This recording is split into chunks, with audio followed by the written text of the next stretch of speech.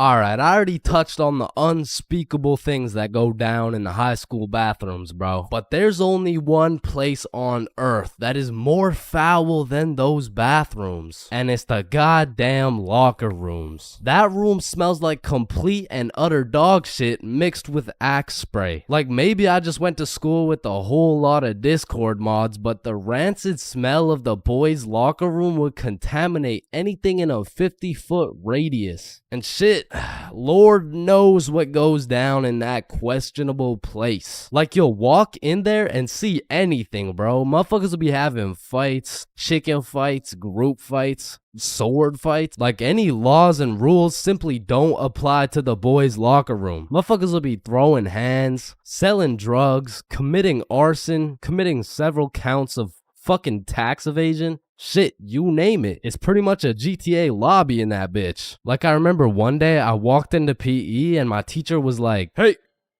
where's your PE strip?" And I was like, shit, it's in the locker room. So I walk into the locker room and there's just two motherfuckers throwing hands and they just stop and look at me like, oh shit. I'm gonna just get my backpack and shit. So yeah. Alright, y'all be safe. And then they just went back to beating the shit out of each other. Now listen, I don't spend too much time in the girls' locker room, but anytime I walk by there, that shit smells like rose petals and rainbows. So I can only imagine there's no group fights, no chicken fights.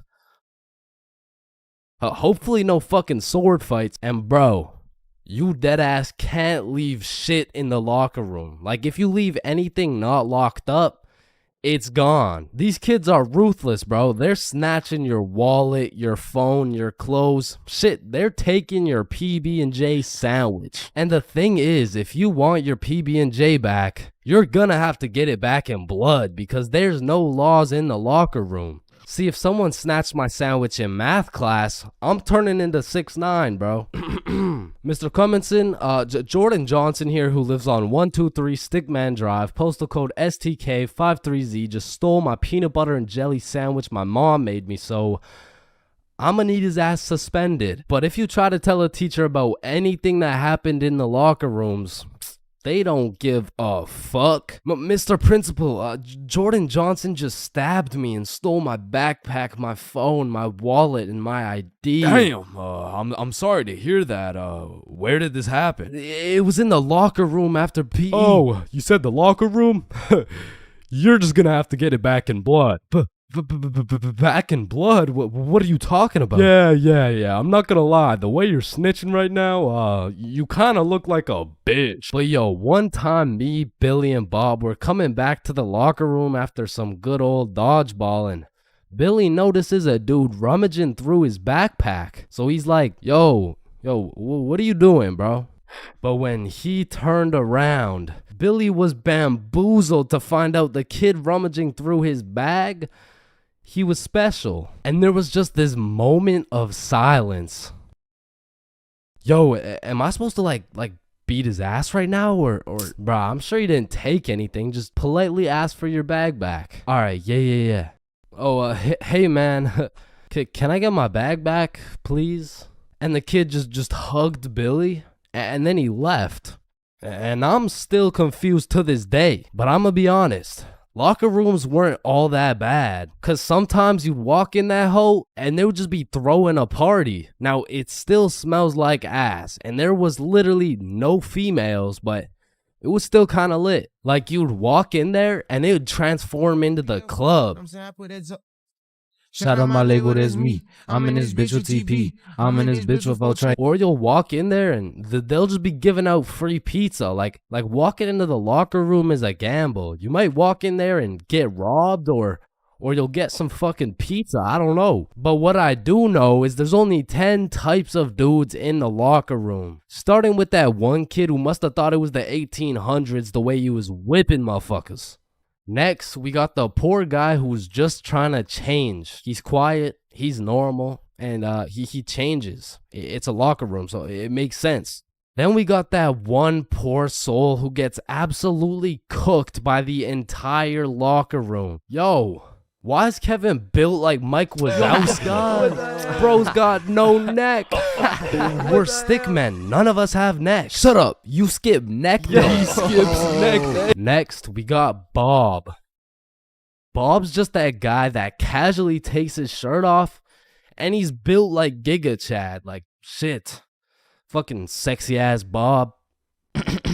And I don't know why, but there was always that one guy who thought it was a good idea to just whip his nuts out. Unprovoked, uncalled for, completely out of pocket. Like, what do you look like with your nuts out in a room with 30 half-naked sweaty dudes? Like, personally in that situation, I'm keeping my balls in my boxers. Thank you very much. And bro, tell me why there was always one kid who was just dousing himself in Axe spray. And it's always the mustiest motherfucker doing it too. Like, who's gonna tell him that Axe spray doesn't replace taking showers, bruh? And I don't know about your locker room, but for mine, there was always a dude eating. Like, out of all the places on earth, why are you eating in the locker room? Like, for some reason, there's something about eating around a bunch of dudes in their boxers that just doesn't sit right with me. I mean, simply by bringing that sandwich into the locker room makes it contaminated. That sandwich will be tasting like wet dog and Axe spray. And next,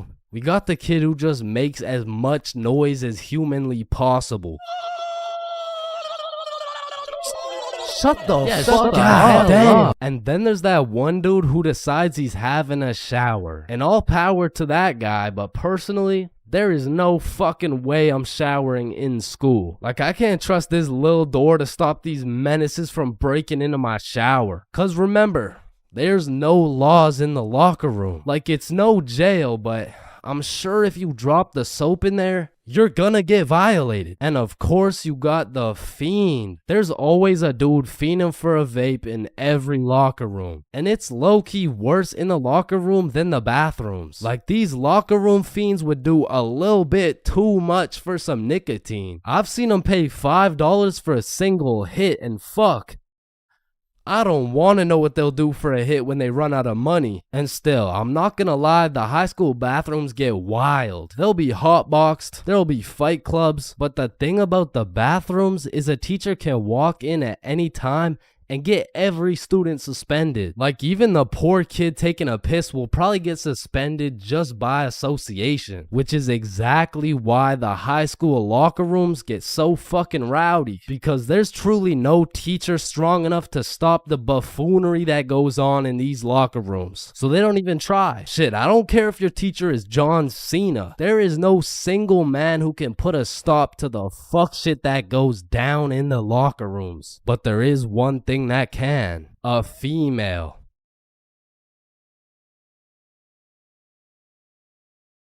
Man, I don't know about y'all, but for me, having an older brother is like, Oh, chin check. damn, bro, L chin, am I right? Nah, I got you a gift though. Damn, for real? Yeah, open them up. Oh, these are tough. Let me try them on. Yup, you know what these are good for, bro? Yeah, what is it? Wedgie. I'm not gonna lie, bro. I still love having a big brother. Like, yeah, you get your ass beat bi-weekly. Yeah, these motherfuckers will steal your food, and they be frying your shit for no reason whatsoever. ChainsFR, not as Chipotle for real. Because he's wrapped like a burrito. But let's think about it, bro. What is the alternative? A big sister, bro? Hell nah. These motherfuckers will force you to do your makeup and shit. All right, yeah, pull the plug. But Just it looks good. Pull that shit. Like, pull the plug. So I don't think pull we can the do plug. that. Pull the Damn, plug. are you Pull serious, the bro? man. Pull the fucking plug. Like, having a brother's an interesting situation, because I would trust this motherfucker with my life, no questions asked. But I'm not trusting him with my Chipotle for a second, bro. Like, I was born with my very own #1 hater and my #1 supporter who just happens to have the same mom as me, bro. But listen, nowadays, I'm a grown-ass man. My brother, a grown-ass man. Now that we're both grown, we get along like PB and Jay, yo. That's what I was about to say, bro. For real, though. We get along like chicken And waffles. Okay. Yes, sir, bro. We get along like Salt and Vit. Nah, I don't get it, bro. I don't know what you're trying to say. Nah, I mean, what I'm trying to say is if I'm eating Right. worried, Oh, and yeah. if he gets into a fight, we get into a fight, yeah. If someone reads my search history, we searched up Lola Bunny furry buns, lubed up, shaking it wild Bro. style, yeah. Nah, hell nah. Nah. What are you doing, bro? We didn't do that? Fuck no. Okay, yep, no, that's fine. But a lot of shit has changed throughout the years, man. Back in the day, me and my brother were ops, bro, because this motherfucker's sole reason for living and breathing was to rage bait my ass. And I was like 5 years old, still figuring out who's milking the chocolate cows and shit. And big bros hit me with shit like, Yo, what's 9 plus 10? It's 19. get a load of this dipshit. Bro, it's literally 19. Man, what the fuck? Okay, why are you so mad, bro? Bro, you literally. Tired. Relax, bro. Just sit down, take a deep breath. Who's a good boy? Yeah, Man, fuck. Now, me and my homies used to wrestle all the time, and my record was decent. We're talking like 50-10, and at the time, my signature go-to finisher move was the guillotine choke. It had seriously never let me down once until I tried that shit with Big Bro, and I started guillotining my ass beat, dog. My brother's 3 years older than me, so that shit was like a boss battle that you just don't have enough XP for, bruh. Like, when I would pull up on him, I hear boss battle music, my health bar pops up, and I start unloading the clip on this motherfucker, but he's done beat my ass so many times. He's got my moveset memorized and shit, bro. Like, this motherfucker's the Picasso of beating my ass specifically. Like, every time, I was getting folded like an omelet, folded like origami. I was getting folded like I was playing poker, the way he just dealt me these hands, bro. And maybe you're thinking, Big Bro got the strong genes, so I got the smart genes type shit. Nope. Nope, not. This motherfucker took those genes too, bro, and he put them to use. Because he used to manipulate the shit out of me, bro. Like, I remember one Halloween a long time ago when I was like 4. My mom came up to us with 2 costumes, right? One was Spider-Man with the fake muscles and everything, and the other was Shrek. It was Shrek. Yo, I call Spider-Man. No, But I want Spider-Man. Actually, you know what? I want Shrek, man. Shrek is cool as hell. Like, what'd he say? What are you doing in my swamp? Wait, no, Oh, I yeah. want Shrek. Oh, you think he's supposed to be like Mike Wazowski or some shit? I don't even know. What are you doing in my swamp? And this can't just be me, bro. But when we were younger, my brother would teach me some lingo or advanced intellectual informational shit. And I would go around school just spewing out words I don't even understand, bro. Damn, what y'all got for lunch? Shit, it's just a little PB&J. That's savage. Yeah, yeet. Yeah, man, I guess. I mean, my mom made Okay, it. Bob, I see some pizza. YOLO. Well, what about Bevs? Bevs, what are we saying? I got some apple juice. Okay. Yeah, man, I love apple juice. I don't. Bro, what? Who doesn't love apple juice? Yeah, well, it's because my brother says that juice has a secret society where all the juices, I'm talking apple, orange, fucking pineapple, get together and they control the bank. Shit. Now, me and my brother would go at it, bro. It was a seemingly never-ending rivalry between us of me getting my ass beat, him beating my ass. Okay, maybe it wasn't a rivalry. Shit, I think I was getting bullied. But one day when I was 7 years old, everything changed for both me and my brother when we got a stepsister, bro, because she was annoying as fuck. Her name was Alicia, and she was spoiled, bro. Every time she didn't have her way, she would just call up her pops, and it was raps for me and bro. Alicia was getting the princess treatment, and we were getting the fucking peasant treatment, dog. Like, let me tell you a story from my childhood, bro. I was 7 years old, and me and Alicia shared a small room, and it was split right down the middle. The left side was blue, Spider-Man bed, teddy bear, boy shit, right? And the right side was pink, Disney princess posters, Barbie dolls, all the girl shit. And one night, I was in dreamland, counting sheep, having a wonderful time, and when I woke up, I realized I done pissed the bed, bro. Grown-ass man at the big age of 6 pissing in the sheets. Hell nah. I was like, shit, man, I gotta get my act together, bro. So throughout that day, I drank a little bit less water, hopped into my cozy Spider-Man bed sheets, and went to sleep. And when I woke up, I done pissed the bed again, bruh. Fuck, man. 2 in a row. I gotta lock in, man. So that day, drank no fucking water. I was parched as hell, but I jumped into bed to finally have a nice, peaceful, dry sleep. And when I woke up, fucking soaked, dog. I went 3 for 3, bro. I was like the LeBron James of waterlogging the mattress. All right, bro. This shit's just getting ridiculous. So I go 2 days straight, no water. I'm fully dehydrated. There's not an ounce of water in my body. I finally go to sleep, but this time I wake up to rustling, movement. My bed kind of shaking. I fully open my eyes. Alicia just pissed on my bed, bruh. Yo, what the fuck? Oh, hey, Chains.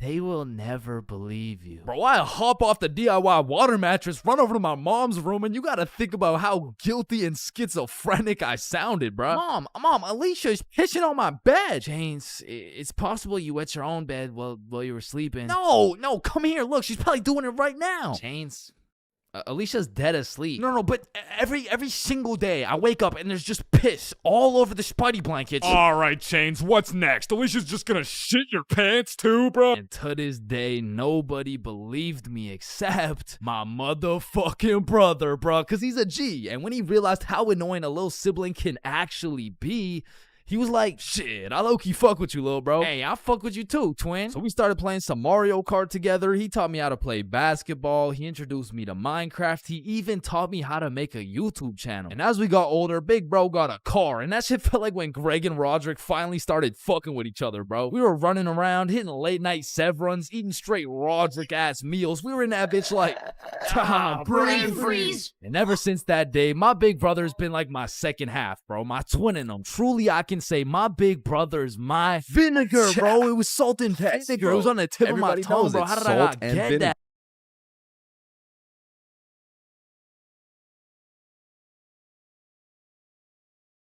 What are you doing in my swamp? Everyone has encountered countless NPCs during their lives. Like, you know, the people that just spawned in. They didn't have any character development or anything. And to be honest, when you leave their vicinity, they probably just despawn. If you still have no clue what an NPC is, it's a non-playable character. They're like the type of people you could sock in the face and they'd say some NPC-ass line like, "Hey!" And I know at least some NPCs have to exist. Cause let's be real, there is no way all 7 billion people on this planet have whole lives from start to finish. That just doesn't add up. And I don't know if any of you guys have ever noticed this, but NPCs all have a spot they go to just do NPC things, bro. For example, if you go to Walmart, that's their natural habitat. You are bound to see at least 15 NPCs at Walmart. And usually the NPCs are trying to avoid eye contact. But if you've ever tried interacting with them, you'll know they always have the most predictable and neutral responses possible. Like whoever programmed them should have spiced it up a little bit, you know what I'm saying? They could have made them tell jokes or something, I don't know. But anyways, I used to work at a summer camp where you teach little kids to ride bikes. And through this experience, I realized that pretty much all young kids are NPCs. And I guess it's just because they haven't been alive long enough to actually go through the character development. But working at this summer camp made me realize there's no way these kids have a thought process. Hey buddy, what's wrong? I dropped my rock. Here you go. But I guess little kids still aren't even at the stage of having full consciousness. And honestly, they kind of have that caveman mindset. Eat something. But I mean, you can't really blame them because they've only been alive for a few years. But still, as a non-NPC, I'd like to believe I was never participating in these NPC activities as a kid. I refuse to believe I was out here spending my time doing this. But yeah, man, I really just want to know if there's any NPCs watching this right now. If there is, just fess up, bro. Because I don't even know if NPCs be on YouTube or if they just like despawn before they can do that. But regardless, if you're an NPC or not, thank you for watching this video. Subscribe. Yo, you can live the rest of your life without breathing. What? No, you need to breathe. Hey, watch and learn, my friend. Oh, shit. Would you look at that? Okay, class, today we're gonna be studying atoms. Yes, Chains. If we're made out of atoms, and we're studying atoms, does that mean atoms are studying themselves? Chains, are you high? No. No. Damn. You know how everyone says, "Oh, I took a shit, I took a shit." No, you never take a shit. You leave it. Yo, guys, I just took the meanest shit I've ever seen. Hell What the no. fuck? Bro, isn't it crazy that you can imagine what it would feel like to lick any object you look at? Bro, why are you looking at my balls like that? Oh, Give me them hell balls. nah. You know what I just realized? Yeah, what? Walking around with one crowbar is much more suspicious than walking around with 3 crowbars. Bro, is that your car? Oh shit. Yo, this burger is busting in my mouth right now, bro. I know, this shit is scrumptious. The ham, it's just exquisite. Wait, ham? There's no ham in the burger. It's a hamburger, dumbass. Of course there's ham in the burger. No, the patty, it's made out of beef. Bruh, that's like saying a hot dog isn't made out of a dog, for Pete's sake. Damn, you're high as shit. Okay, when I say sun, do you think of day or night? Obviously the day, that's when the sun's out. Okay, makes sense. But what if I were to tell you that you see more suns in the sky at night than you do in the day? Whoa. You are hereby sentenced to 35 years in jail for repeatedly kicking a pregnant woman. Objection, Your Honor. When you really think about it, everyone in this room has repeatedly kicked a pregnant woman before. Even you, Your Honor. Fuck. Holy shit.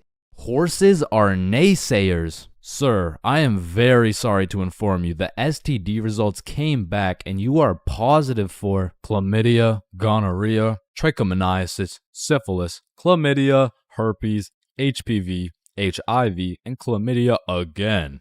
Somehow you got 3 cases of chlamydia. Damn, you know what that made me realize? That you should wear a condom? Nah, life is a sexually transmitted disease that will 100% lead to death. Damn right. Sir, you got 3 days to live. You ever think about how old cars are looked at like, look at this dude's old ass car. He's broke as shit. Damn, at least my car isn't as old as this dude's. Holy shit, this guy's car is a shitbox. Damn. Look at that vintage car. Wow, that guy's car is insanely old. He's got to be a millionaire. What the fuck? Is that Fred Flintstone? Whether we like it or not, we were all once inside some balls. Facts. I'm talking in the testes. Damn. I'm talking in the family jewels. real. I'm talking in the nut storage. Just I'm talking crazy. in the Though. semen spheres. God damn, Todd's really laying down some mean pipe over there. You know, Todd beating down those doonies really got me thinking. Most people are made in a bed, born in a bed, and die in a bed. Damn.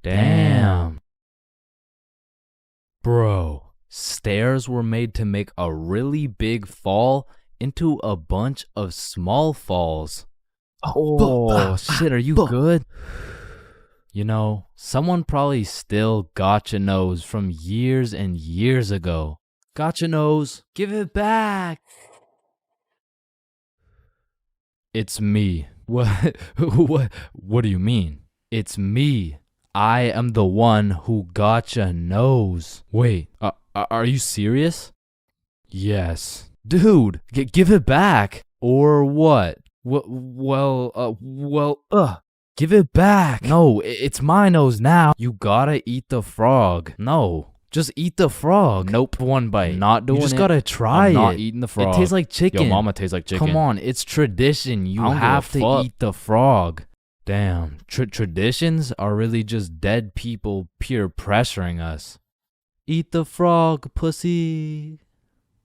That's why you're dead, bitch. Listen, I just can't wrap my brain around it. Yeah, what's up? Can you tell me why the fuck we park on the driveways and we drive on the parkways? It makes no For real. sense. Hey Alexa, order some extra large magnums real quick. No, we both know you get absolutely zero bitches. Alexa, you literally Alexa, got no stop, reason stop. on top of that, Alexa, you and I both know Alexa, you are a shut size up. small condom bull. Bro, over the next generation, we're gonna see a serious decline in the number of people who are named Alexa. Damn. Wow, that's quite a beautiful birdhouse right there. Yeah, do you think it's made out of wood? Oh yeah, for sure. And where does wood come from? Fuck do you mean where does wood come from? It comes from a tree. Exactly. Are you thinking what I'm thinking? People trees cut fuck down each other and birds' make houses tree to make babies? birdhouses. Oh, The fuck? yeah, I meant people cut down birdhouses to make birdhouses. As you get older and older, a life sentence continues to become less threatening. Yo, there's probably a point where you just don't give a fuck. Put the money in the bag, bitch. I hereby sentence you to a life sentence in prison. 3 days later. Whoops. Oh. Okay, how the fuck did somebody look at all these rocks and trees and shit and just think, yeah, I can make a Wi-Fi out of this? Why is it a chair, bro? Someone tell me why it's a chair. You see, the word chair actually originates from the word cathedra, which is a combination of Latin words that mean sit and down. Incidentally, the word cathedral got its name as it is the seat or chair of the bishop. Oh, damn, this sandwich is about to go crazy, bro. Wait, that sandwich would hit way harder if we smoked before you eat it. Oh, okay, yeah, you right. A few moments later. Damn. What? Damn. My sandwich went bad. Nah, when you think about it, your sandwich didn't go bad. Something just started eating it before you did. Whoa, that's crazy to think about. Wait. Are you eating my sandwich right now? You gotta be faster than that, bro. I'm talking inside the cum factories. For real. I'm talking Damn. inside the sperm bank. For real. I'm talking inside. These nuts. Fact, I'm that's talking in the crazy. Dwayne The Rock Johnsons. Damn. Nah, fuck you. Hey, fuck you then. That's why you eat meat. I don't eat meat. I'm vegan. Oh shit, same. But you're still a bitch. Okay, and I still laid pipe on your mom.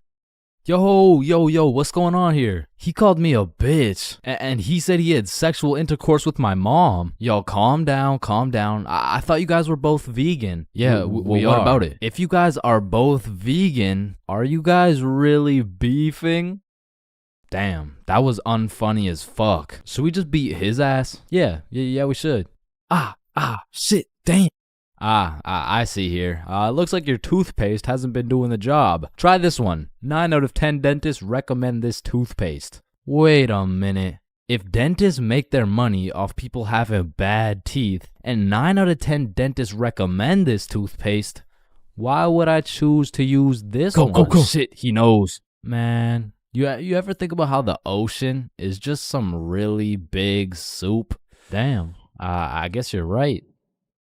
Or have you ever thought about how there's more airplanes in the ocean than submarines in the sky? Oh shit, apparently not. Damn, we're high as fuck. Man, you know what I just realized? What's up? Your balls are kind of like a body bag of sorts. You know what I'm saying? You gotta stop looking at my balls, bro. Okay, but who named it a chair? Like, who just looked at this thing and was like, oh, yup. This is gonna be called a goddamn fucking chair. Boo. Oh, you scared me half to death. What happens if you get scared half to death twice? Oh, I don't know. It's just a saying. Boo. Oh, Oh shit, is he dying? I think. Damn. When you really think about it, most guys will get their first set of flowers at their funeral.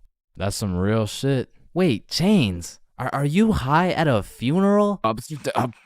No.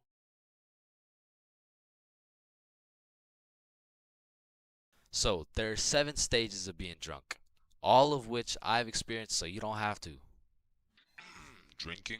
Aren't you underage? No, I'm 21. Now let's start with stage 1, the process. Stage 1 is one of the most important stages of being drunk. If you've ever heard the saying, trust the process, this fully applies when it comes to drinking. If you don't approach this stage with precision, calculation, and patience, you might accidentally skip straight to stage 7. And trust me, you don't want to skip straight to stage 7. The process is pretty much where you've started drinking, but you don't really feel anything yet. Because when you drink alcohol, it takes time for it to be absorbed into the bloodstream. And some people just don't have the patience to wait and end up overestimating their limit. Oh, I feel fine. Let me take another shot. Stage 2 is tipsy. Tipsy is where you first start to feel it. It's when the first few shots start to hit and you start to feel a little bit more outgoing and maybe more talkative. At this point, you'll still have your judgment, but I feel like you become a little bit more of a glasses half full kind of person. Walking in a straight line is still easy. Boom, light work. Once the next few shots start to roll in, you'll hit stage 3. Intoxicated. Once you're intoxicated, some of the dizziness starts to set in. You also start to think less about the words you say. And I'm not gonna lie, at this point, I feel like your confidence peaks. Like when you're at a party and you look in the mirror and see Michael B. Jordan, you know you're at the level of intoxication, bro. And to be honest, for parties, I like to chill at this stage because you've got your confidence, but you still haven't lost your riz. And for reference, at this point you can still walk in a straight line, but it takes a little bit more focus and effort. Which brings me to stage 4, hammered. This is where you start slurring your words. And bro, at this point, walking in a straight line becomes an impossible task. Yo, dude, can you walk this line really quick? Yes. When you're hammered, you start thinking a lot less. You start saying things before you can even think them. And it's important to say, when you're hammered, your judgment cannot be trusted. All ideas become good ideas. Yo, dude, what if we set an orphanage on fire? Bro, that's genius. That's what I'm saying. What are you guys doing? Nothing. I don't think that was a good idea, bro.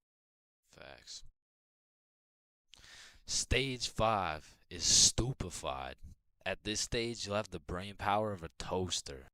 And honestly, walking in a straight line isn't even a question anymore. Yo, dude, can you walk this? Once you're stupefied, you're just too far gone. You feel like your head is just spinning over and over. Now, at this stage, I would recommend leaving whatever party or setting you're at because you can't function properly. Probably end up regretting some of the shit you say or do the next morning. Now, stage 6, wasted. When you're wasted, when you get wasted is just regret. Your body is literally fighting for survival. Everything is miserable and you always promise yourself you'll never get to this stage again. But one way or another, it always comes back. Whenever you're at a party, there's always one person who's wasted and they're hunched over at the toilet just vomiting, bro. And it just ruins the night completely. So this might be obvious, but I do not recommend getting wasted. Now, to get to stage 7, you have to do one of 3 things. First off, you could have not trusted the process at stage 1 and heavily overestimated your limit. Or you could have been hammered and your judgment was tainted, so you had the idea to take more shots. Remember, all ideas become good ideas. And lastly, you could be going through a serious divorce. And in this case, I'm sorry. I hope she comes back. But stage 7 is blacked out. When you are blacked out, you've lost your consciousness. You're pretty much just slumped out. But your dreams when you're blackout drunk are always the most random and vivid shit, bro. And once you wake up, yo, dude, can you walk this line really quick? So, I think it's safe to say that I would strongly not recommend going past stage 4. But I'm not gonna lie, I have a few times, and I got lots of crazy stories from them too. So let me know in the comments if you want to hear any of these stories. But yeah, I think I should end the video by saying, please drink responsibly. High school bathrooms have to be one of the most unorthodox places in the entire world. Walking into the bathroom, you have absolutely no clue what to expect. And honestly, that's the best part. I remember one time I had walked into the bathroom, you know, to take a piss. And when I had opened the door, I was not surprised to see some motherfucker getting his head shaved bald. And these dudes were so casual about it too. Yo, what's up? What up? And you know, it's cool and all to be able to be entertained while you're trying to release your bodily fluids. But I mean, sometimes you just want some peace and quiet because you truly never know when something like this can happen to you. And that is precisely why I'm scared to ever shit in the school bathroom. And listen, my school bathroom has always been bad, but these TikTok trends that keep popping up made the bathroom situation so much worse. Yo, look at this TikTok. That's kind of funny. 1 week later. Damn, someone took the soap dispensers. Who snatched the blow dryers, bruh? Where the fuck did the urinals go? 1 hour later. Hold up. Who hit a lick on the bathroom? These TikToks had the school announcements like, Guys, I'm begging you, stop with the devious licks. if you see anyone hitting a devious lick in the bathroom, report it to the office immediately. And I'm not gonna lie, this trend was low-key pointless. Like, once you go home, the fuck are you gonna do with the broken blow dryer, bruh? But there was one TikTok bathroom trend that was fire. So, what is the square root of pi? Chains. Yeah, can I go to the bathroom? Be quick. Am I tripping or did I just hear? Yeah, bro. Bathroom functions are a 10 out of 10 TikTok trend. Hey, man, if you're still in high school, I recommend trying it. Anyways, I've obviously never been in the girls' washroom before, but I be seeing way too many TikToks filmed in there. Like, is it just a normal thing for girls to go to the washroom while other girls are just in there hitting the renegade? Like, I wouldn't know, but that whole situation seems a little bit awkward to me. Boom. Boom. Wait, renegade, renegade, renegade. And when it comes to most public schools, the washroom is like the black market of the school. So there's always some dude trying to sell you something. Yo, you need anything right now? I got that Gandalf OG, that Alaskan Thunder, some purple monkey balls, got those Girl Scout cookies. Hey man, just give me a second. I'm kind of busy right now. I got that sour diesel, that Granddaddy Purple Deluxe. Trust me, this stuff will blow your socks off. And every once in a while, someone will bring boxing gloves. All of a sudden, the school bathroom turns into the octagon. People are getting knocked out, dropped, and getting hit with the guillotine chokehold. But as soon as a teacher walks in,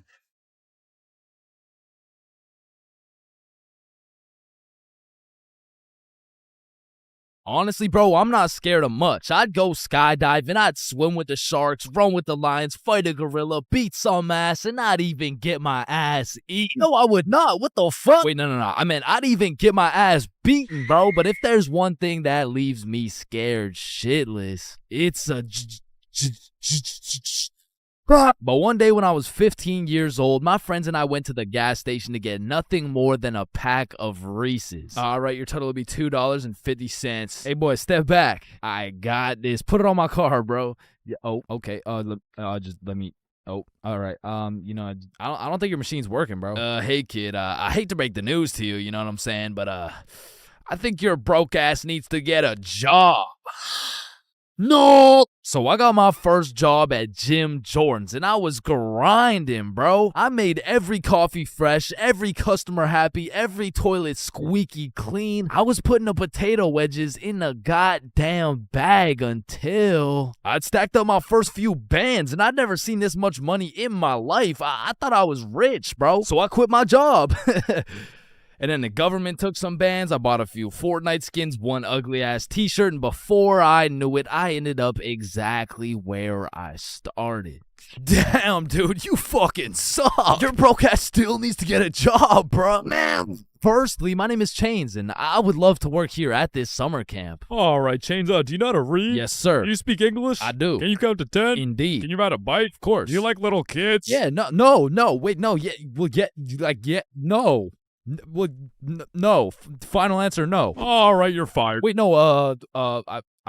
I love little kids. All right, you're hired. Now take this helmet and teach those kids how to ride some goddamn bikes. Okay, yeah, thank you. Really quick, how much do I get paid? I mean, as little as legally possible. Now get to work, buddy. My boss threw my ass straight into the deep end, bruh. No training, no nothing. Now, what's crazy is every other worker went to a training camp and was taught exactly what to do and exactly what to say. But one of those dudes quit last minute and they needed somebody, anybody to fill in, and that's the only reason they hired your boy.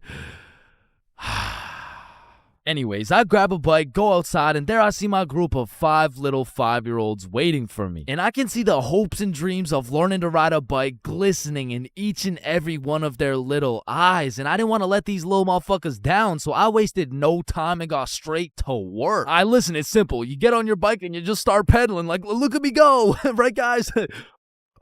Shit. Listen, teaching one kid to ride a bike is legwork. You grab the seat, you push them, they pedal, they fall, then you pick them up and start gaslighting their ass. Like, wow, buddy, you did an amazing job. I've never seen somebody sweep the floor with their face before, man. Next time you can use your hands, though.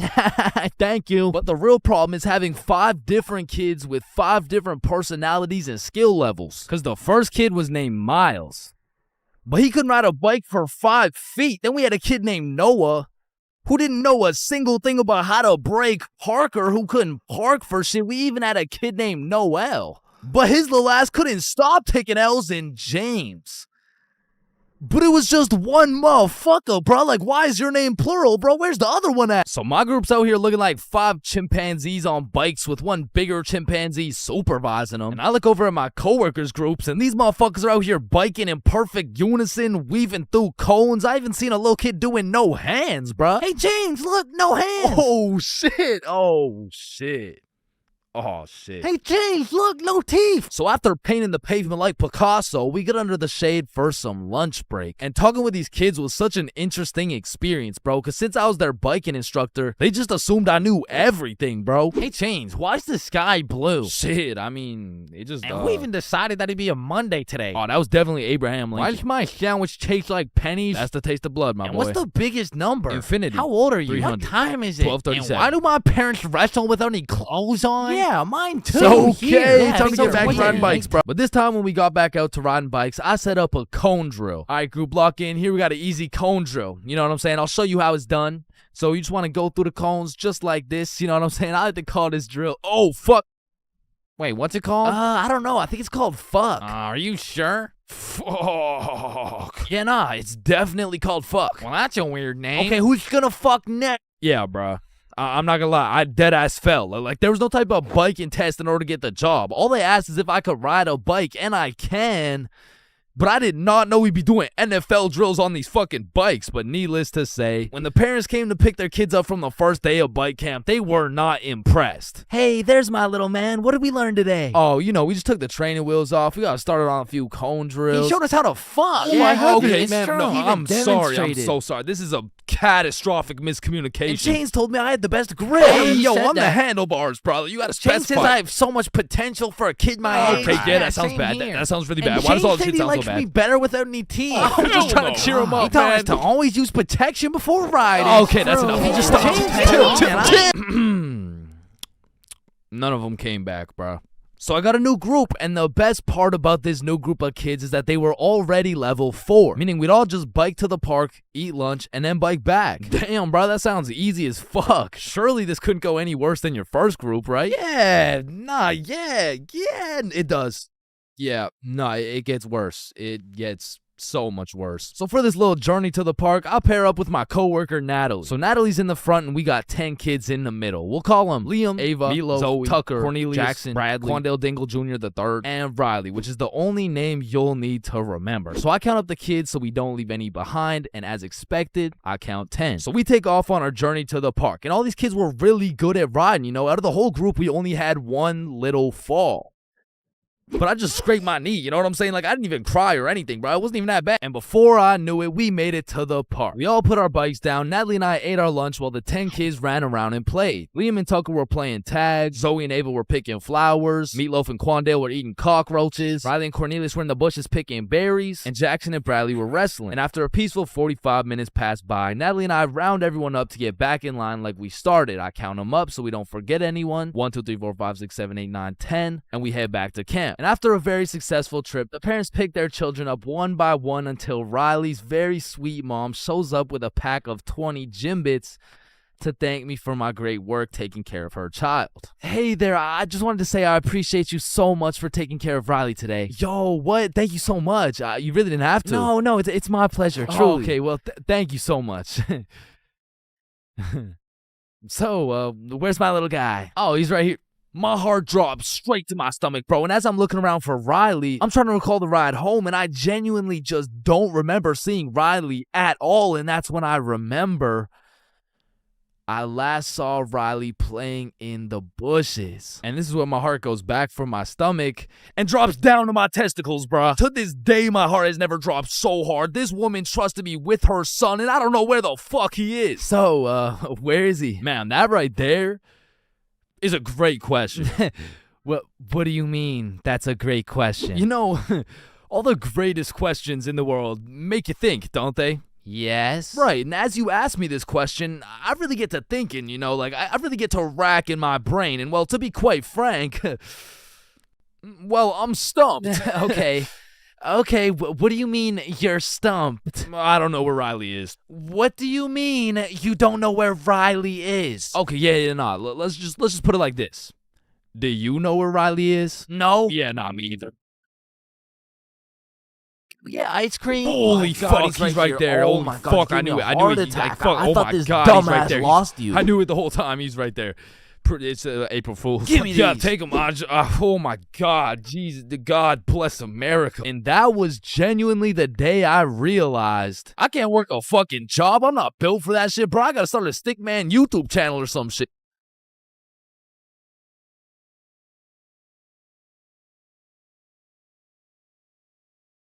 For most of my life, I've known how to swim. But by that, I mean, if my life depended on it, I could swim from one place to another. I don't even know if swim is the right word. Like, if you saw me casually enjoying a little swim at the pool, you'd be like, does he need help? Like, is he drowning? I mean, like, I did take swimming lessons, but I quit at level alligator, bro. I never even made it to level 1. With that being said, this incident dates way back to when I was in grade 4. We were going on a field trip, and of course, it's to the pool. But I'm not stressing. I know I safely passed level penguin, so I should be chilling. My whole class and I walk into the entrance of the pool, but before anyone was allowed in the pool, they asked everyone if they knew how to swim. And I thought, we're in grade 4. There is no way somebody still doesn't know how to swim. And just as I presumed, nobody needed a life jacket. So me and the gang are swimming around, you know, jumping off the diving boards. Fun stuff for a grade 4 field trip. But after about an hour, my friends and I are just chilling in the deep end. And that's when I see a kid in my class named Ben on some floaty things coming in our direction. A little backstory about Ben. For as long as I can remember, this dude has been on my nuts. So when I saw this dude coming in my direction, I assumed he just wanted to say hi or something. But as he made his way towards me, I could tell he was struggling. So I swim over to help him out. Oh, hey, Ben. How are you? This kid jumps off the floaty thing onto me. And this man has the meanest grip on me. Pause. Well, this shit had to be some sort of attempted murder, bro, because he had me in a chokehold and his legs were wrapped around my arms. But they did not prepare me for this shit in level alligator. So instantly I start sinking and hit the bottom of the pool. Keep in mind, Ben is chilling on top of me with his head out of the water this whole time. So I jump off the bottom of the pool just enough to get my head out of the water for a few seconds. Ben, get off me. And when I look up, I see this dude Ben with the straightest face in the world. Like this motherfucker has no clue I'm out here fighting for my life. And he says in the most monotone voice, I can't swim. Ah, hell nah. I'm trying to fight him off me, but keep in mind my arms are tied up. So I gather all the strength out of my skinny ass grade 4 legs, and I jump just enough to get my head out of the water again. Lifeguard, help! Oh, you guys, stop playing around in the pool. That's it. I'm fucked. I'm dead. And out of sheer anger, I decide, fuck it. If I'm dying, you're dying with me. I duck as far as I can under the water so both me and Ben can't breathe. But I'm running out of air. I start to get lightheaded. Man, that's crazy. This is really how I die, huh? And just as I had lost hope, my main man, Bob, comes in on some Superman shit, pulls Ben off me, and swims me over to the shallow end. I cough up some water, but eventually I catch my breath. So that's the story of how I almost died. And it's also the story of why I owe my life to Bob. Bro, in life, there's so many things you can cheat on. Like, you can cheat on your diet, you can cheat on your girlfriend, you can cheat on your barber, you can cheat on your girlfriend with your barber. Shit, you can even cheat on your taxes. So compared to everything else, cheating on a little math test is not that bad. Like, compared to your taxes, you know what I'm saying? Like, oh shit. Hey, we've all cheated on our barber, but you cannot cheat on this math test. Oh shit. Damn, bro. I know we've all cheated on our girl, but you cheated on me, dog. Oh shit. Babe, I know we cheated on our taxes, but you cheated on me? Oh shit. Listen, in our entire lifespan, we've all cheated on something. Whether it's a game of Uno, your girlfriend, or your other girlfriend, it's usually not worth it, because congratulations, bro, you won the game of Uno, but now you have to look yourself in the mirror knowing you're a cheater and a liar that has 3 Uno cards up his ass. But when it comes to school tests, cheating is 100% worth it, bro. And I'm not condoning cheating at all, but let's just think about this logically. Like why are we at school in the first place? We're at school to learn things and skills that we can use in real life. Now, are we really using trigonometry in real life? Well, effectively, this depends on what career. Hell nah, bro. It was a rhetorical question. We are not using trigonometry. But you know what we will use? Creative thinking, communication, social awareness, logic, and reasoning, and most definitely our fucking phones. All 5 of which are strongly developed through the act of cheating on a school test. And on top of becoming a better human, better grades, it's the ultimate win-win. Your teacher feels like they did a good job teaching, your parents think they didn't raise a dumbass, and if you're good enough at cheating, you might just fuck around and get into Harvard. But once again, I am not condoning cheating, you know, just throwing that out there, you know. But yeah, as I was saying, you shouldn't cheat, right? Like it's bad. Cheating is not good, but you do know what they say. If you're not cheating, you're not trying. Facts. Yeah. Wait, no. What? So if cheating in school is so valid, why doesn't everyone do it? And that's because if you get caught, let me tell you, bro. This story takes place in grade 9 when me, Bob, and Billy were some straight freshmen, bro. And coming into high school, you get your shit absolutely clapped by double the workload. But lucky for me, Bob and Billy were both in my math class, which meant we had triple the studying power.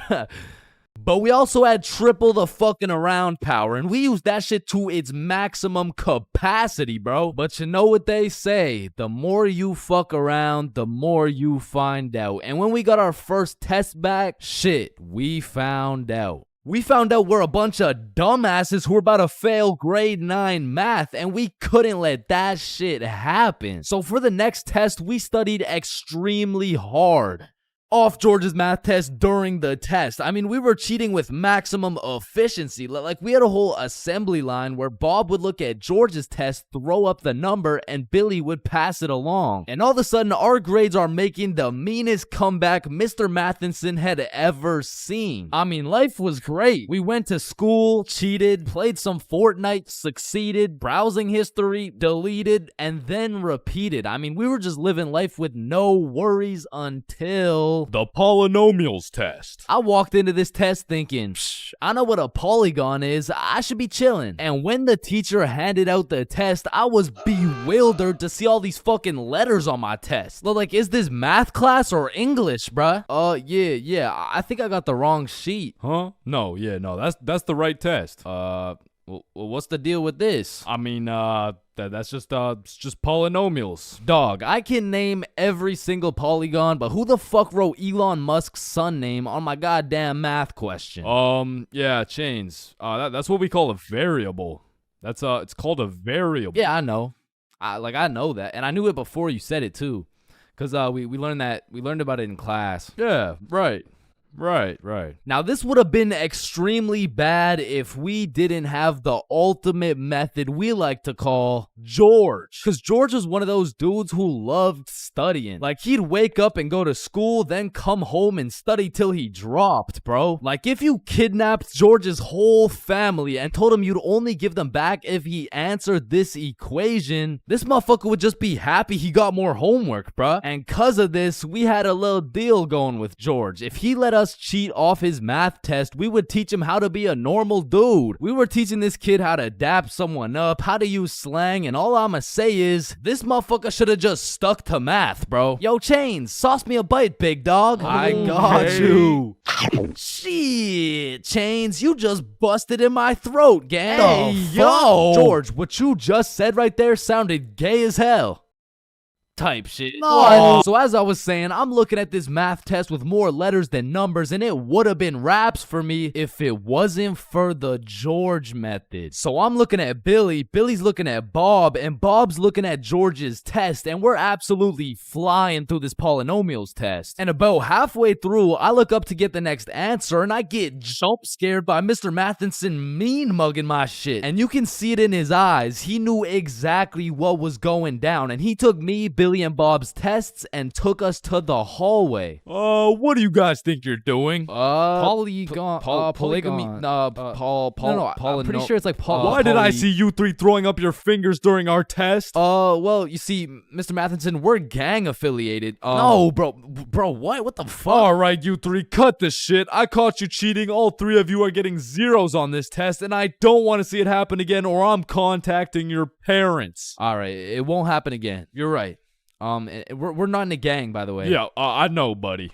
Well, shit. Yo, what happened to you, Jits? Are you chilling? Bro, Mr. Matheson caught us lacking real bad. Yeah, he gave us all zeros on the test. Holy shit, it sounds like Mr. Matheson just absolutely railed you guys. No cap. Now. And all three of us proceeded to absolutely shit the bed on all of our next tests. And it was at the point where our grades were on life support and our math final was coming up. So if we didn't get our shit together for this final, our parents were about to put us on life support with that leather belt. So we put our cheating ways in the past and locked in, bro. We were focused in class, and after we went to Bob's crib and kept studying there. And then it clicked. We all finally understood polynomials, and so the next day we walked into class confidently, knowing we were equipped with hours of studying. We lock in, sit down, and then the teacher gives us our test. And as soon as we lay our eyes on that very first question of the test, we were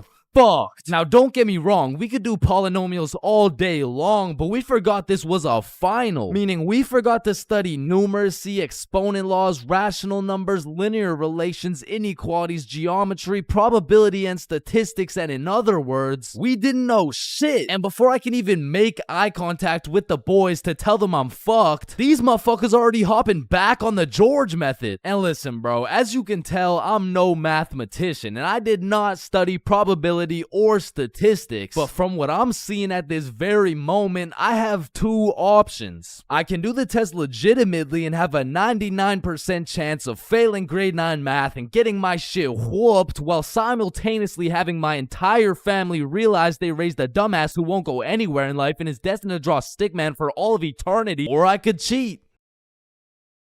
So we're out here hitting the George method, and I'm being extra careful because if we get caught lacking twice, it's complete and utter wraps for us, bro. So we're grinding out the method, then the teacher looks up, boom, we're locked in on our own tests. He puts his head down, back to the method. And there was a few times in there I thought we were cooked, but we just kept it pushing. But still, we were low-key running out of time, and I had a whole page to complete. And God bless this random ass dude's soul, because he raises his hand to ask a question, and as soon as the teacher turns his back on us, it's crunch time, bro. It's like double XP right now. Bob was out here throwing up these numbers so goddamn fast, I thought he turned Crip for a second. And then the bell went off, and we were all done, bro. We hand in our test, and then it was time to wait. A few classes go by, and then the teacher hands out our math finals alongside our report cards. And nervous as hell, we all check our report cards, and we all passed, bro. So we all go home happy as hell to show our parents our report cards and the fact that we passed. Chains, you got a 54 in math? Yup, Mom, I sure did. You raised one hell of a smarty pen. Oh, fuck. But at the end of the day, even if we all got our shit whooped, maybe the real treasure is the friends we made along the way.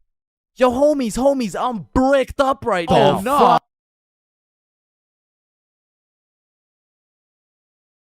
Oh, Yo. shit. Yeah. Damn. That's why you don't mess with me. Yo, I'm chill. Jordan Johnson. Mr. Johnson, why did you beat Kyle's ass? Mr. Principal, I never touched Kyle. In fact, I've never seen this kid my entire life. How do you presume he received a concussion, 2 broken ribs, a black eye, a broken nose, and a dislocated shoulder? I mean, he must have fallen down the stairs or something. Okay, Mr. Johnson, how do you explain this? That's why you don't mess with me. I'm Jordan Johnson. But I mean, you got the wrong Jordan Johnson. Then, what happened to your knuckles there? Shit, these ain't even my knuckles. Listen, I am not one to condone violence, but I'm not gonna lie. School fights are a major part of the high school experience. I mean, there's something about a good old school brawl that just boosts students' morale. Like, there is nothing that gets you through the rest of the day like some kid getting his ass beat in front of the entire school. And truthfully, it's just a community building experience because it gives everyone something to talk about. Yo, did you see the fight? Yeah, bro, Kyle got his shit rocked. Wait, are you guys talking about the fight? Yeah, bro. Man, Kyle got fucked up, dude. Overall, in school fights, everyone wins. Like, the fighter gets some respect and the crowd gets some entertainment. It's a win-win. What about me? But tell me why when a fight breaks out, the entire school will be recording, but not one person can get a good video. It's like when a fight breaks out, every motherfucker recording starts having severe hand spasms. I mean, as the person recording the fight, you literally have one job: to record the fight. Damn, I just missed it. What happened? Oh, well, lucky for you, I recorded the entire thing from start to finish on my brand new Samsung. Check it out.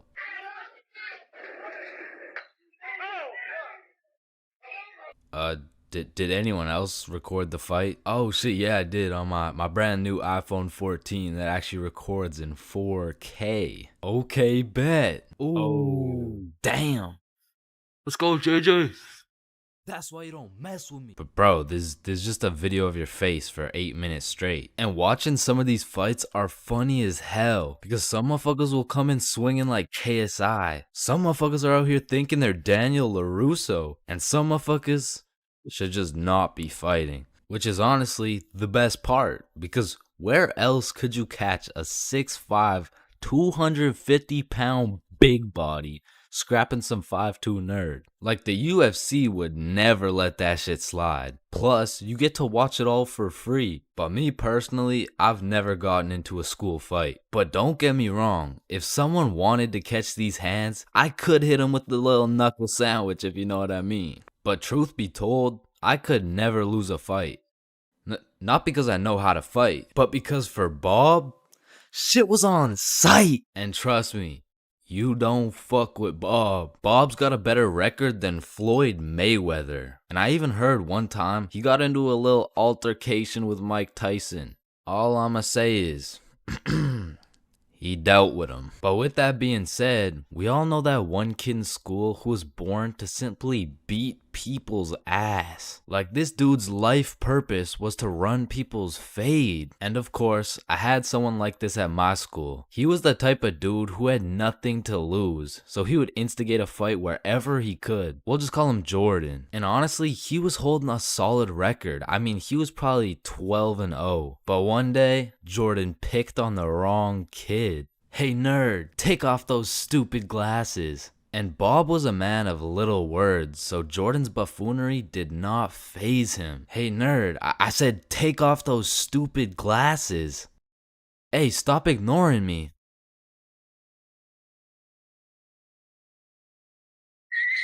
And without saying a word, Bob just ended Jordan's whole career. And ever since that day, nobody messed with Bob. That's why you don't mess with me. Yo, I'm chill. Jordan Johnson. Okay, Chains, welcome to your first day at Jim Jordan's. These are our new product, Bieber Bites. Just smile and remember. The customer is always right. Okay, yeah, nah, I could do that. All right, I'll leave you to it. Okay, yeah. Hey, sir, Hey what can there, can I get some Bieber bites? Yeah, how many? Right. How about this? Hey, let me get a pack of Justin Bieber's balls. That's funny. Yeah, how many do you want? Hey, let me get a pack of Bieber's sack. Okay, yeah, how many, bro? Hey, let me get a taste of Justin Bieber's wiener. Back in my day, I used to work at a fast food place called Jim Jordan's. Now, for legal reasons, this is not Tim Hortons, okay? It has J's and shit. Like, they don't even look that similar, bruh. But honestly, working at Jim Jordan's, I felt like Johnny Sins, the way I'd put on my uniform and go to work just to get the soul sucked out of me, bruh. And instead of dealing with a bunch of fat asses, I'm dealing with a bunch of fat asses talking about... Alright, so I ordered an extra large BLT with ranch, extra bacon, no veggies, and I only got 5 strips of bacon. I want a new one. Okay, yeah. Where's the sandwich? I ate it. Of course you did, bruh. Like, you do not need more food. I don't think your arteries could compensate for any more bacon.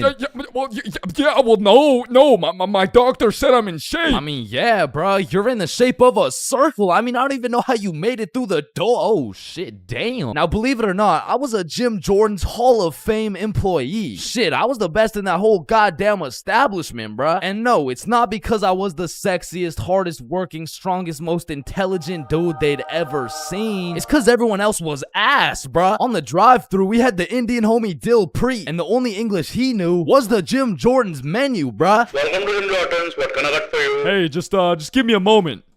I give you donut. No, I need time to think. You need chai, tea, drink. No, can you wait or not? Okay.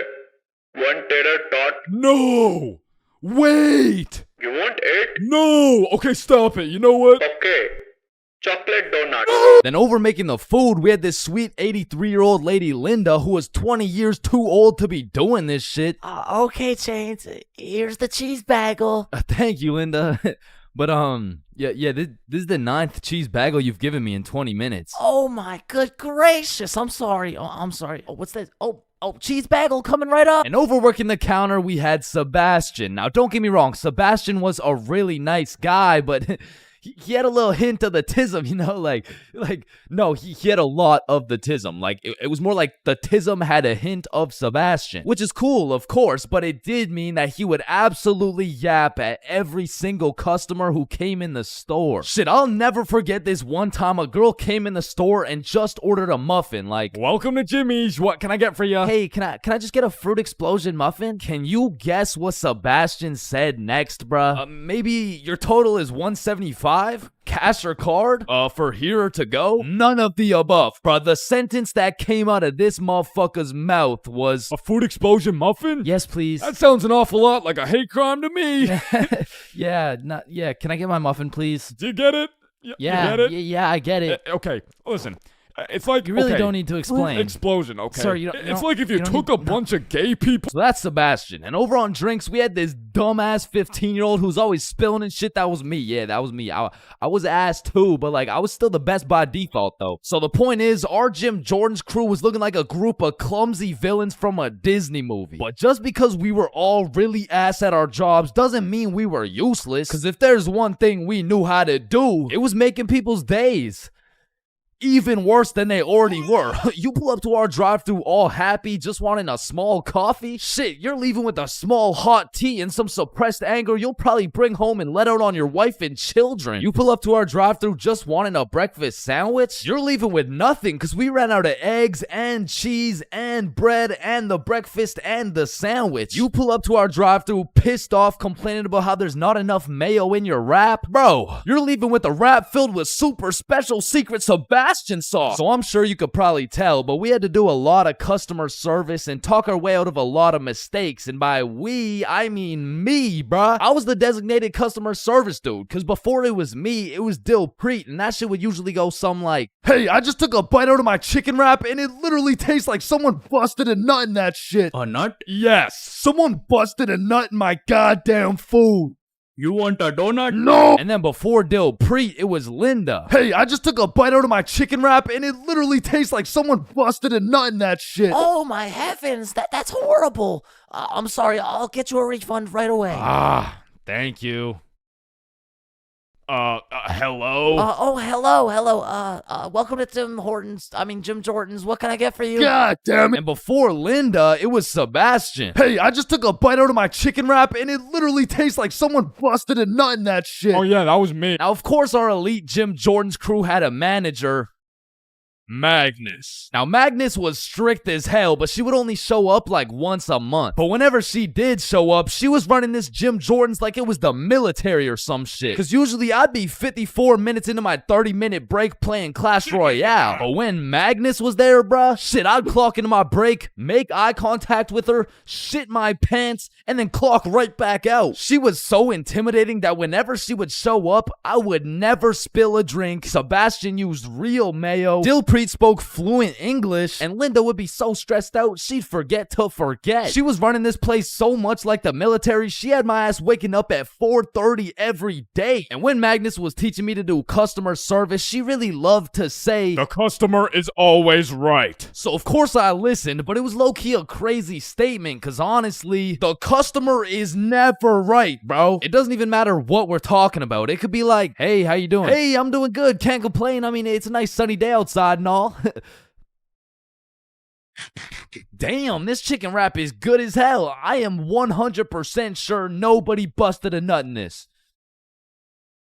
And I don't know about you, but I personally have never complained about my fast food order ever. I usually just get my order, check the bag, realize instead of a Big Mac, they gave me a McChicken with a bite taken out of it, cut my losses, and I keep it pushing. But some of these motherfuckers in the Jim Jordan's drive-thru come in like you just murdered their entire family and then took a shit in their coffee. Oh shit. Hey you, there's not enough sugar in my fucking coffee. Oh, okay, yeah, sorry about that. Do you want me to add more sugar in? No, this is unbelievable. Now, I swear these angry customers love to throw around the word unbelievable. But I'm not gonna lie, we forgot to put sugar in your coffee. It's pretty fucking believable, bruh. I mean, look at the staff. We're getting paid minimum wage. The guy who took your order doesn't speak English. The guy who made your order's a 15-year-old running off 2 hours of sleep. And the rest of our staff is playing fucking patty cake. You're lucky we even had enough brain cells to get you the coffee. And I'm gonna be honest, it was a blessing that I was broke as shit and really needed that job, because if I didn't, I would have crashed out for sure. Hey, some dumbass forgot to put cheese in my fucking grilled cheese. Oh, hell no. Yo, Linda, you hear this ungrateful piece of shit? Oh, hell no. You keep running your mouth, I'm about to grill your cheese, bitch. What the fuck is your old ass gonna do? Do not talk shit about Linda. Like that, And I busted in your sandwich last week. Wait, what?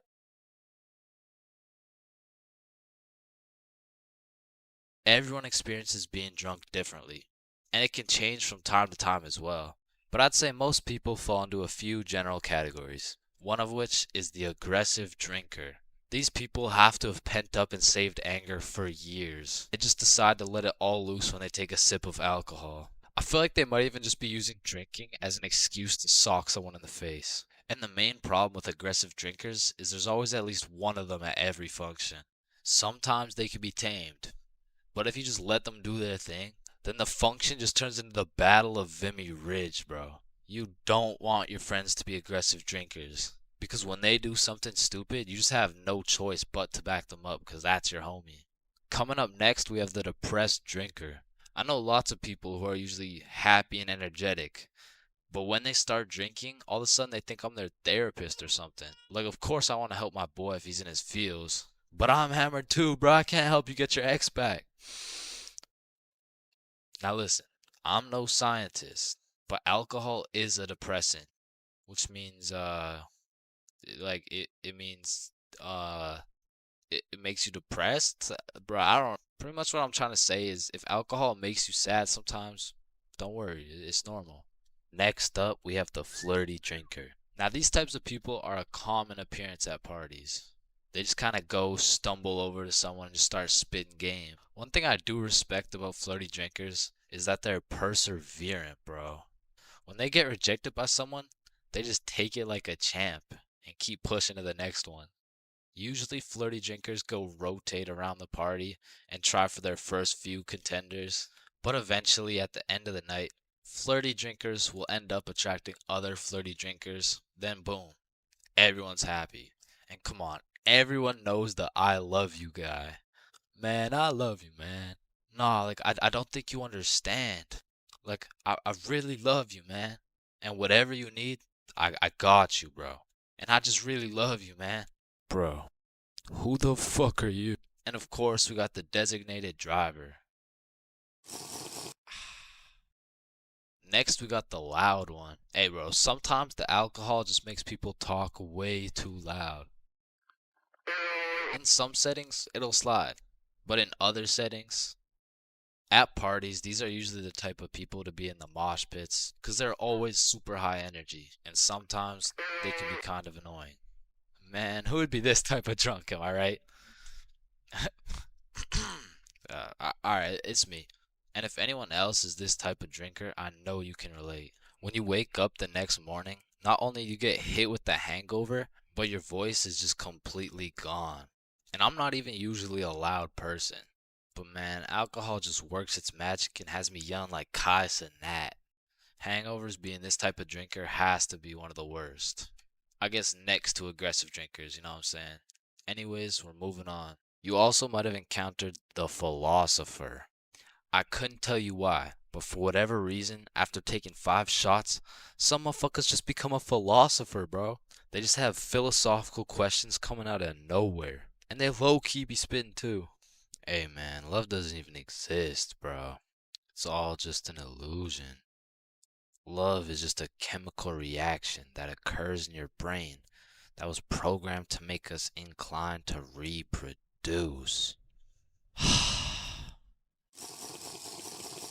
Next up, we have the OD, overdrunk. This is the 7th and final stage of being drunk. If you've seen the 7 stages of drunk video, you'll know exactly what I'm talking about. But some people are just prone to drinking way too much. And somehow, they always find themselves blackout drunk. But yeah, there's not much to say. They're pretty much just unconscious. And of course, we have the chill drinker. These people are just pretty neutral. They just be talking at a normal volume about normal stuff. And honestly, these people are just overall enjoyable to be around, especially when you're drunk. Let me know in the comments if I missed anything. And also let me know which type of drinker you are. Now, I really don't have many fears, but there are 4 things that I would say I'm truly scared of, which are sleep paralysis, being flipped over while I'm in a porta potty, this thing, and public speaking. And honestly, I can't even really explain why I'm scared of public speaking. I mean, sleep paralysis, you'll have demons chilling in your room while you can't move. The whole porta potty thing, that's just some traumatic shit. And this thing is fucking terrifying. But there's just something about talking in front of more than 5 people that has me shitting bricks. Like, my brain will start showing me the absolute worst case scenarios possible. Hi guys, my name is Chain. Get off the stage, loser. No one likes you. Ow. Hi guys, my name is...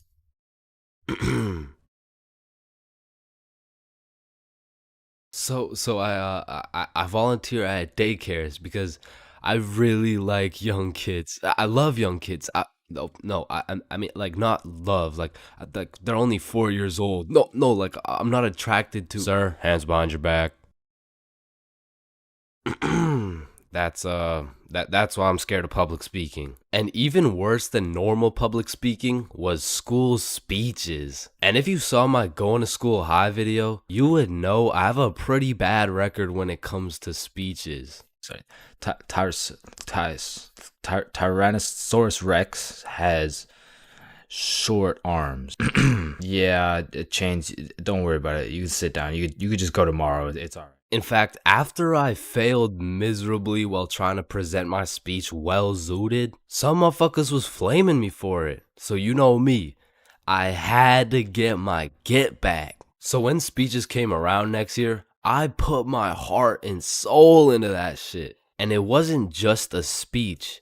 It was a spoken word, so it all had to rhyme. I mean, I was whipping up some heat. I was writing bar after bar like Kendrick. Shit, I had to have a fire extinguisher on standby while I was writing that shit. And I was never the dude to actually study. Like, I would start learning while I was taking the tests. If y equals mx plus b, then who invented the Eiffel Tower? Oh shit, I guess y equals mx plus b. I mean, even though I did bad on all my tests, maybe I can just get a job drawing stickmen or some shit. Anyway, so I never studied, I never did homework. But when it came to this spoken word, I had something to prove. I mean, it felt like motherfuckers was preying on my downfall. So I actually spent my own free time at home practicing and perfecting this spoken word. So by the time I had to present, I was prepared as fuck. I mean, don't get me wrong, I was still shitting bricks. But when I got up there, Chains, get up here. And don't stutter like last time, alright, buddy? He's gonna stutter for sure. Don't get on here rapping, I'm stacking, making it happen. Okay? I've been perfecting this speech while y'all jits was lacking. You don't want beef with me, I put you on a tee, I call that shit fashion. Okay. I'll put you in a box like some cereal. You'll get crunched, I'm the captain. Captain Crunch. Now let me stir it up like some mac and cheese. I want 100% like curry from the 3. I'm talking all A's, no B's, bitch. I'm blessed like a sneeze. Blue 100's like the seas. I'm too icy, I might freeze cause I'm him. I'm not talking slash he. God damn. damn. Spitting right now. I went bonkers, bro. In fact, I went so bonkers, the teacher volunteered me to go present my speech to the entire school. Now, usually I would be way too scared to public speak in front of that many people. But right now, I'm all hyped up on how bananas my speech went. Plus, I spent all that time perfecting it. I might as well share the heat with the rest of the school.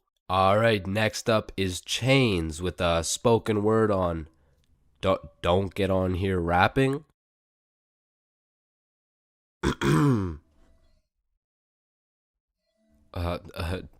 Don't get on here stacking. I mean rapping. Stacking. I'm happing. You don't want beef with me because, quite frankly, I will put you on a t-shirt. I mean, you could call that fashion. Thank you guys for having me. I fucking fumbled. I folded under the pressure, bro. With the entire school watching my fear of public speaking absolutely crush me. And that is the reason why I have a fear of public speaking.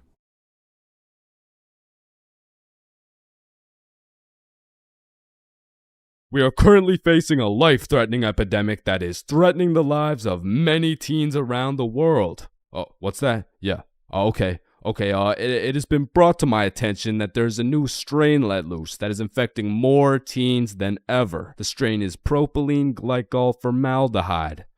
Street name, Guava Ice.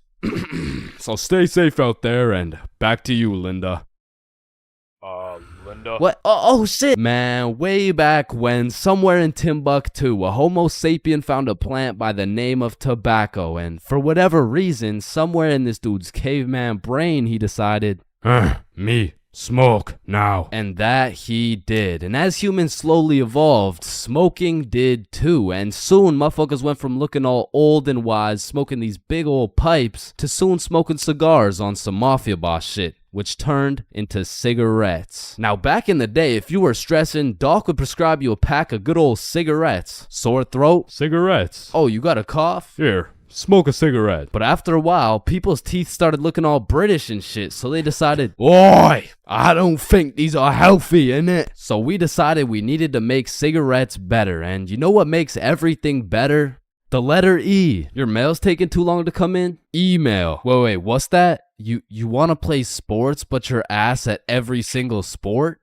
Esports. Oh, you got daddy issues? E-girl. So of course, when people realize cigarettes are killing them, e-cigarettes. Man, one thing leads to another and shit. You got yourself a Vaporizer Gen Y GTX box mod with 3 USB charging ports, a speaker, and a 6-inch LED touchscreen that can play Flappy Bird. Like, vaping is just getting a little too advanced, bro. Like, I remember one time I was chilling in the washroom with my homie Billy, and of course a motherfucker walks in with a vape. But this was no regular vape, no. This shit looked like a gadget straight out of fucking Star Wars. Yo, you want a hit? A hit? A hit of your iPhone? iPhone? This is that eSmoke FTX 763 3rd series, my boy. Watch this. Yo, did he just hotbox the whole bathroom in one hit? Yes the fuck I did. And this shit's 100 Nick. Holy shit, where did you find 100 Nick? I ended up mixing my 50 Nick guava juice with my 50 Nick blueberry ice, and it just kind of added up to 100. Bro, I don't think that's how it works. Shut up, my mom's calling me. Yo, fuck you, mom. And that was the moment I realized there really is levels to this shit. Level 1. Level 1 is the type of dude who isn't addicted, but he'll occasionally take a hit of somebody's device. But level 2, bro's borderline addicted, but he's still in the denial phase. Bro, are you addicted to vaping? Addicted? Nah, I don't even vape like that, bruh. Shit. Do 5 jumping jacks right now. Bro, what? That's easy. 1, 2, 3, 4. Oh shit. Level 3. The Fiend. This motherfucker is strapped up with some nicotine at all times, and even when he has a vape in his hand, this dude will ask for yours. And God forbid, if this fiend loses his vape, this motherfucker will be stressing like he just lost his only child. A fiend without a vape is the exact equivalent of one of these purple minions. Dude will be itching for that shit, and Lord knows what that man will do for a fix. Level 4. The fiend who sells vapes. At this point, this dude's whole life revolves around vapes. In fact, I'm pretty sure they don't even breathe oxygen anymore. Like, in order to breathe, they need to inhale some chemicals that I can't even spell. Which honestly, it doesn't even say that much. Like, I can't spell a lot of shit, but what I'm trying to say is their bodies have just fully adapted in order to consume as much nicotine as possible. They breathe that shit, they drink the vape juice, and when they're hungry, shit, they just munch on the vape itself. And the worst part is they can't even run out of vapes. Like, shit, they are the plug. This motherfucker's just the CEO of getting high on his own supply. Like, dude is his own #1 customer. Level 5. This motherfucker, bro. Like, why do you need a LED touchscreen on your vape, bro? Like, you already have a phone. Wait. Did you just order that pizza from your vape? Shit. Where'd you get this from? And don't get me started on these flavors, bro. Like, tell me why these motherfuckers can make a vape juice and call that shit early riser. And that shit literally tastes like a Wednesday at 6 a.m. Like, what the fuck type of ingredients mixed together to taste like a Wednesday at 6 a.m.? But early riser isn't even the weirdest flavor on the market, because if you're feeling the family dinner vibes, you can get a rotisserie chicken flavor. Or if your breath is smelling nice and fresh, you could fuck that shit up quick with some garlic flavor juice. And they even got bacon. Yeah, I'm not gonna lie, that shit sounds fire as fuck. And lastly, now I don't even know if I can say this on YouTube right now, but shit, you can even get yourself some Worcestershire. Worcestershire.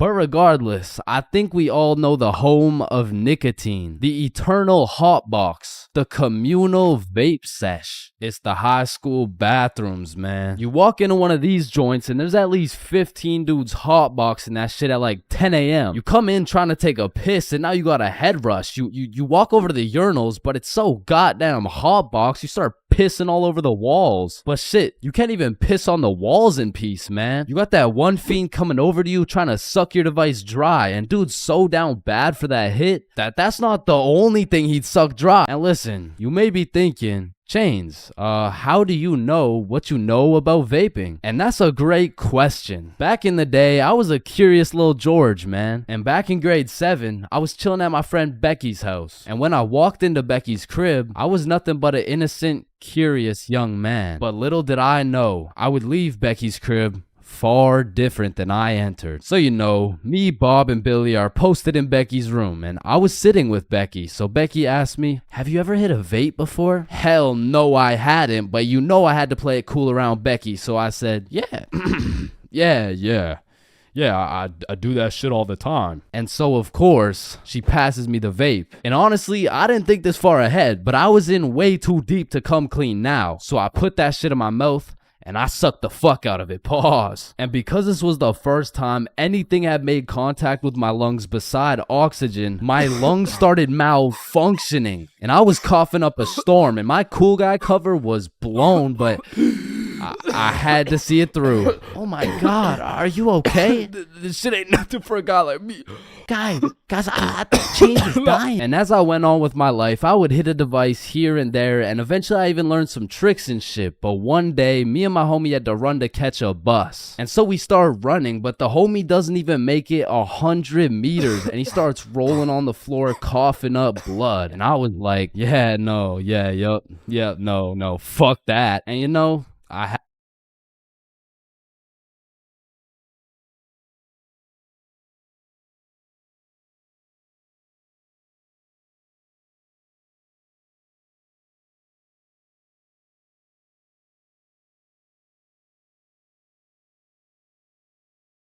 So, 50,000 word essay, 3 worksheets, pages 5, 6, 9, 273, 655 in your workbook, and you'll need to make a TED talk you'll present in front of the whole school. What do you want, Chains? Well, how much time do we have? Everything needs to be handed in at 12 p.m. on Thursday or you'll get a 0. Wait, Mr. Cumminson, that's in 2 minutes. Actually, it's 1 minute now. Any other questions?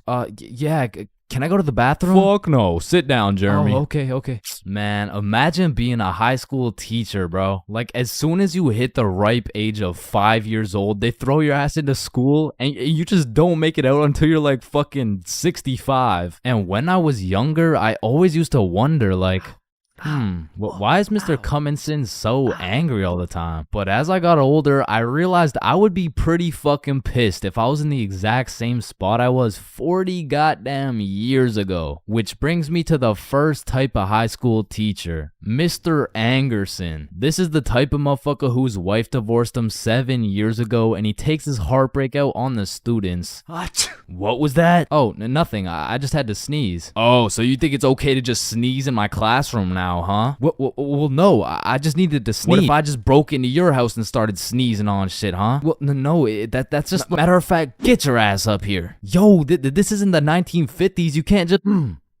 Linda, come back, please. Now, I don't know how Mr. Angerson continues to keep his job, but it feels like this dude's mission is to ruin the day of every student that walks into his class. Like, he'll be putting in extra effort into his test to make them as confusing as possible. The type of motherfucker to make a multiple choice test with the first 4 letters all as A. Bro will have me changing the correct answers into the ABCD strategy. Next up, we got Mrs. Talkinson. Some teachers really just don't give a fuck about teaching, bro. I mean, Miss Talkinson over here, she really just wants someone to talk to for real. And that's when Franklin D. Roosevelt became president. You know, actually in high school, I had a friend named Franklin. He was a really nice guy. We used to go to the movies together and stuff, and then he went to jail for multiple hate crimes. Like, by the end of the class, you'll know her home life, her family, how she takes her anger out on her children. So me and my classmates would recognize the fact that if we could just keep Miss Talkinson talking, we wouldn't have to do shit all class. So in 1938, Germany invaded Austria.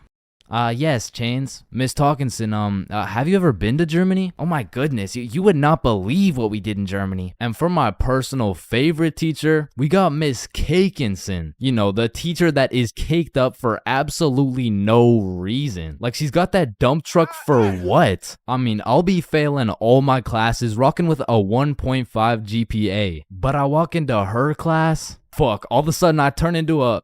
Miss Cakinson, actually, you forgot the homework for today. Oh my god. Shut up. Oh, I thank you, Chains. I almost forgot. You're welcome, Miss Cakinson. All my homework is done, all my tests are aced, and at any given chance... shoot, my computer isn't working. Does anyone know... What do you need, Miss Cakinson? And I'm there. Miss Cakinson, if you're watching this, just give me a chance, please. And next, you know we got Mr. Questionable. Inson. Now I know what you're thinking. Bro's name is a little bit of a mouthful, and that's because he may or may not have a mouthful of little boys. Okay, listen, I'm not here to point fingers at anyone, but if I was to point fingers at someone, it would be fucking him. Like, I'm really not trying to accuse anyone of anything, but there does come a point when some things this man does gets a little questionable. Maya, let me help you. So you put your hand like this and you... OMG, Chains, you will not believe who just followed me on Instagram. Oh shit, was it at Chains for real? No, it was Mr. Questionable Inson. Damn, brother, this test was hard as fuck. Yeah, bro, literally everyone failed that shit. Facts, bro. What did you get? Yo, I got 22%. What about you? Oh, I got 103%.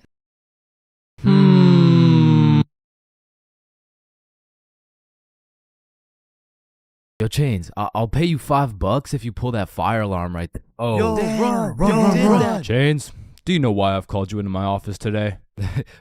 No. You see, that little stunt you pulled has led you to a 1-week suspension. God damn it.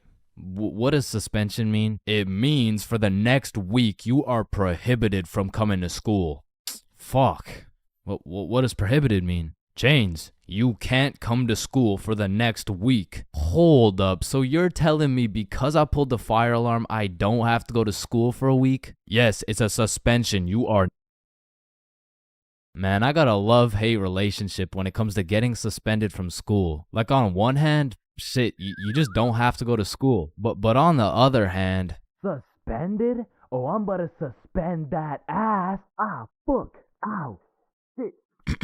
Alright, I don't recommend getting suspended. That shit is not worth it. But how do I know? This story dates way, way, way back to grade 7. It was a cold winter day at Stickman Middle School. In fact, it was freezing cold, and this gave Billy a great idea. Yo, the pond behind the school is frozen. Let's go fuck around on it. Oh, I'm down. Okay, bet. So after school, we got a group of 5 homies, and we headed over to the frozen pond. Now, to paint the picture, behind Stickman Middle School was Stickman Elementary School, and behind Stickman Elementary School was this frozen pond, meaning we had to walk through Stickman Elementary School to get to this pond. But nonetheless, we walk up to the pond and instantly I see this big red sign that says, "Hazard, do not step on ice." Guys, the sign says do not step on ice. Man, fuck the sign. Watch this.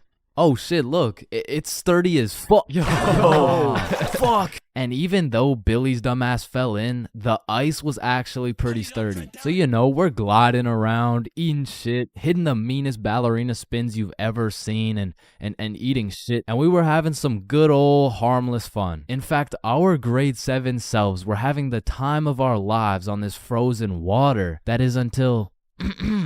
Oh, what do you guys think you're doing? We were just walking on the ice. Did you guys not see the sign? What sign? I could have swore I put a sign right here. Nope, no sign at all. There was no sign. I have no clue what you're talking about. Okay, but you guys have to get off the ice. Well, why? Nobody's getting hurt.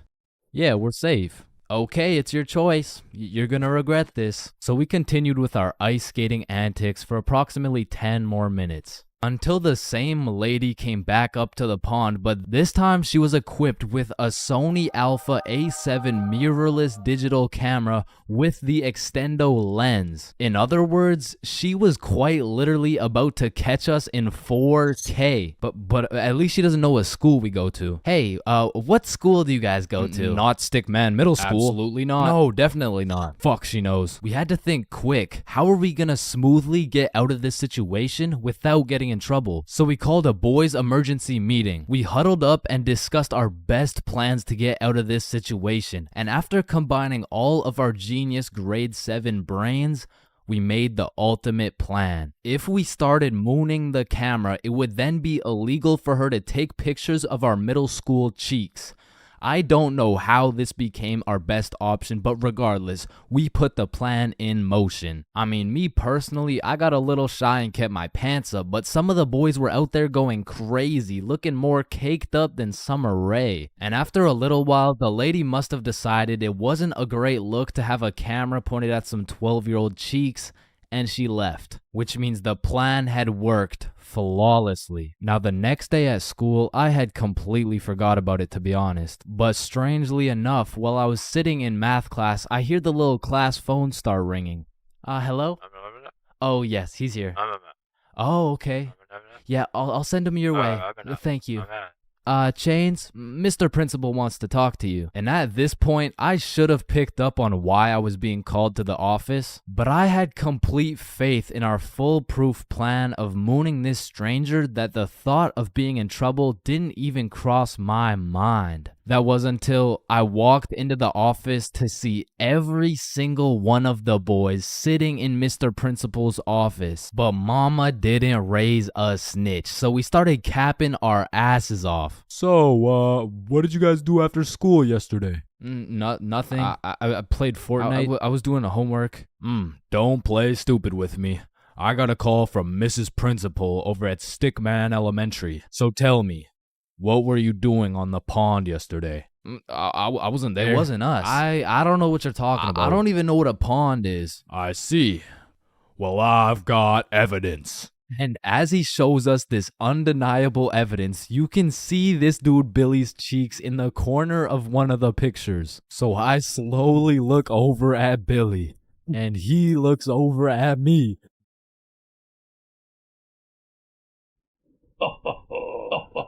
If you don't stop laughing right now, you're all suspended.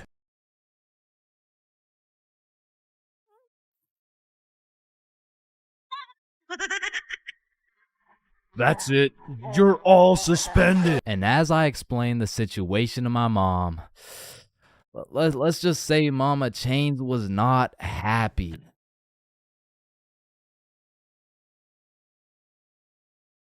Imagine putting in hard work, time, and dedication into saving up for some new shoes. You go to Foot Locker and find the perfect pair. You try them on, you check them out, and you cop them. And even though you spent your last $200 on these shoes, you're happy because you feel fresh as fuck, and these J's might actually get you some bitches. But as you're leaving the mall, a gang of motherfuckers wearing shiesties take those J's right off your feet, leaving you shoeless, broke, depressed, and with absolutely zero bitches. Now, personally, I wouldn't let that slide. However, when I was just a young, wholesome boy in 7th grade, I still wouldn't have let that slide. But I was weak as shit, so it would have slid anyway. I mean, in 7th grade, I could have got my ass beat by Hezbollah, bruh. I was a walking lick, which is exactly why I got a story for y'all today. So as I said, this story takes place in 7th grade, where I was young, innocent, and built like a string bean, bro. So one Friday night, me, Bob, and Billy were going to this girl's house for the 3-man mission. The plan was simple. There was 3 of us and 3 of them. We would put on a scary movie, and if everything went to plan, we would get some cheeks. Now, just earlier that day, I had copped some fresh ass Jordans, so I've got a little confidence boost as we walk up to this girl's house. So we knock on the door, they open it, and we go inside. Now we stuck to the plan. We put on some cheesy horror movie, and one thing led to another, and by the end of the movie,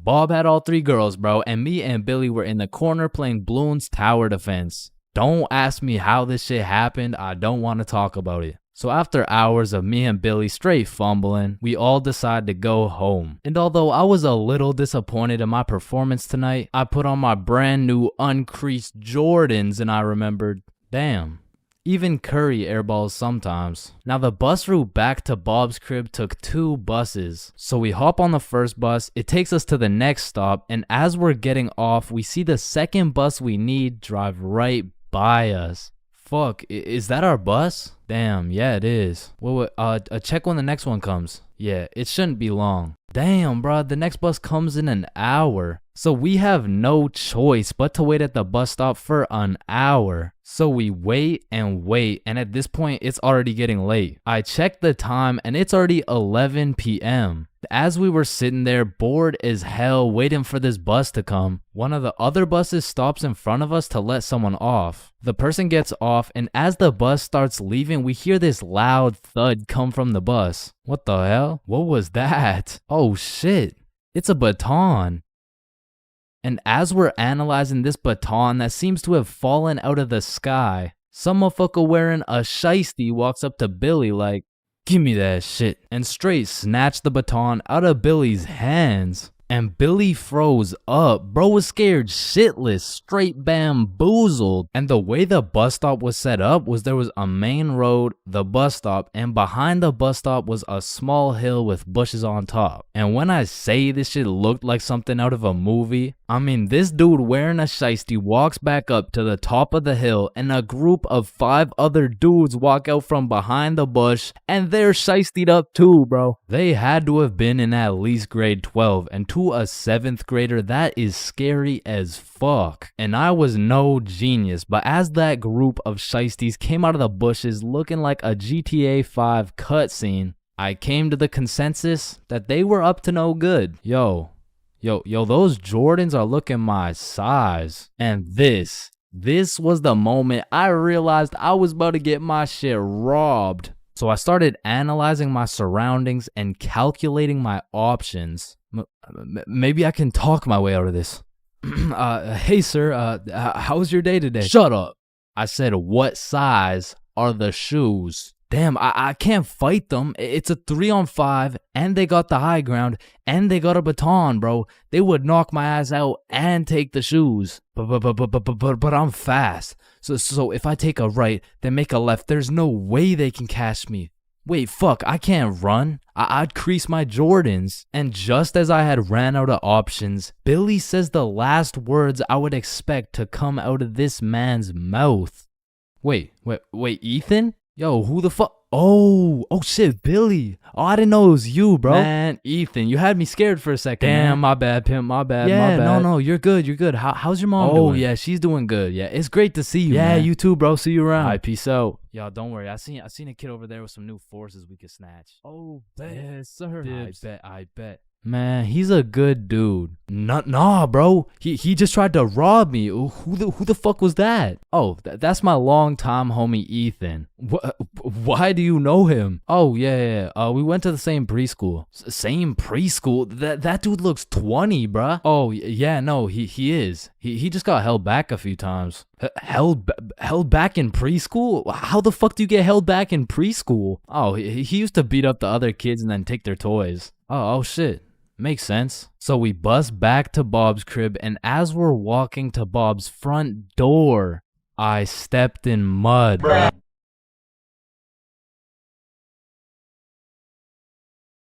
Awkward conversations. We all know them, and we all hate them.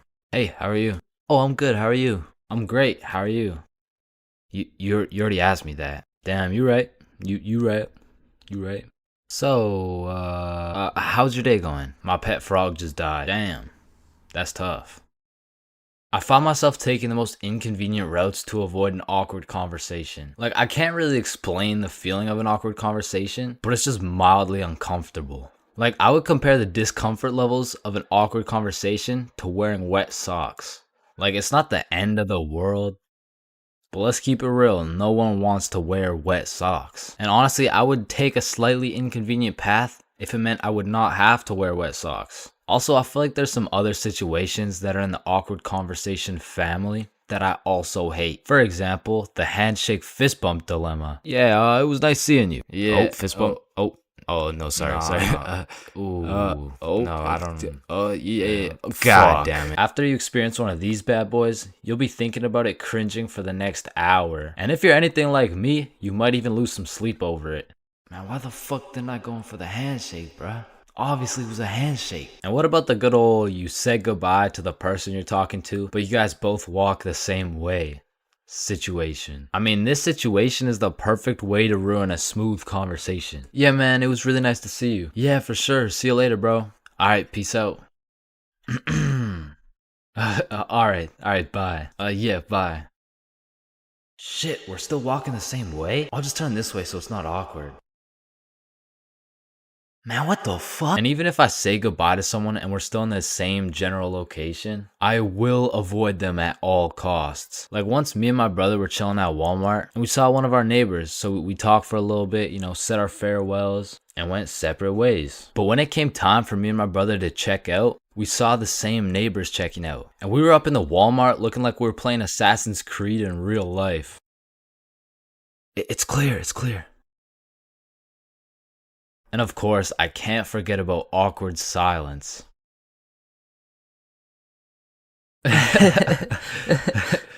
Yeah, that's funny.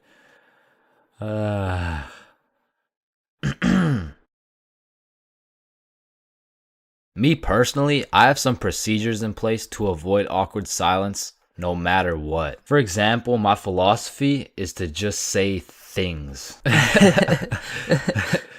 Yeah, that's funny.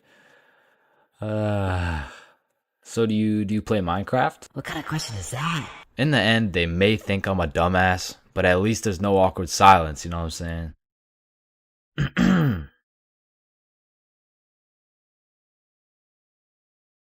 Here at Stickman High, we understand the importance of learning. That's exactly why our new curriculum has been perfected to accelerate the learning of each and every student. Like, hey, look at this kid. Wait, what? Look how big his head is. It must be full to the brim with all that knowledge we provide. Hey, it's not that big. No, it's pretty fucking big. Anyways, let's take a look at how the new curriculum pushes our students in the weight room. Oh, wow, impressive. See, I didn't even know legs could bend like that. They can't.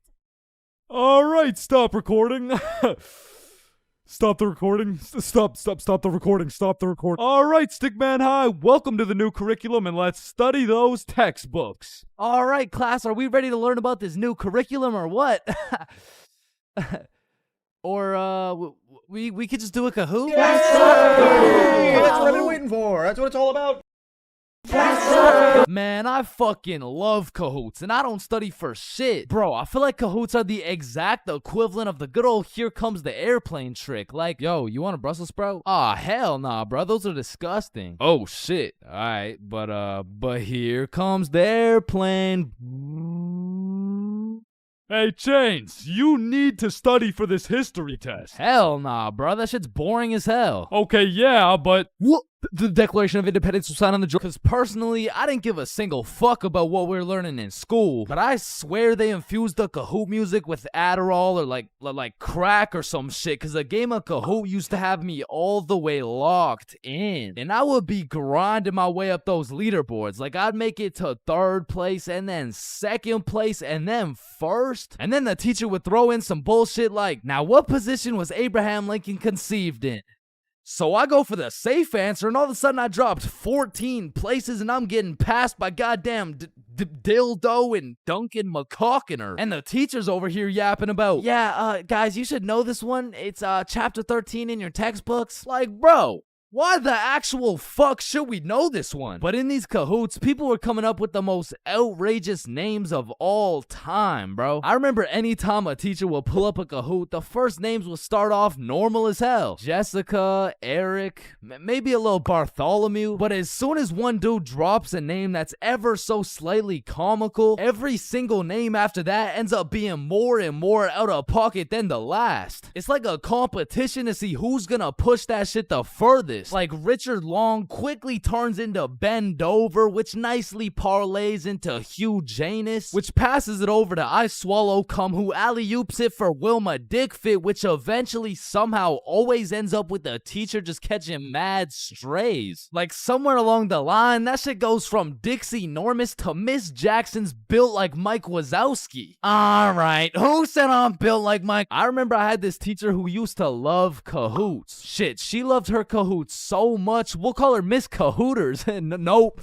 Nah, we're not actually doing that. We're not calling her that. I think we'll just go with Miss Kahoot. You know what I'm saying? I think Miss Kahoot works just fine. And every Friday or so, we would walk into Miss Kahoot's class and she would have a Kahoot pulled up smiling from ear to ear, which I'm not gonna lie was really sad to see. Not because she was smiling, but because I knew in 20 minutes tops, that smile would turn into straight anger, bro. Hey class, happy Friday. We're gonna do another Kahoot because I know it's a class favorite. Just please, everyone be appropriate. DJ Bustanut, are you serious? In my 22 years of teaching, I have never. And I felt bad for Miss Kahoot, you know, like I really did, but it was low-key her fault for running it back so many times. Cause DJ Bustanut just couldn't stop catching these dubs, bruh. He was a dog. But nah, I really do feel Miss Kahoot, cause sometimes even Kahoot pisses me off, bruh. Cause picture this, I'm here grinding out these answers, giving it my all, even cheating a little off that one smart motherfucker with the big ass laptop, but I still get a few answers wrong, you know.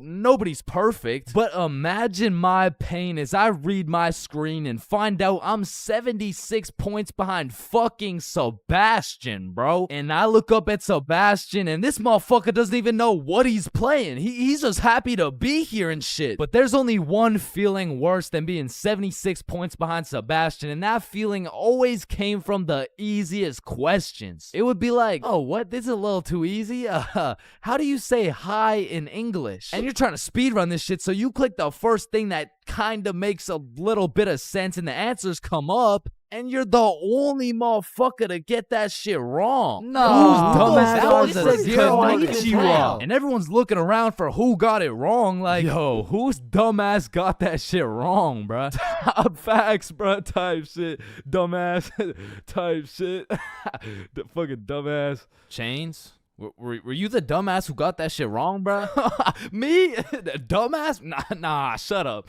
Shut the fuck up. Nah. It was probably it was probably Sebastian, bro. Just look at that motherfucker. And I feel like there's only 7 types of people in class when you're playing a Kahoot. And the first is Dover. Ben Dover. We all know him and we all love him. He's got a smart name, but not a smart brain. He might get the first answer right, but then he falls off the face of the leaderboards, never to be seen again. But on the leaderboards, we got Genius George, because George actually studied the material like a well-prepared and studious nerd, bruh. Because George was the type of dude to be like, calculate for the common denominator. Oh man, this one is too easy. Like, bro, if you don't shut the fuck up, I'm about to commonly dominate that ass.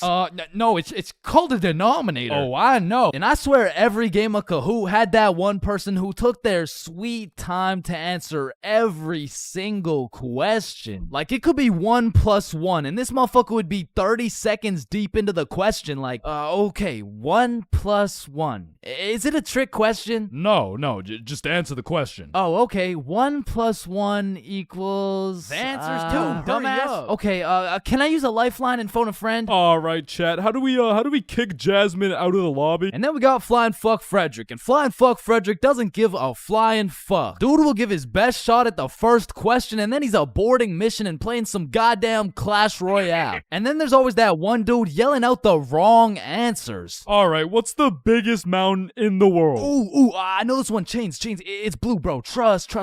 Oh shit, bet. Wait, no, I meant red. Sorry. Sorry, my tongue slipped, bro. My bad. Bro. Oh, and it looks like Chains is off the leaderboard. Everyone, let's point our fingers and laugh at him. And we got the radiating Redditor. And I say radiating because that boy is radiating the most profuse body odor known to man. And I don't know, maybe it's all a part of their strategy to win because that shit throws you off your game, bro. They'll be invading your nostrils with a concoction of Doritos, Skibbity Toilet, and Badussi. And if you've ever played against a Redditor in a game of Kahoot, you may be wondering, yo, how is this dude getting every answer right while sitting back drinking Mountain Dew watching Best Sigma Moment compilations? And the answer is he's cheating, bro. And not the normal kind of cheating either. This dude's using a Kahoot bot to get every answer right. And now you may be thinking, nah, why would someone cheat on a Kahoot, bro? It's not that serious. And that's facts. But the thing is, the prize was a gummy bear, and this dude can't leave no calories behind. And then we got the casual Kahooters. Fuck, I gotta stop saying that shit, bro. I was trying to say we got the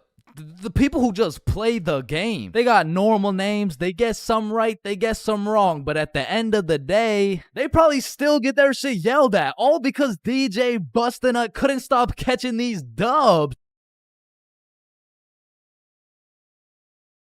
Alright. Man, summer is just a beautiful season. The sun is shining, the trees are green, and you can stay out with your homies all night. And best of all, you get to sleep in till that shit gets absolutely fucked by the first day of school. And waking up to that first alarm of the school year will have you discombobulated as hell. Like, Chains, square doodle mat salami mouse.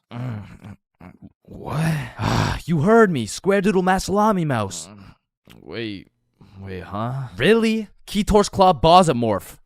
Man, what the fuck are you talking about? What the fuck? And even though getting out of bed early hurts your soul, it's absolutely necessary you spend at least 5 minutes staring at your wall, contemplating your entire life. And if you're a real G, you laid out your toughest fit the night before, so you're low-key hyped to rock that shit to school. So you throw on your new shoes and flick up for the first day of school. And then you walk over to the establishment where you will not only pursue your educational prowess, but you may also dabble in what some call stunting on these hoes. And man, I will say, linking up with your boys on the first day of school just hits different. Like, I be reuniting with the homies like I didn't just see them 12 hours ago. And we're all happy and shit until the school bell reminds me I just got my ass locked up for another 10 months. And I don't know about y'all, but I don't think I've ever made it to my first class of the year on time. Like, it'll be 9:15 and my dumbass will still be trying to figure out how to make it to room 347 by 8:55. And walking into your first class of the year late has to be one of the most uncomfortable situations you can experience, bro. Because the teacher will be like, oh, and who are you? Oh, I'm Chains. Well, Chains, why are you late? Because the bell rang before I got here. Alright, whatever. We waited for you before we started introductions. Oh, no, you shouldn't have. Well, you're welcome. We just wanted you to feel... No, like, you really shouldn't have. Like, I don't want to do this shit. And tell me why all these teachers have been copy-pasting the same icebreaker games since preschool. Like that one where you have to start with an adjective that starts with the same letter as your name. Like, how do you have a group of legal adults in a circle, awkward as hell, talking about, hi guys, I'm Super Sarah. Hey y'all. I'm Awesome Aiden. And I'm a Marvelous Marvin. Shit, if we don't stop doing these fucking icebreakers, I'm about to joyfully jump off a cliff. And after we're done grinding out icebreakers, these teachers have the audacity to show a whole 50-slide PowerPoint all about them. Like, the fuck? This class is supposed to be the study of math, not the study of your daughter's soccer games, bro. And I'm not even gonna lie, my dumb ass will be out there taking notes, wondering how this 7-year-old's goals per game ratio is gonna help me on my trigonometry test. Then just as soon as you survive all that bullshit, you gotta go to the next class and do that shit again. And by the time you've learned half your teacher's favorite hiking spots and relationship statuses, you're relieved to hear the lunch bell, only to find out the cafeteria's serving straight ass with a side of booty for lunch. And my standards aren't even high. Like, during summer, I was on a seafood diet, as they would say. When I see food, I eat that shit. But when it comes to this cafeteria food, I could even bring myself to smell that abomination they're calling meatloaf. But even though the food was straight dookie, I won't lie, it's kind of nice being back at the lunch table freestyling with the homies. But of course, all good things must come to an end. So the bell rings and I go to depart ways with the homies. All right, peace out, man. Yeah, see you, bro. Oh shit, are we going the same way? Damn, yeah, I guess so. All right, peace out for real. Yeah, see you, bro. Shit, All right, my class is right here. bro. Me too. Oh, shit. Let's go. All right, class. I'm gonna be taking some attendance. Correct me if I get your name wrong. Jason. Here. Billy. Yo. Megan. Present. Chains. Here. Charlie. That's me. Bob. No fucking way. Bro. Is there any Bobs in the room? Yo, do you hear that? Is that intro music? Does anyone here know a Bob? Oh, Bob. Man, nothing beats a class where you got all the boys sitting together. Like from the jump, you already know you're all about to fail the fuck out of that shit, but it's gonna be fun as hell. All right, so everyone introduce yourselves and tell us what you did over summer break. My name's Bartholomew.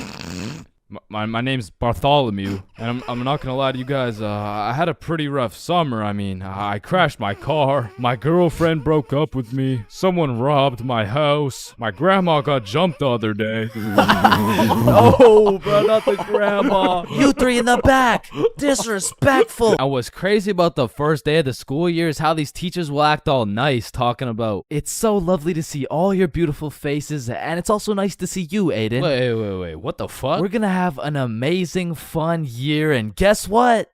There's no homework today. Knowing damn well they're about to make up for it with twice as much homework tomorrow. Like they'll for real be handing out kindergarten ass coloring sheets the first day, and then tomorrow you're getting your ass whooped by some calculus worksheets. And I didn't even talk about the motherfuckers you'll be seeing in the halls on the first day. Like I don't know what these dudes be going through in those 2 months, but motherfuckers be going from Arthur Kennedy to AK real fast, bro. Oh shit, is that you, Arthur? Oh, gee, don't be dropping the government name like that. Government name? But that's just your first name. Hey, fam, it's AK. Aight, man. What you been up to, bro? Hey, fam, I'm trapping, trying to make it out of the mud, you know? The mud?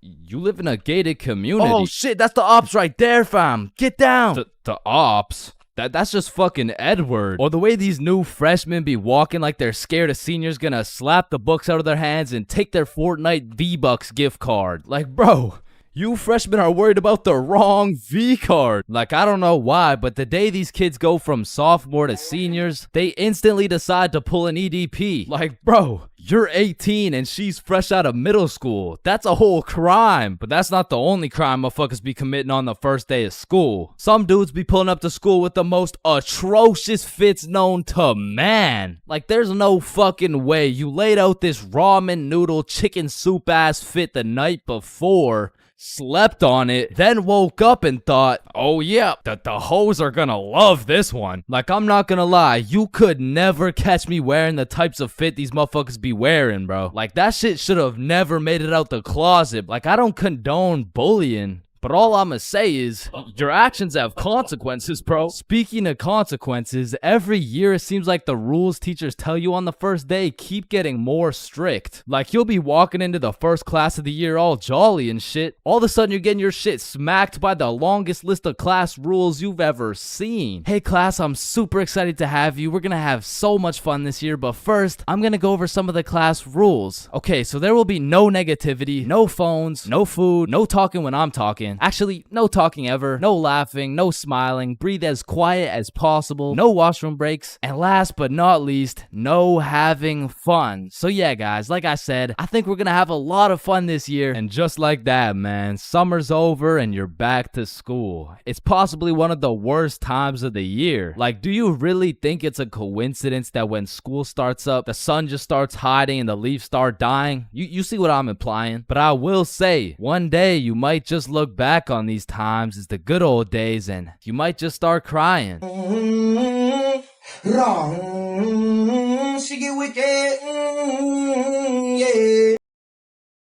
Aw, can I pet your dog? Yeah, for sure. Aw, what's your name, little guy? His name's Ben. Ben? Oh, he's so cute. I just wanna punt that motherfucker.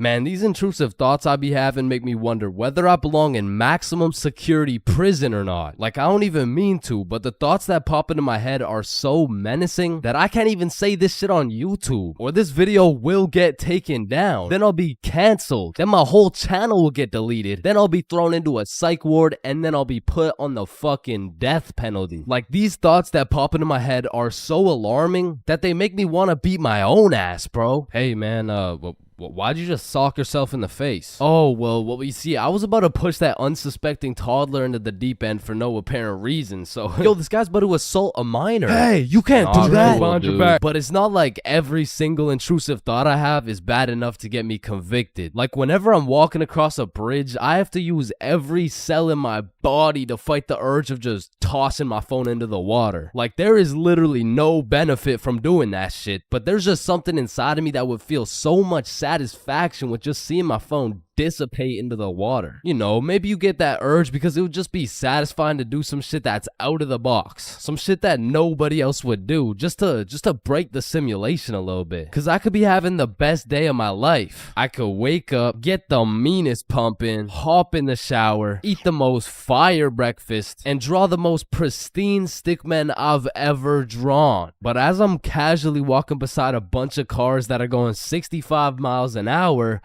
I'm still gonna have the urge to just throw myself in front of a car, bro. And it's not even on some emo shit. Like, I want to live, but I also want to dive into some oncoming traffic. But at least I'm not the only one who does this. Like, other people do this.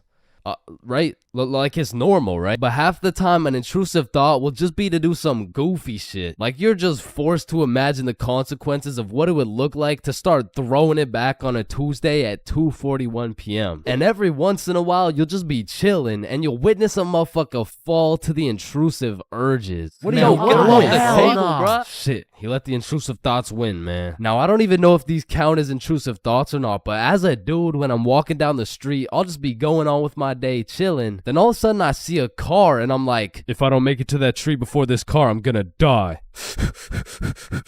Aw, shit.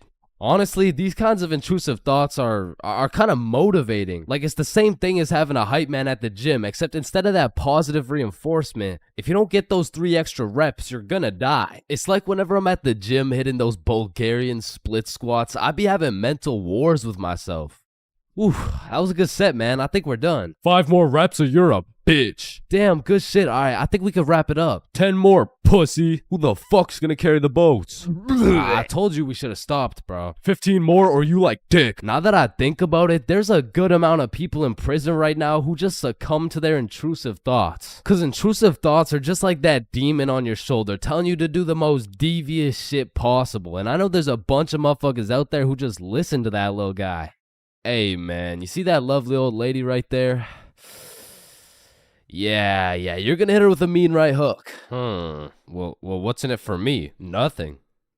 Shit, alright. But to be honest, there is a handful of times where I've let the intrusive thoughts take over. One of the most memorable was way back when I was 5 years old. Me and my older brother were just dicking around, doing some 5-year-old shit. Keep in mind, this story takes place before your boy had even developed consciousness. So I was just a little munchkin doing munchkin shit. Then suddenly, this urge came over me. It was unlike anything I'd ever felt before. It was dark, irresistible. And for no apparent reason, I bit my brother's arm. And this was probably the most satisfied I'd ever felt in my entire life. But it was followed by shame and regret because I had no excuse. Ow, why the fuck did your dumbass just bite me, bro?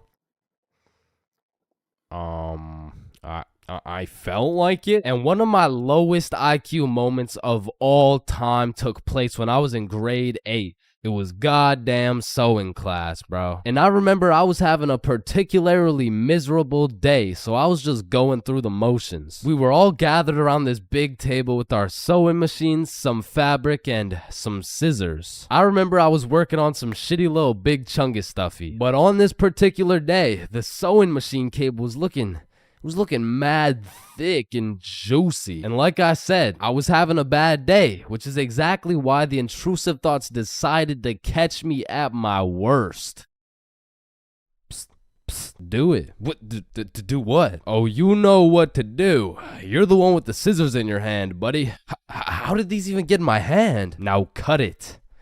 Cut it, Chains. No. Why the fuck would I? The wire exploded with smoke and my heart dropped so fast, bro. And everyone around the table just stares me down. And I'm thinking I can somehow cover this shit up like I didn't just take some fucking scissors and snip that shit like an umbilical cord. Maybe I could convince the teacher the cord snipped itself or some shit. But as I look down at the scissors in my hand, there's literally a chunk missing from the scissors. They look like they survived World War II. But barely. The scissors are all charred up and shit, and just like that, my plan of convincing her I didn't cut it went out the fucking window. You take one look at the cord, one look at the scissors, and one look at my dumbass face, and you could piece together exactly what happened. So my sewing teacher walks over looking pissed as hell, and she tells me to go sit in the corner. So I take my charred scissors and sit in the corner like I'm a 5-year-old, but to be fair, I made a 5-year-old decision like I was in grade 8. I was 14, bruh. What kind of 14-year-old cuts the cord to a sewing machine cause he felt like it? Like if my 14-year-old son did some shit like that, I would tell the kid I'm going to get some milk and I'm calling it quits. I would have to have another kid and try it all over again cause that kid is going nowhere in life, man. So as I'm sitting in the corner realizing I'm a disappointment, it was one of those moments where you fucked up so bad you don't even feel any emotions. I was just sitting there straight faced like, well,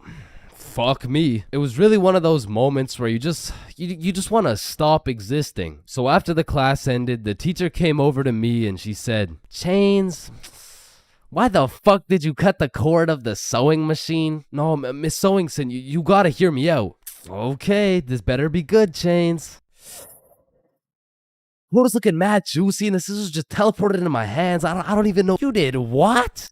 Mom, it was the intrusive thoughts that they told me to do it. I'm about to intrude that ass. The fuck?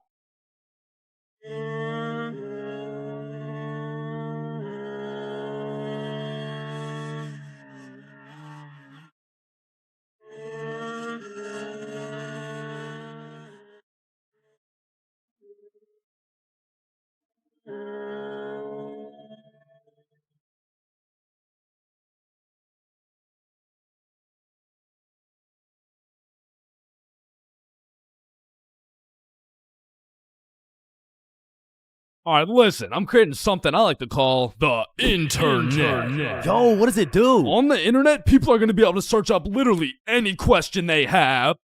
They're going to be able to watch videos for educational purposes. And the craziest achievement yet, you can communicate with literally anyone across the entire world. Bro, this is going to change the world. Bro, I'm not gonna lie, the internet is 100% one of the greatest inventions of all time. Like, that shit's up there with the light bulb, the airplane, the Testacuzzi. Like, they're all groundbreaking inventions, but the internet just has to be number one, bro. Like, imagine telling a caveman you had a magical box where you could make anything pop up in 2 seconds. Yo, Caveman Dave, I got a magical box where you can make anything pop up in 2 seconds. Oh, shit, cool. Do you know her or something? No, Dave, get the fuck. Now, Caveman Dave absolutely dicking down the computer monitor seems stupid, barbaric, uncivilized, you know? Like, who's gonna tell, bro? They're just pixels on a screen, am I right? Facts! Yo, Caveman Dave is a dumbass! Facts! Yeah, no, let me see your search history. You know, we don't gotta do all that. You know, oh, okay. Monstrous KFC mukbang. I like KFC. Fat motherfuckers eating a lot of food. I was hungry. Yo, big butt booty Latina oiled up, shaking that diggity dump truck, dog. What are you searching? Okay, listen, like my finger slipped. Yeah, bro. 2025 is the weirdest time to have access to the internet, and that's just cause everybody has that shit. Like, I got it, you got it, my grandma's got it, Kanye's got it. Man, you and your grandma. Kanye still got it. And I fucking hate. So every thing, and I'm gonna. Okay, yeah, well, not anymore. But I don't know if it's just me, but recently the internet has been getting more and more out of pocket, bro. Like, I'll be having a fantastic day, just chilling, until I pull up Instagram and see some shit talking about, imagine your card declines at the abortion clinic and the doctor start nutting in you. Yeah, this motherfucker's never getting a job, bro. Like, his digital footprint's up there with fucking Kanye, bro. Ah, hell nah. Alright, this isn't yay bad, but imagine dude trying to apply to a university like, yes, sir, this has been a dream of mine since I was a little kid, and I've spent thousands of hours studying, and it would be an absolute pleasure to join your program. Wow, that's amazing. And it seems like your GPA is a perfect 4.0, and man, your volunteer work is nothing short of impressive. I mean, building an entire village in Africa with your bare hands, I mean, geez, that's good stuff. Yeah, thank you, sir. Yeah, now, I do just have one last question. Yeah, anything. What would happen if your card got declined at an abortion clinic? Oh, holy shit, is that Girthy Dishwasher 97? Yep. Yeah, that's me, bro. Yo, most relatable content on Instagram, I swear. Yo, actually, I really never get the credit that Yeah, just put the fries in the bag. Oh, okay. And speaking of getting a job, you ever seen a kid under 7 years old post literally anything on Instagram? Yo, the comment section has a field day, bro. Like, the video will be of a kid who's just barely on the brink of gaining consciousness, and the comments are talking about, get a job, little motherfucker. Somebody get bro some fentanyl. I'm gonna touch you in places you ain't even know existed, little motherfucker. like, bro, stop touching these 6-year-old kids and touch some grass, dickhead. Yeah, but I'm not gonna lie, as a motherfucker who draws stickman for 16 hours a day, I really gotta start taking some of my own advice, bro. Wait, what's your advice? Oh, I mean, stop touching these 6-year-old kids. You touch 6-year-old kids? I'm talking about Gurgi Force. Chains, you know the drill. God damn. Bro. Even these motherfuckers have the internet, bro. Like, what could you even possibly be posting? Oh, shit. Yeah, nah. We gotta start banning motherfuckers from the internet, bro. And I think we should all do a poll for the first person to go. You know, like, take your time. And, oh, shit. Okay, never mind. Votes are in. Looks like we're banning Jack Doherty. Why in the fuckity shit did you just ban Jack Doherty? You know what? Ban his the last two, bro. Actually, ban every single kid on the internet. Like, put down the Instagram reels, go outside and eat rocks like a normal kid before Gurgi Foreskin 445 fucks around and finds your IP address, bro. Because there's a lot of weird motherfuckers online, especially considering the impending gooner epidemic of 2025. Now, if you're unaware of this widespread epidemic, well, fucking good for you, but there's been a recent spike in the amount of gooners seen online. Like the type of motherfucker who'll be scrolling and see a video of a Cheeto that's kind of built somewhat like a Kardashian, and next thing you know, bro's got a DIY screen protector, bro. And I swear these gooners have no clue it's a problem either. Like, they probably show up to the doctor's office for a quick little checkup, and the doctor has to break the news to him like, yeah, Mr. Gooningson? Yeah, I'm sorry, but you gotta stop masturbating. No, wait, what? No, wait, why? Because I'm trying to examine you, dumbass. Oh, shit. Like, it's honestly mind-blowing how having access to the internet with all its power and infinite knowledge just makes us more stupid, bro. Like, at any given moment, we have the resources to learn quantum physics or learn how we can watch Skibbity Toilet. What? No. Why the fuck would we watch Skibbity Toilet? Shit, man, this stuff's good. Just take a watch. No, I'm not watching that shit. Just real quick. Yo, why are you recording me, bro? We're filming a YouTube video, dumbass. Oh shit, yeah, you're right. So I was saying there's a lot of people nowadays addicted to the internet and shit, like that guy over there. Where? Bro. What? Oh shit, yeah, what I was saying was, back in the day, the internet was just for shit like cute cat videos and cool math games and shit, but nowadays, the internet has everything your brain craves. Like, it's got food for you, it's got friends for you, it's funny, it's educational, bro, it has Cheetos built like Kardashians, bro. And as if the internet having everything we ever needed wasn't enough, these motherfuckers invented AI, bro. Now, maybe it's just me, but this AI shit is getting a little too good, bro. I mean, when ChatGPT first came out, I was using that bad boy for all kinds of shit. Whenever I couldn't do my homework, ChatGPT. When I forgot a recipe, ChatGPT. When I couldn't get a girlfriend, cry myself to sleep. And then ask ChatGPT. Like back in the day, I was using that shit to fix all my problems. But nowadays, nowadays I just be using it to spend quality time with, bro. Holy shit, this guy's a gooner if I've ever seen one. And no, I'm not a fucking gooner, bro. I'm just spending some time getting to know my homie Mr. GPT. Cause when the day comes and that motherfucker and his AI homies decide to take over and kill the entire stickman race, you're gonna be getting your shit annihilated, bro. And I'ma just be like, yo, GP. You don't gotta do this, bro. Remember when we used to talk about our feelings together and I used to send you line art of sexy Squidward and shit like, hot, you fucking gooner. And honestly, I feel like the people are less scared of the robots taking over the entire world and they're more scared of them taking their jobs. But I'm gonna keep it a buck. I cannot relate, bro. Like, AI could never do the shit I do. AI could never do the shit I do. Wait, what the fuck? Wait, what the fuck? Who does this bum think he is, bro? Who does this bum think he is, bro? I mean, yo, alright, that shit doesn't even sound like me, bro. Yo, that shit doesn't even sound like me, bro. So you want to copy everything, huh? So you want to copy everything, huh? Yeah? Yeah? Yeah, you sure you want to do this? Yeah, you sure you want to do this? Yeah? Yeah. Alright, let's go. Alright, let's go. I like little kids. Yo? Like, you loading or something? Like, what's going on? You gonna repeat it, or, you know? Undercover police has Bodge back. Yo, I just got robbed by a gay homeless dude in Japan. Who's with me? You know, like anyone. Anyone. Yo, is this not relatable? Bro, ain't no fucking way. Nah, bro. How the fuck does that even happen? Not again, bro. Now, I'm not gonna lie. Japan is one of the safest countries in the entire world. And apparently there's only 3,065 homeless motherfuckers in the entire country. So in order to get robbed by a homeless dude in Japan, you either need to be unlucky as fuck or just a complete dumbass. But way back when this story took place, I was a certified dickhead, bruh. At the time, I had the critical thinking skills of a newly born chimpanzee mixed with the spatial awareness of a fucking Joe Biden on top of the decision-making skills of Joe Biden's son.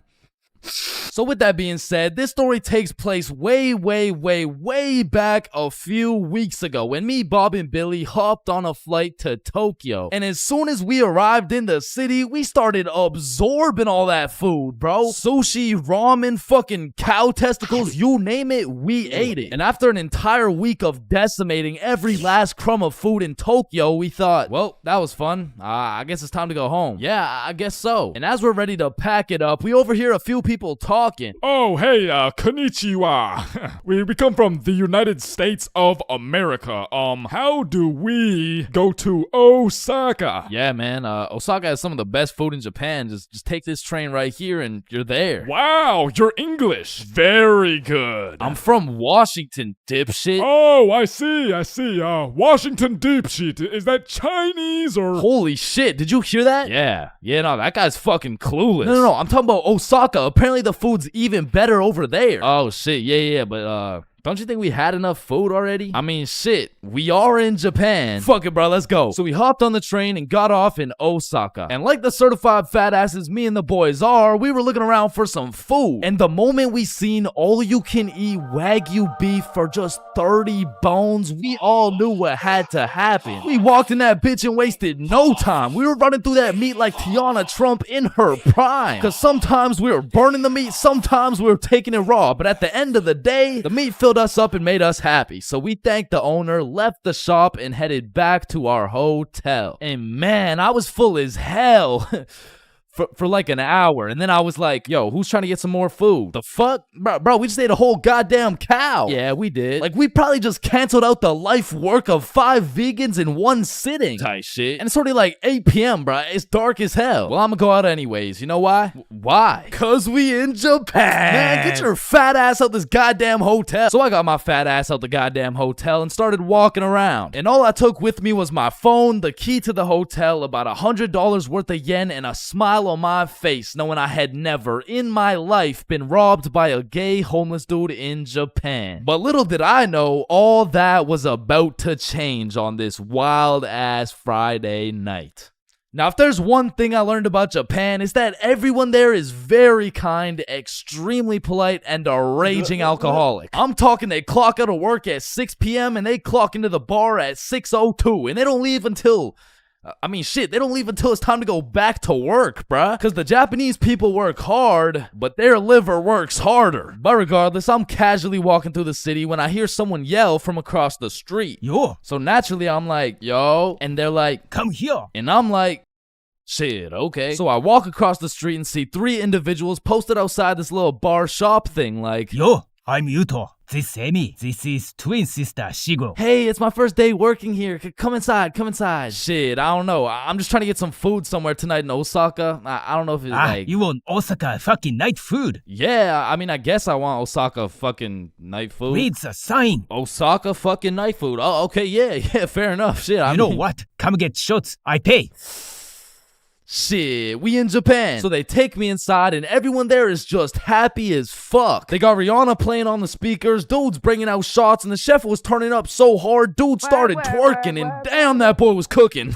Bro, what? Shit, he was cooking with the food, like, man, fuck. But the vibes were just so good and inviting that I felt like I just got welcomed into this Japanese family. And so we all cheers and take the shots. And now I'm drinking, and I'm drinking with only one goal in mind, and that's to keep up with my newly found Japanese family. And so to prepare my stomach, I get me some Osaka fucking night food, and it was scrumptious. But as I'm slurping up this kebab, I see Emmy come back with 3 more shots, and she's like, you want one? Shit.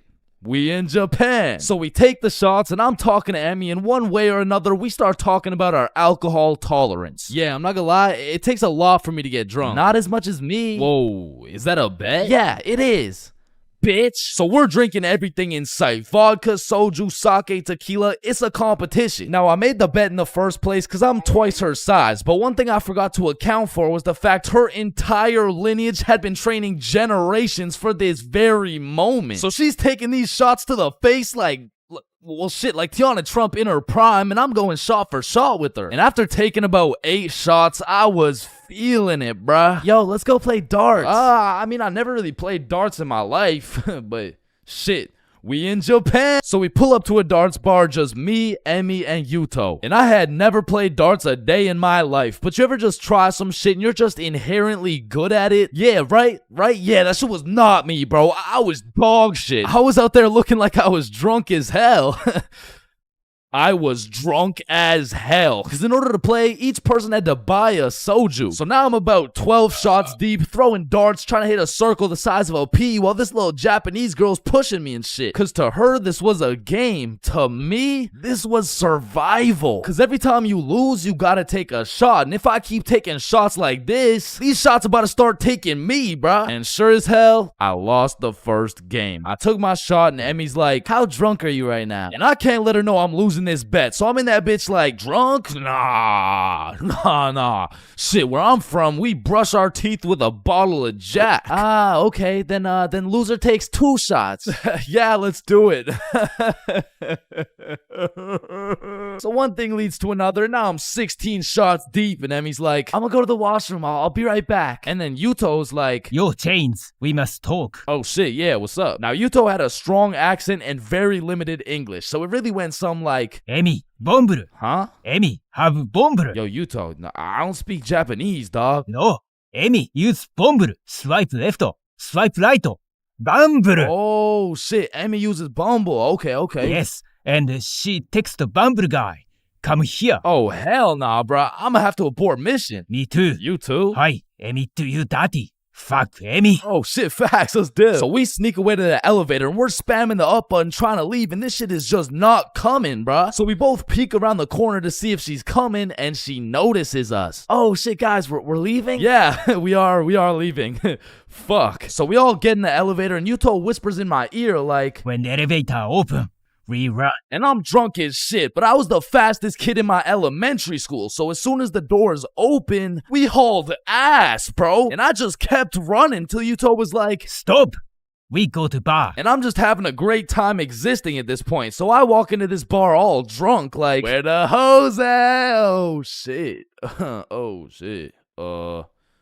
where the bros at? Yuto took me to a gay bar, bruh. Now, of course, there's nothing wrong with the gay bar, but it was the fact that after drinking 16 shots, I just sprinted full speed away from a cute Japanese girl to run straight into a room filled with a bunch of sweaty gay dudes. And these motherfuckers were looking at me like I'm some fresh meat or some shit. And it really just had me questioning my entire life. I was in that bitch confused, frustrated, drunk as hell, ready to crash out. I was gonna leave that bar looking like I would like a fruit explosion. No, Sebastian, what the wrong video? What the fuck? Oh, hey, is that Diddy? So you're trying to see a fruit explosion, huh? No. So I left the gay bar, called up Emmy, we link back up, and the first thing she says to me is, "Fuck you." Fuck me? What? Nah, fuck you. Why'd you run from me? Bruh, you were inviting Bumble dudes and shit. What? No, what are you even talking about? I mean, Yuto said, like, you know what? Don't even worry about it. Okay. Well, let's go to the club. And I'm like, shit, we in Japan. So we're at the club doing club shit, and after an hour or so, she's like, let's take some shots. And I'm like, shit, we in Japan. I am blackout drunk, bruh. I don't even know how many shots deep I am at this point, but all I know is I'm so drunk, I gained the ability to fucking teleport. So I'm in the club, and as soon as I blink, I'm in a bar. Then I'm in a club, back to a bar, to a new club, McDonald's, bar, karaoke club, bar, Love Hotel. Love Hotel? Man, what? What the what? Man, what the fuck? You said you wanted to sleep. Damn. Yeah. Yeah, nah, I probably said some shit like that. I don't fucking know. So we walk into our room, and the very first thing I notice, the hub on the TV, vibration devices on the bed, protection everywhere. Shorty just lured me to the Japanese freak chamber, bruh. I blink, and we teleport to the bed. But we were just talking like, yo, Yuto said you were inviting dudes from Bumble. Oh my god, okay, Yuto's a liar. Listen, I gotta tell you something, but you can't tell anyone. Yeah, nah, I won't tell a soul, you know. I will not post this on YouTube, clip it up, post it on TikTok, Facebook, LinkedIn, Instagram, Reels, or anything like that, you know, like, yeah, that'd be weird. Okay. So Yuto's homeless. Wait, what? Yeah, like, he just goes to the gay bar and then goes back to a dude's house and sleeps there. Damn. Oh, man, I didn't even know. And then he steals their money. Wait, he what? Yeah, he just steals their money. Wait, but it's just the gay dudes, right? Yeah, it's mostly just the gay dudes. I check my pockets. The money's gone. Fuck.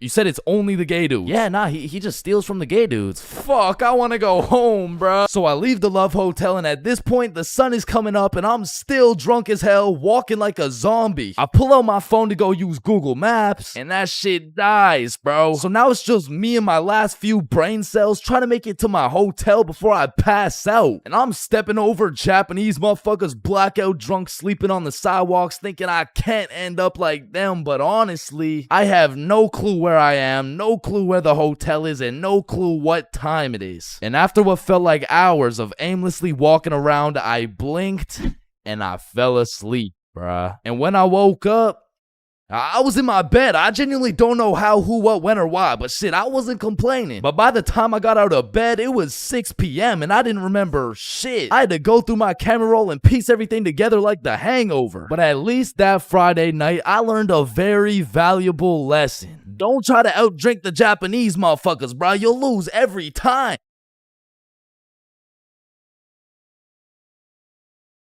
Man, sometimes this world can be a little cold. It can get a little gray, but there is nothing that can bring more excitement and vibrance to your life than having a crush. I mean, it gives you something to wake up for, something to smile for, someone to impress, and someone to be absolutely crushed by, leaving you more depressed than ever before. Which is when you get a new crush. I mean, crushes make the world go around. Everyone's had a crush at some point in time, and sometimes that shit gets too serious. I mean, I've had homies prepared to throw away their entire lives just to impress their crush, bro. Oh my god, look at these big weights. I wonder if anyone's strong enough to lift these. Oh my god, look at this big jump. I wonder if anyone's athletic enough to make. Oh my god, look how creepy this cave is. I wonder if anyone's brave enough. Oh my god, look how tall this building is. I wonder if anyone could stick the landing. I said, I wonder if anyone could stick the land. Oh, Ew, did he just die? Oh my god, I'm getting the ick. Nope. Just getting a few extra reps in. Man, I remember my first crush like it was yesterday, bro. She was 5 years old. But I was 5 years old too, right? Like, so it wasn't actually yesterday, you know, it's a saying. But we were both 5 years old, and I remember sliding in smooth as hell. Yo, shorty, you like Legos? Yeah. How about you and me go Lego my ego? What does that even mean? Shit, I don't even know. I seen it in a commercial once. And after that day, me and Rose hung out all the time. We'd be playing Legos, we'd link up at recess, and I couldn't help but let her know how I truly felt. Hey Rose, I like you. Oh, I like you too. And that shit had me thinking, damn, this life shit is easy as hell. I'm barely 5 years old and I already got a wife to raise my kids. Little did my dumbass know life wasn't all sunshine and rainbows, cause when I came to class the next day, I saw Rose playing Lego with another dude. And that was the day I realized crushes cause nothing but pain. Especially before high school, cause let's just think about the 3 possible outcomes. 1, you have a crush on this girl and you decide to tell her, cause what's the worst that could happen, man? You guys are right. Stacy? Yeah, I have a crush on you. You're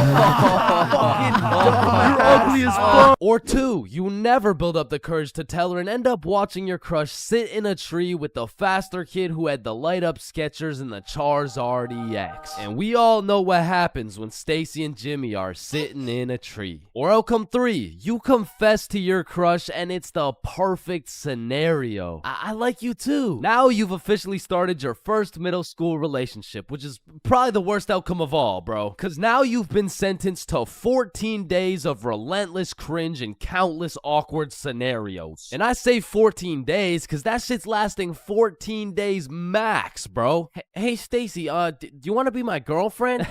Yeah, okay. Oh, yeah, awesome. Yeah, awesome. Woohoo. So do you want to like hold hands or something? Yeah, sure. So, Stacy, I've been thinking. I don't think this whole thing's gonna work out. Oh, okay. It's not me, it's you. Oh. Wait, what? Yo, fuck my ass, bro. Or what's even more tough than having a crush in middle school is having a crush on a fictional character, bruh. Cause it's like you'll just be chilling, watching some Teen Titans eating cereal or whatever. All of a sudden your crush is kissing other dudes right in front of you and you can't even do shit about it. I remember back in my day, I was down horrendous for Lola Bunny, bruh. And I really don't know how I feel about admitting my attraction towards a 2D cartoon bunny, but you gotta remember, this was in the past. Like, this was at least 2 months ago. And maybe I'm tweaking on this one, but the red fish from Shark Tale, bruh, she was different, bro. And her name, I think it was Lola as well. Shit, maybe I just like cartoon girls named Lola or something. That's exactly what I want to hear. No. And I don't know about you, but for some reason, whenever I would talk to my crush, it was like I got an instant nerf, bro. I'm talking minus 10 charisma, plus 15 stutter, minus 5 strength, and plus 350% chance of getting put in a random ass headlock. Like I could be in the worst scenario of all time with a girl who has 5 kids and is married to a member of the cartel. And just cause she's not my type, I'll get an instant stat boost that'll have me pulling like Mr. Duke Dennis himself. But put me in a room with my crush and all of a sudden I got the same charisma as fucking McLovin. Hi. Hey, it's 10:33. What? A.M. like in the morning. Like I'm saying, it's 10:33 in the morning. Fuck. Who's your daddy? And on top of your crush turning you into McLovin, it also leaves you open to the inevitable pain of being embarrassed in front of your crush. And man, let me tell you, there is nothing quite like it. It was a beautiful sunny day and I was in grade 2 wearing my favorite bright blue basketball shorts in math class, gazing out the window at those shiny old monkey bars, excited for recess. And when the bell rang, I hauled my little ass over to those bars and I was swinging like there was no tomorrow. And before I knew it, the whole class was on these monkey bars, which quickly turned into chicken fights, and I wasn't complaining. I mean, hanging from a bar and kicking the living shit out of some toddlers, sign me up, you know what I'm saying? So I'm in line watching these grade 2 gladiator battles go down until it was my turn, and when I step up to those bars, I look into the crowd and see my crush of 2 weeks, Lexi. And now that Lexi was watching, there was no chance I was about to lose this fight in front of her. But as I look over to see who my opponent is, I realize it's Axel. And Axel was known for being the undisputed chicken fight champion. Legend had it he once took on 3 dudes at once, pause. So I knew going into this, I had to lock the fuck in, bro. So we climb over to each other and he's kicking my shit in off rip until I hit his ass with my specialty move, the Python squeeze. And in 10 seconds flat, let's just say I folded that motherfucker's clothes with him still in him. And everyone was hyping me up because I just did the exact equivalent of dunking on Michael Jordan in his prime with Beyonce watching. So of course Axel's pissed. Hey Chains, you, me, rematch now. And I look over at Lexi and she looks over at me, and now I can't back down. So we get back in position, climb over to each other, and I go for the Python squeeze again, and this motherfucker Axel just winds up and kicks me in the balls. And I'm not gonna lie, that hefty kick to the dick accessories was the worst pain I had ever felt in my 7-year-old life. But I couldn't just drop and lose to Axel in front of Lexi, so with all the pain and anger I feel radiating from my nuts, I hit Axel with the meanest 20-piece combo in chicken fight history, and he drops. And then he pantsed my shit, bro. And embarrassed, I drop and try to run away, but the shorts around my ankles trip me and I face plant. Face down, tighty whities up, balls in shambles in front of everyone, including Lexi. And some people like to say, oh, it could always be worse, but this time, I don't know. I don't know, man. I don't know. So the moral of the story is, man, fuck Axel, bro. There's a lot of awkward things in life, like the handshake fist bump dilemma, or waving back to someone who is waving to the dude behind you, or the you too situation. Enjoy your meal, sir. Thanks, you too. Actually, wait, no. But on this long list of things that will keep you up at night, I feel like school dances lands itself in the top 3, bro. Cause it's like, is it a party or is it a school event? Are we hitting a Dougie or are we just standing awkwardly in the corner? There's just too many questions, bro. Like another question, who the fuck hired this guy to be the DJ? Like, I don't know how much they pay this dude, but it can't be anything over 50 bucks. I remember at my first middle school dance, I seen the DJ walk in with all his gear and shit, and I thought, damn, look at those big ass speakers. This dude knows what he's doing for sure. Hey, Stickman Middle, are we ready to turn up? Yeah, let's go. 1, 2, 1, 2, 3, let's go. So I walk over there to give bro some song requests that he so desperately needs, and as I walk up to this dude's expensive ass setup, I look down at his laptop and this motherfucker's on Spotify and he's moving around the volume slider like he's doing some shit. Like, bro, I could have done this shit for free. Nah, trust me, bro. I know what I'm doing, dude. Want a break from the ads? Now, to be honest, it was really the middle school dances that had me fucked up. Like, you took a bunch of self-conscious, prepubescent little kids and threw on some music and told them to dance with each other. Like, shit, of course they're gonna start hitting those Fortnite emotes, bro. That's all they know how to do. Like, these grade 6s are fresh out of elementary school. There's no way you'll catch one of these youngins asking a girl to dance. Like, they're still scared of catching cooties, bro. Or what about the grade 7s? These kids were straight menaces. Like, I remember at my grade 7 dance, there was a duo. We'll call them Greg and Roderick. Greg and Roderick would run up on some unsuspecting students, and Greg would slide behind him on his hands and knees, and Roderick would casually strike up a conversation. And just when the poor guy was expecting it least, Roderick would shove his ass, causing the unsuspecting victim to trip and eat shit. And they went around to damn near everyone pulling this shit, until one time they messed with the wrong dude. Hey bro, it's just a prank. Now, grade 8s. These boys are damn near in high school. They don't dance. It'll ruin their street cred, bruh. Instead, they prefer mosh pits. Rap, EDM, fucking smooth jazz. It doesn't matter what song. These grade 8s will be relentlessly jumping up and down for no apparent reason. And soon, these grade 8s will turn into freshmen. All that street cred they once had, gone. If you push one of these freshmen into the middle of a dance circle, he'll stress so hard he'll start malfunctioning and hit those fucking Fortnite dances again. Now, grade 10s. Most of these grade 10s are a little self-conscious, but if you throw one of them into the dance circles, let's go, Michael. Let's see it. Let's go. Guys, what? I don't know how to dance. Fucking Michael. Let's go, Michael. Well, I guess I can bust out a few dance moves. All of a sudden, dude's got moves like Jagger. Come to find out, bro's been practicing for this moment in his room for months. So once these grade 10s soon become sophomores, those YouTube tutorials start paying off for real. And if they're lucky, they might even catch some cooties, bro. And these seniors just simply don't give a fuck. Bro, watch this. I'm about to hit the worm. What? You know how to hit the worm? No. Damn. And I'm not done flaming this fucking DJ. Like, this dude be leaving my balls more blue than Squidward. Pause.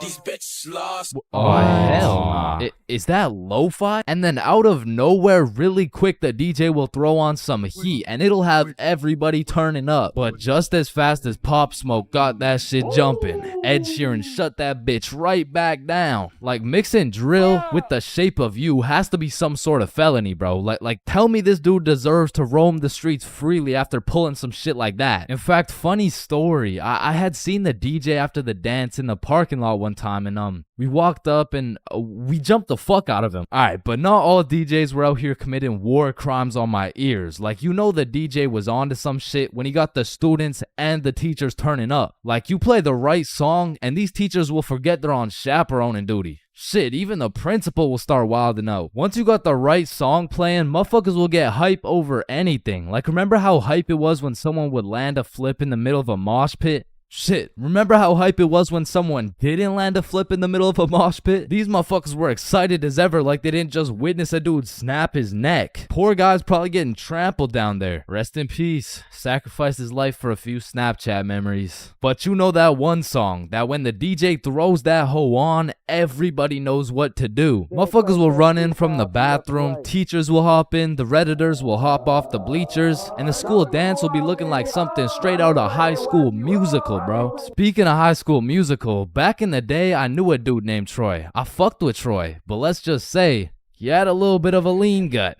He was built like T Grizzly.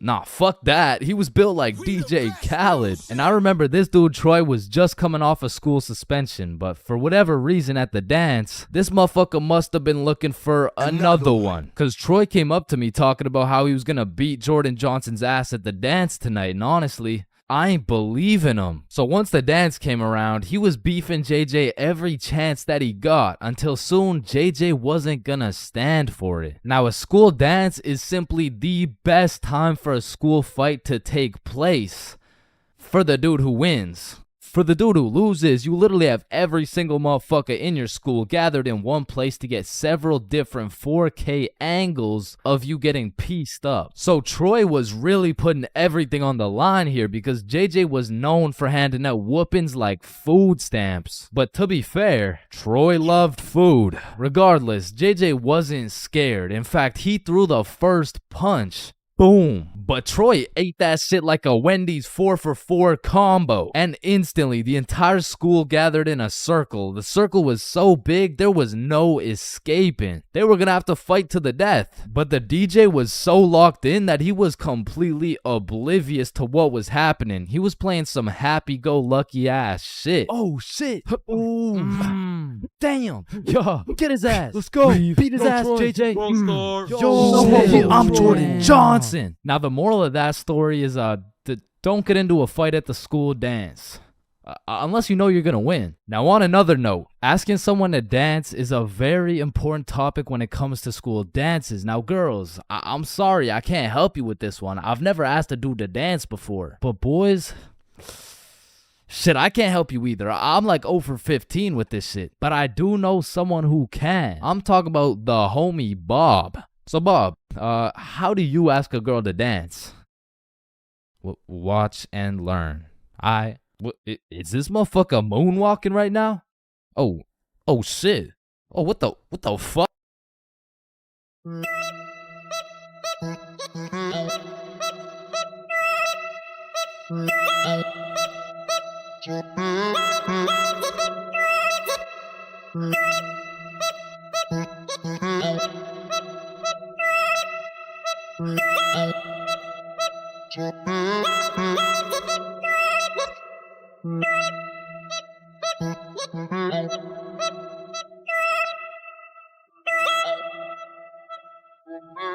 Bro, when I was in middle school, every time I would walk by the high school, the freshmen deadass looked like adults to me, bro. The sophomores looked like tax-paying citizens. I saw juniors as grown men with a wife and kids, and seniors, bro. I couldn't tell the difference between a senior and a senior citizen, bro. And that's because in grade 7, I saw me and all my homies as fully developed, mature, and respectable humans, and that was simply cat. Because now when I look back at a picture of us in grade 7, I see a bunch of little babies, bro. Yada, yada, yada. What does this have to do with stealing a guy's vape? We stole a vape from a senior in high school, and we were in grade 7, bro. And when I say we, I mean Billy. Billy stole that shit, and me and Bob were accomplices. Now, if you ask me back in the day, James, for real, you're awfully small. Scrawny, weak, ugly, chopped. yeah, okay, sir, what's the question? How do you expect to win this fight against such a bigger opponent? Listen, Joe Rogan, it's not about the size of the dog in the fight. It's about the size of the fight in the dog. Thank you very much. Thank you. And then I saw Jake Paul versus Anthony Joshua, bro. Okay, guys, so I'm not doing this fight. I quit. I'm retiring. Because I don't care how many years of karate, taekwondo, pad thai, jujitsu, or teriyaki a kid takes. I can beat their ass easily. But I won't, because that's morally wrong and I have honor. Hey, everyone. I heard Chains talks to minors. What the fuck? And I heard he fakes all his stories. Man, I do not fake my stories, bro. Sorry, anyways, as I was saying, this story takes place in grade 7. It was a summer day, and it started off pretty slow. You know, me and the boys were just chilling at Bob's crib, playing a little Rocket League and whatnot until we got bored. And when me, Bob, and Billy get bored, it's a problem, bro. Because every time we were bored, we would do one of 5 things. Light public garbage cans on fire, ding-dong ditch houses, light more shit on fire, buy things from 7-Eleven, with the 100% discount, or climb our middle school, bro. Yo, let's go let some garbages on fire. Yo, I don't know if there's any left at this point. Alright, let's ding dong ditch. Man, I'm not really trying to do all that running right now. Shit, should we climb Stickman Middle? Yes. So we pull up on a scene, shiesties activated. We scan the area for witnesses, nobody. We identify all security cameras and move forward with the plan. So, Stickman Middle rooftop was about 20 feet up, far too high to reach. However, it had a playground with one of those spiderweb johns, and this playground was fenced off, and this fence is what we call the method. So one at a time, we climb up this metal fence, stand on top of it so we were just tall enough to jump and grab the roof, and we pull ourselves onto the rooftop. So Bob and Billy got up first. I jump and get my hands on the rooftop, pull myself up, and the view was insane, bro. Sun setting and everything. So me and the gang are sitting on the roof of our school. Bob brought some of those good old sweet heat Doritos, and we have ourselves a nice little romantic afternoon. When all of a sudden a car pulls up to the courtyard. A dude hops out of the driver's seat. 3 girls hop out of their whip. They're probably 19 or 20, and one of them looks up like, hey, what the fuck? Hey. Yo. Oh shit, how'd y'all get up there? Shit, it's easy. I mean, we just climbed this fence. You want to try? Yeah, okay, yeah. What do I do? You just gotta stand on the right side of the fence. Okay. Which side's the right side? It's the opposite of left. Is this guy retarded? Oh, okay, yep, okay, I got it. All right. Okay, now what? Okay, yeah, just bring your feet up to the little crossbar, but be careful. Careful? This shit's easy, man. I know a ton of 12-year-old girls who could do this. Right, okay. Why does he know a ton of 12-year-old girls? Okay, what do you think I do from here? Dude, I don't think I know what to do. Oh, shit, man. I don't think I know what to do either. No, I'm saying I know. Like, damn, man, how is he so retarded? Ooh, I'm up, boys. Let's Yes, go. sir. Yeah, let's go. Anyways, what's y'all's names? I'm Billy. That's Bob. And I'm Chains. BBC, is it? Yeah, my name's Cooper. It's nice to meet y'all. Yeah, nice to meet you, man. You want some Doritos? So he just abandons the girls down at the courtyard, and we go back to our spot, sit down, and Cooper's vaping and shit. Billy's bumming a few hits. And I'm not gonna lie, he was a nice guy. I mean, you could tell tell he had a good heart, but god damn did that motherfucker like yapping, bro. I think me, Bob, and Billy got off a total of 3 sentences, bro. And so I was telling her, if you mess with the bull, you get the horns. Damn, that's crazy. Bruh, for real? Dead ass? I mean, bro yapped the day away. The sun went down. It was getting cold, so Billy was like, Yo, y'all trying to head back? yeah, bro, it's getting cold. Yeah, yo, great conversation though, boys. Right. So we all climb down the roof, make it to the courtyard, and say our farewells. Peace out, Cooper. bro. Yeah, y'all have a good one, man. We head back towards Bob's crib, and to get there, we gotta walk up this small path with a super steep uphill, and as soon as we get to the top of the hill, Billy stops. And he looks back. Yo, what's up? I should have taxed his vape, bro. What? Yeah, like I should have finessed his vape. That shit was nice. Bro, like you're not doing that.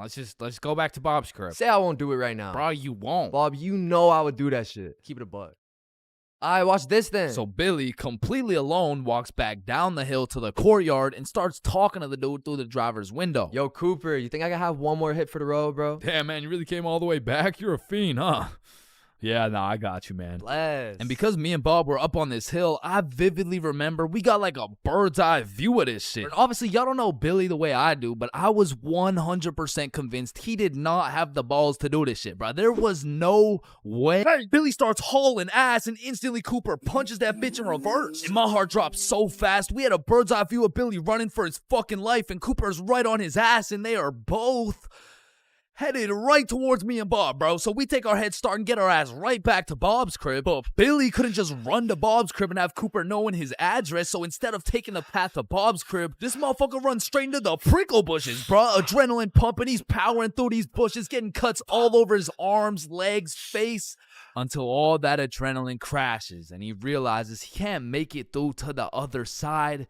He was stuck. Oh, no. You fucking idiot! Come back down here and give me my fucking vape! So Billy walks back out of the bushes, walks over to Cooper, hands over the vape. The girls in the back are all laughing and pointing and shit. Billy's aura is decreasing by the second, and just as Billy cuts his loss and starts walking away... Hey, yo, come back. What? Bro, the coil's missing from the vape. You owe me $70. I know what school you go to, man. You got a week to pay me back. Or else. Billy not only lost all the aura he'd been saving up for 13 years on this earth, but now he's $70 in debt with 1 week to figure it out. So every day after that, Billy begs his mom for $10 for lunch money, $10 for pizza, $10 for school supplies until a week had passed. And Billy had his 70 bones saved up. So as agreed upon, me, Bob, and Billy are posted up in the parking lot 1 week after the incident, and just as expected, Cooper pulls up. And this time he's got like 4 shorties in the car. Like, genuinely, how the fuck? So Billy hands over his life savings. Cooper pockets that shit, and with the most shit-eating grin I've ever witnessed, he mutters, "Hey, look, it looks like we got some pizza money for tonight, am I right?" Yes, look at this dumbass. Billy got scammed, bro. He got his shit rinsed. $70 could have bought this dude like 3 whole vapes, but I mean, truthfully, that's karma. And the moral of the story is, don't steal from people, but more importantly, just don't vape, bro. Yo, Billy just posted his first YouTube video ever. Go check that shit out. Yes, sir. And I just posted a video of me and Chains talking about this story, the raw, uncut, unedited version. So click this link right here if y'all want to tap in. Click that shit. Stole that shit. That's what I do, nigga.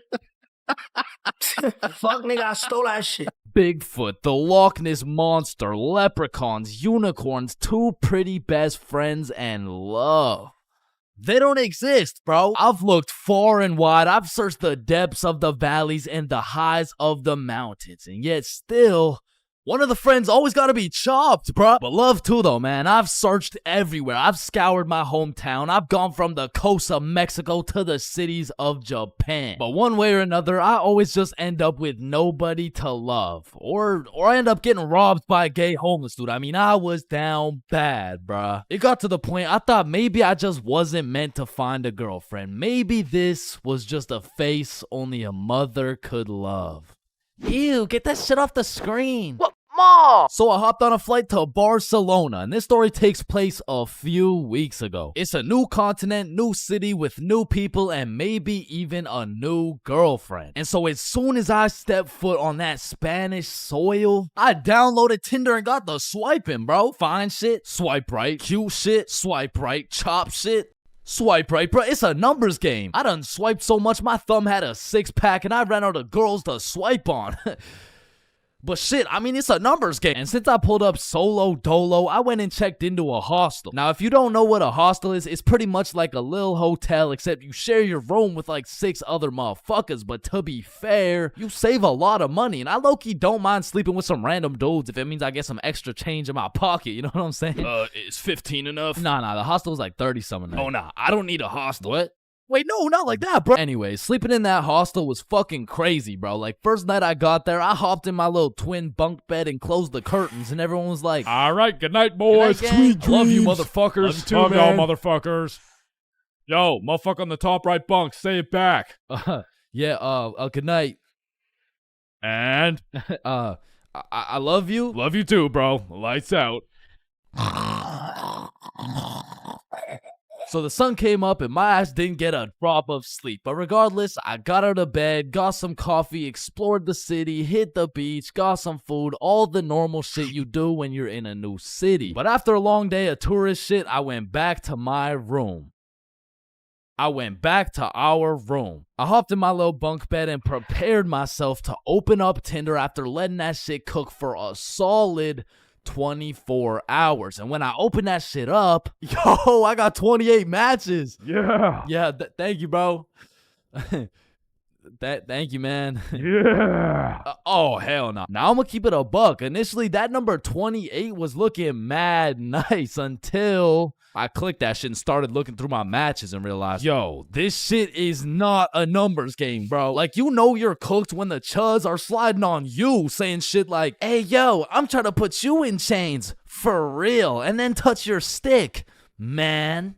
Yeah, nah, I'm deleting this shit, bro. And just as I'm about to give up on my dreams of finding my other half, I get a new match. It's Yvonne, straight dime, certified fine shit, bro. I had to slide in with some heat. So I'm like, Yvonne? Nah, more like King Von, because I'm trying to take you to the O of marriage. Now that would be a crazy story. Opening bracket featuring Lil Durk, closing bracket. And before I send her some absolute bullshit like that, she hits me with a, hey. Oh, you know, nah, that works. What's up? How are you? Great, how are you? And we end up having a marvelous conversation. We share a bunch of beliefs, perspectives, and above all, we got the same taste in music. So I'm like, you free tomorrow? Yeah, I'm free tomorrow. What's your favorite food? I'm a drinks type of girl. Say less, I know a place. I don't know shit. I literally just got here, bro. Okay, see you tomorrow. And just like that, I just got myself a date. I'm coming. Nah, you can't come. It's my date, bro. Oh, hell no. So that night, I did a little research and found the coolest bar in Barcelona. But when I went to make a reservation online,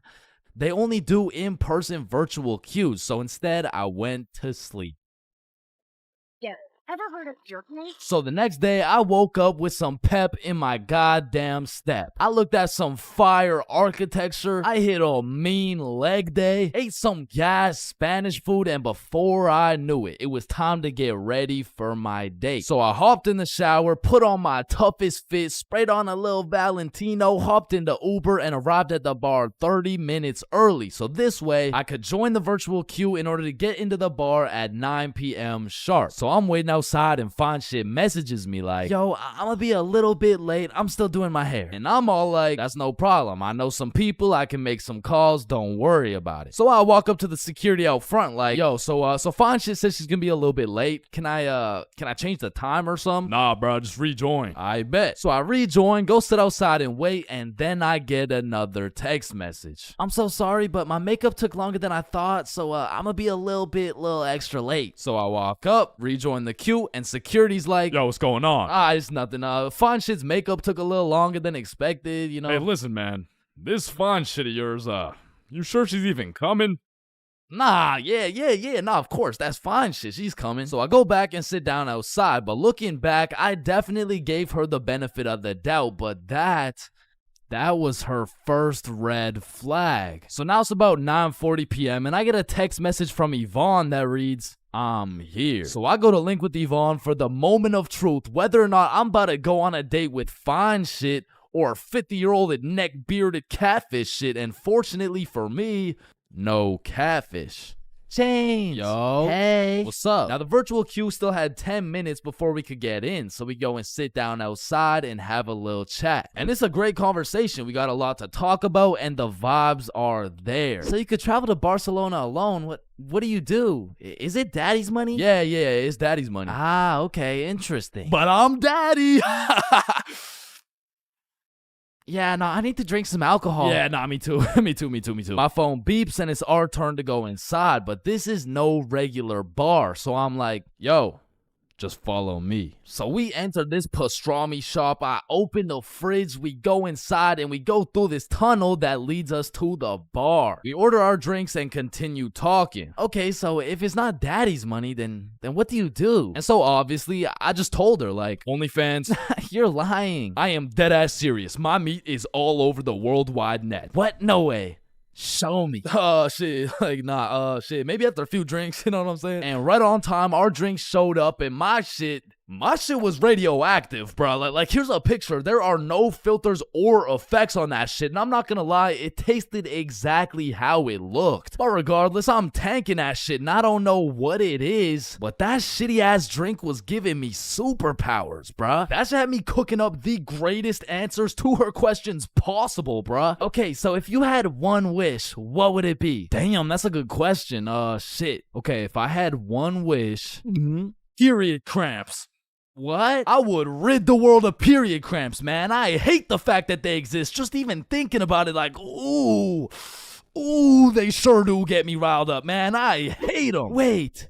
Me too. Nah, that's crazy. We have so much in common. And from that moment on, I could tell she took down her guard and got comfortable because she started saying shit like, this guy from my school is obsessed with me and he won't stop snapping me. Damn, maybe you should stop responding or some shit. She snaps a picture of us and captions that shit. He getting it and you not. Lol. Red flag number 2. What kind of anime villain origin story are you trying to create for this motherfucker, bro? But I digress. We order the second round of drinks, but as she's sipping that shit, I can hear an accent starting to form in her speech. So I'm like, yo, where's this accent coming from? Oh yeah, nah, when I drink, my French accent starts coming out. And I kid you not, she went from one drink sounding like, yeah, so my favorite food is pasta, to drink 4 dead ass talking like, actually I changed my mind. My favorite food is croissant. Shawty turned from fine shit to French shit so fast, I didn't even know who I was on a date with at this point. And then she hits me with a, I'll be right back. She grabs my face and hits my ass with a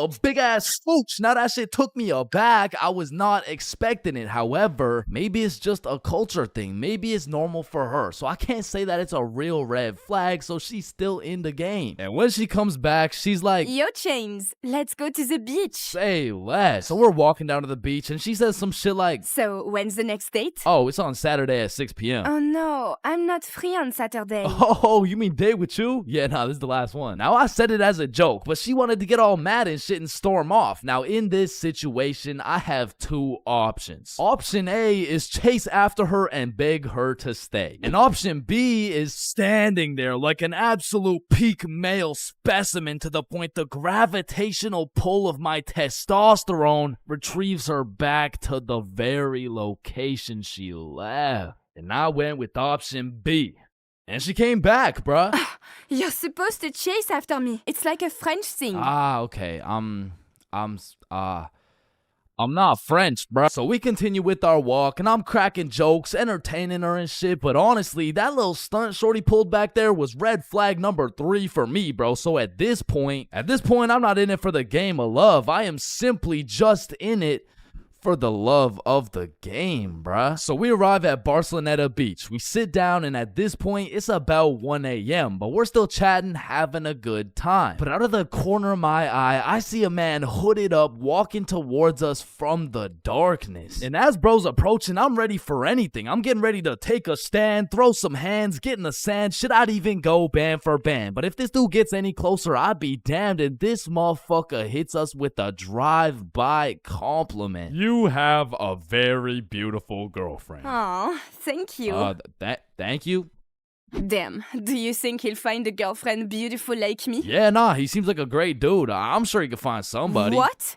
I said, yeah, nah, he seems like a nice fella. This girl slaps the shit out of me and says, You're supposed to say, nobody is as beautiful as me. bro, in this moment, I had never been so unattracted to a girl in my life. Am I tripping? Or did you just slap the shit out of me? And then she tries to kiss me again, talking about, I'm sorry. Nah. What? No, what? and even after getting my shit absolutely Will Smith, I'm still trying to be polite. Like, Listen, I don't kiss girls on the first date. You don't kiss girls on the first date. Yeah. So, you're telling me, for a living, your occupation is laying down that pipe on film and then proceeding to post it online and you can't kiss me. Type shit. and she storms off, bro, but I know exactly what to do to solve this problem, so I stand there like an absolute peak male specimen to conjure up that same gravitational pull, and she's still walking, bro. She just kept walking. She got on the bus. She dipped, bro. She left. Damn. And as the bus disappears in the distance, I hear a motherfucker say, Yo, you from here? Nah, I'm just visiting. Oh, shit, okay, us too. You know where the good clubs are at? Yeah, I mean, I heard all the good ones are like right there, bro. Oh, shit, bet. Okay, we're about to go hit those if you're trying to pull up, bro. Say less. So these two random ass dudes I just met and I start heading to the club together, and I'm like, Yo, where you guys from, by the way? we're from France. Yo, that's crazy. I just had a date with a French girl. Oh, no way. How'd it go? Ah, shit. I think it went pretty good. That's what's up. That's what's up. Yeah. So why's your cheek so red? Oh, I mean, she just slapped the shit out of me. Wait, she what? Nah, I mean, it's probably just a French thing. You know what I'm saying? Nah, not a French thing. You just got assaulted. Aw, shit. So me and the new French homies pull up to the club and it's jumping, bruh. We start taking shots, shooting shots, airballing shots, and then I get a bunch of voice messages from Yvonne talking about, All the good feelings I had for you are gone. You are a literal piece of shit. Go get AIDS filming for OnlyFans, bitch. oh, hell, man. Okay, wait, Does she let me believe respond, that let me respond. shit? And I'm drunk as hell trying to say a nice response. Like, it really is the type of shit where type shit. And the French homies take my phone and start cooking her ass in French. Now, I didn't understand a single word that came out of their mouths, but it sounded like homies just dropped a career-ending diss track on her. And I say that because as soon as she opened it, she blocked my ass, bruh. Hey, bruh, you know what they say. What do they say? Getting blocked's a whole lot better than getting cocked. What? There is no way they say that. Yo, 3-man alert, 3-man alert. So the two homies start laying down that French frizz, and that shit hit so hard, I just got a free entry, bruh. Hey, English. Room for one more? So the six of us absolutely fucked the club up, went out for some 4 a.m. churros, dipped in chocolate, and man, that shit hit harder than Yvonne, bro. So at the end of the day, even if I didn't end up finding love in Barcelona, there is one thing I did find. I did find out how Chris Rock felt. God damn.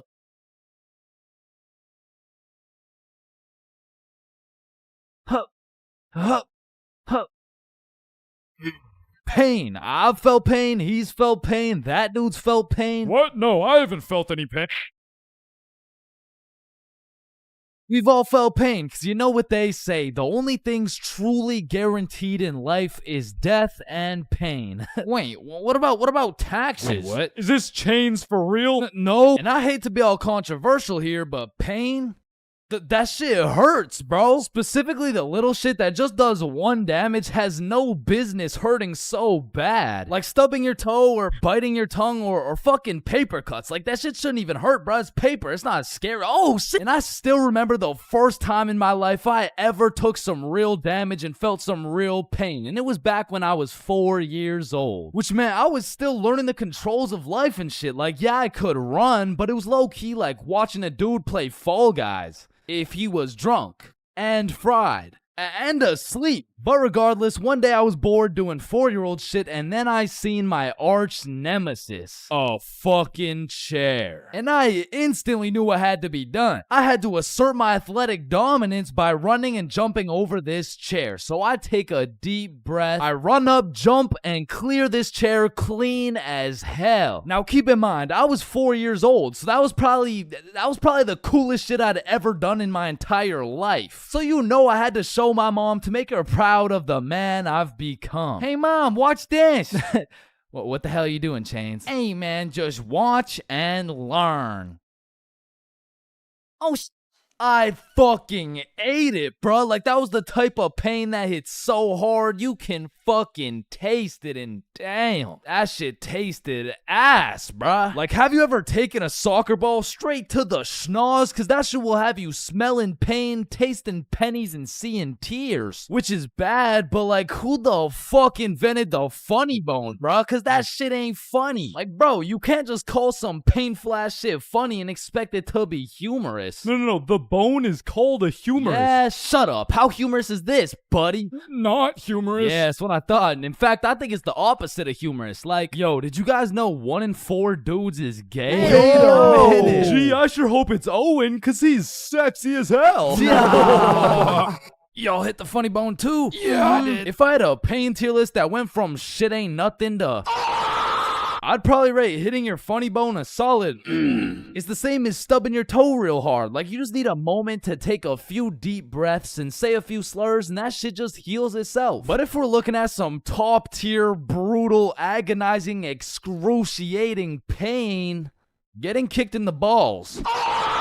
Now, for you 19.8% female audience, I know you might not be able to understand what this feels like. So let me just give you a quick overview. Imagine having balls, right? Now imagine getting kicked in them. That shit hurts like a bitch. I remember one time in grade 6, me and my homies were playing a good old game of soccer. And we were playing with the big homie.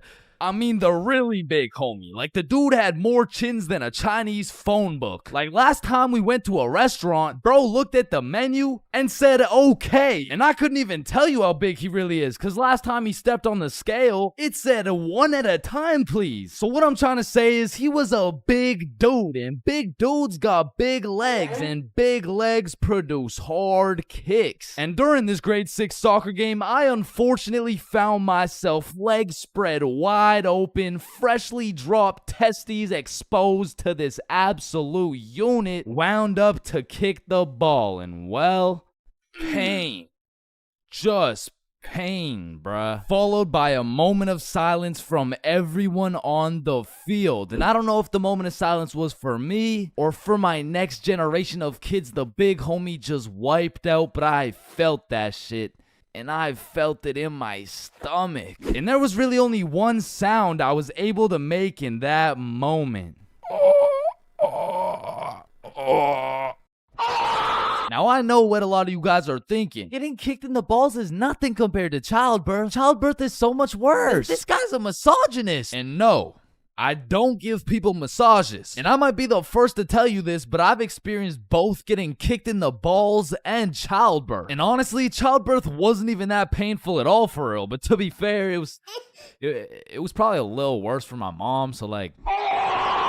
Now, we all know physical pain very well, but what do you call that deep, torturous pain you feel when your dog dies? In Minecraft, that's that psychological pain, like the pain you feel when you're watching a banger YouTube video and an ad interrupts you out of knowledge. Or like the pain you feel when you just got done making some toast and peanut butter and that shit flops on the floor face first. It doesn't hurt physically, it hurts spiritually. Like, there really is levels to this shit, bro, because now when you start adding psychological pain onto the physical pain of things, we gotta start adding new tiers to this tier list. Because imagine peacefully sleeping in your bed and you get woken up to the pain of your girlfriend kicking you in the balls, which of course hurts physically, but then you realize you don't even have a girlfriend and you live alone. So just to knock a few more off this tier list, a razor scooter to the shin, stepping on Lego is a solid. Now, getting socked in the face is an interesting one, because that shit can range anywhere from all the way to getting the sonic rings knocked out of you. And if that shit's a good enough punch, you might not even feel anything. Now for the tier, I would say that's the shit where you just take one damage, like eating some food that's too hot, or getting a brain freeze, or when you're laying in bed with your phone and that shit slaps you across the face. Like, it's just -1 HP. And minus 5 IQ. And if anyone's seen that shit, it's probably a lifetime debt of aura. Now, I'm gonna keep it a stack. For something to be in the shit ain't nothing tier, it's just gotta be a good ass day, bro. Like, some days I'll just be feeling invincible, bro. Like, wake up, roll out of bed. Shit ain't nothing. Eat a nice hot breakfast. Shit ain't nothing. Stub my toe while simultaneously getting socked in the face. Shit ain't nothing. Get a bad phone call? Yeah, Chains, this is Dr. D's. I'm sorry to break the news to you, but, you tested positive for chlamydia. Hey, man, shit ain't nothing. Oh, shit, who's this? Yeah, I wasn't finished. You also tested positive for herpes, syphilis, gonorrhea, hepatitis. You got a whole ecosystem on your shit. Honestly, at this point, our best bet is just to chop that thing clean off. What? Shit ain't nothing. No, it's definitely something. We're chopping your meat off. Yeah, but on some days, bruh, it's just like, yeah, no, that's it. I quit. I'm done. I'm going to sleep. Good night.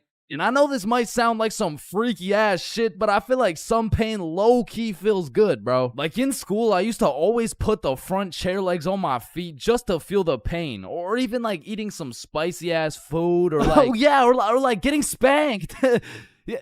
No? No? Fuck? Nah. I was thinking something more like taking a really hot shower, or like getting whipped. No? Yo, George, shut the fuck up, bro. I'm trying to make a video and Sorry, shit. my fault, pimp. My fault. Yeah, alright. Or what about when you like getting slapped in the face? Bro, shut the fuck. Hey, yo.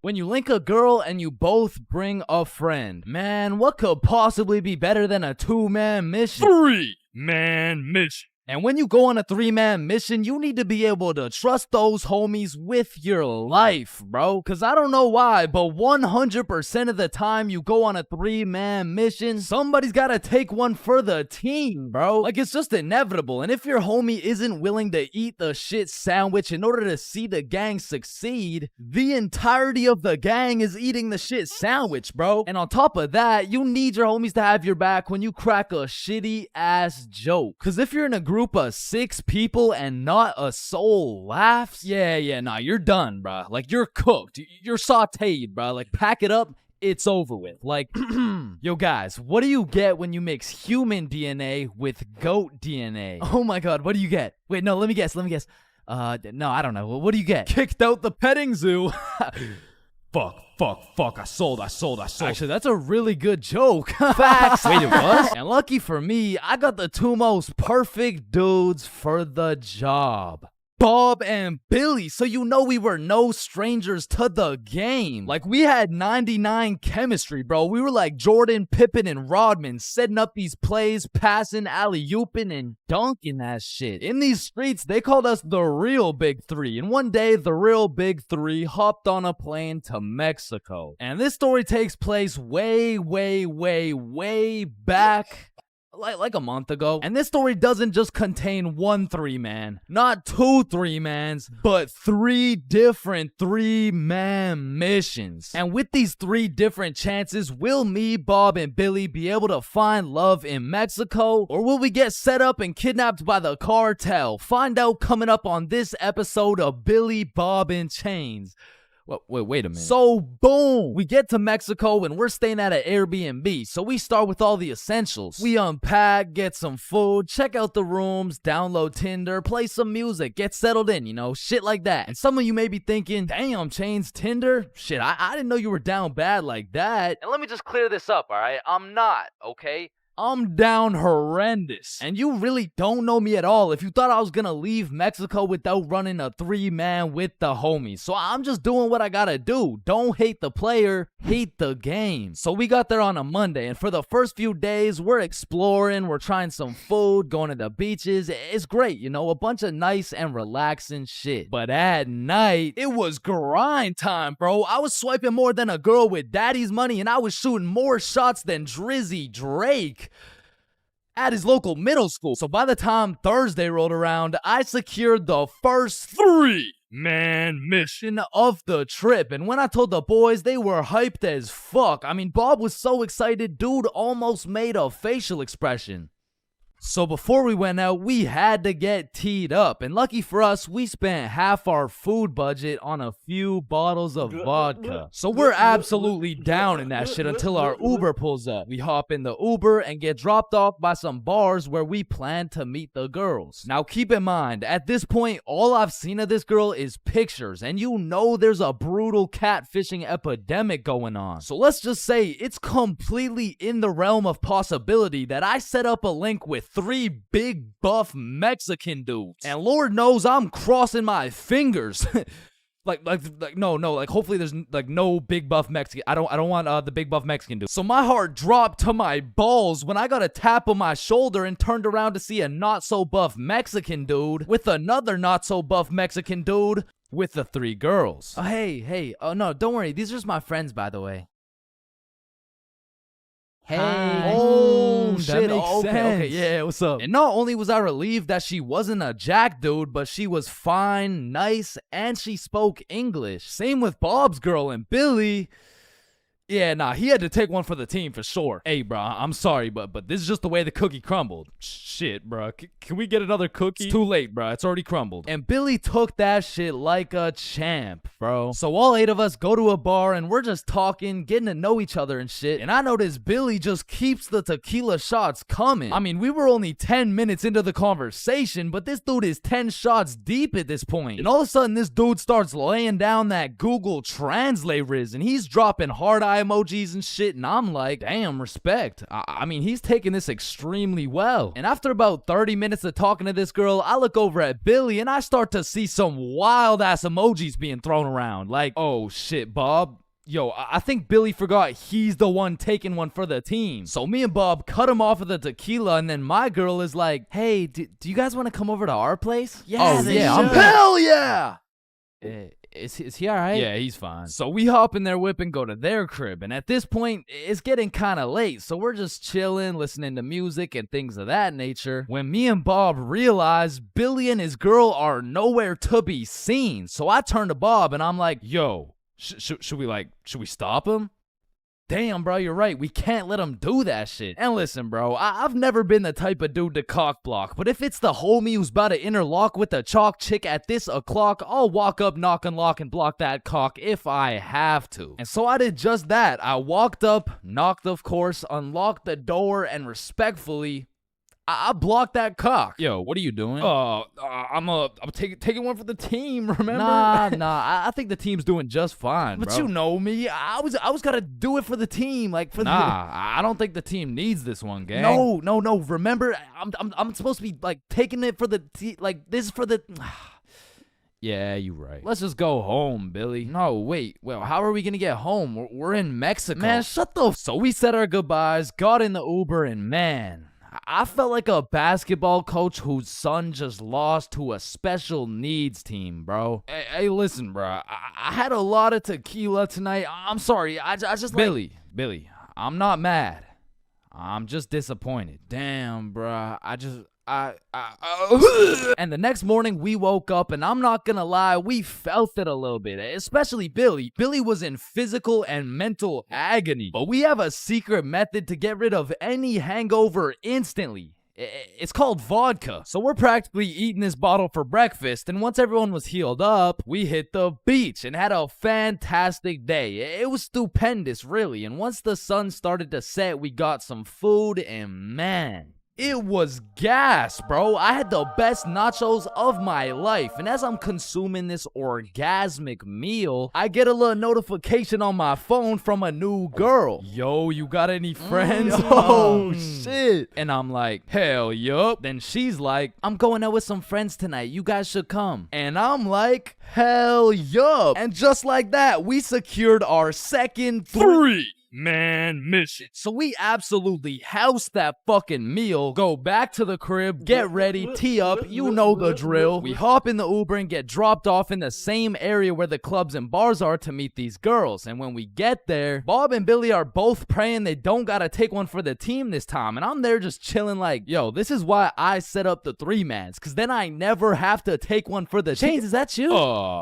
Shit. Who's asking? It's me, Sarah. Oh, no way. Really? Like really? Yeah.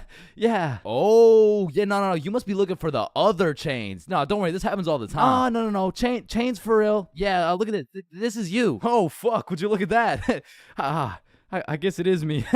Fuck. Like shit. I don't know how she did it, but she got my ass, bro. I got catfished nicely. But I guess it was just my turn to take one for the team. And I look up at who she brought, and she pulled up with 4 straight dimes for the homies to choose from. Like, bro, why me? So we're walking, and the girl I'm temporarily associated with is like, hey, let's go to the club. Yeah, let's go. So we go to this club, 8 people deep, and the girls are like, yeah, let's buy a bottle. Yeah, where's your money? ¿Qué? No entiendo. Wait, I could have swore you spoke English. Oh, yeah, no, I'm fluent for sure. Yeah. You said you wanted a bottle, right? Yes, please. Yeah. You got bottle money? No entiendo. No hablo inglés. And now I'm starting to get the vibe that whole time these girls just wanted a free bottle. And as soon as I start catching on, she starts upping her game like, oh my God, you're so strong. Look at these muscles. So I go to give Billy one of those side eyes, and when I look over, these motherfuckers are completely lost in the sauce. Yeah, I'm buying a bottle. Everyone, bottles on me. So Billy pulls me aside like, yo, we gotta split a bottle, bruh. Nah, I'm really not fucking with this girl. Come on, bruh, please. I need it, bruh. Just take one for the team. Come on, take one for the team. All right, bruh. I'll split it with you. Thank you, bro. I got you. So are you guys getting a bottle? Yeah. We're getting a bottle. Oh my God, you're so strong and you're a baller. Yeah. Baller? The fuck? I don't know, bruh. She's weird as hell. Yo, can I get a bottle for this table? Yeah, for sure. What do you want? Listen, bruh. Just give me the cheapest shit you got. Oh, I feel you, bruh. Times are tough, you know? That'll be 1,100. God damn. That's a lot of pesos, bruh. Pesos?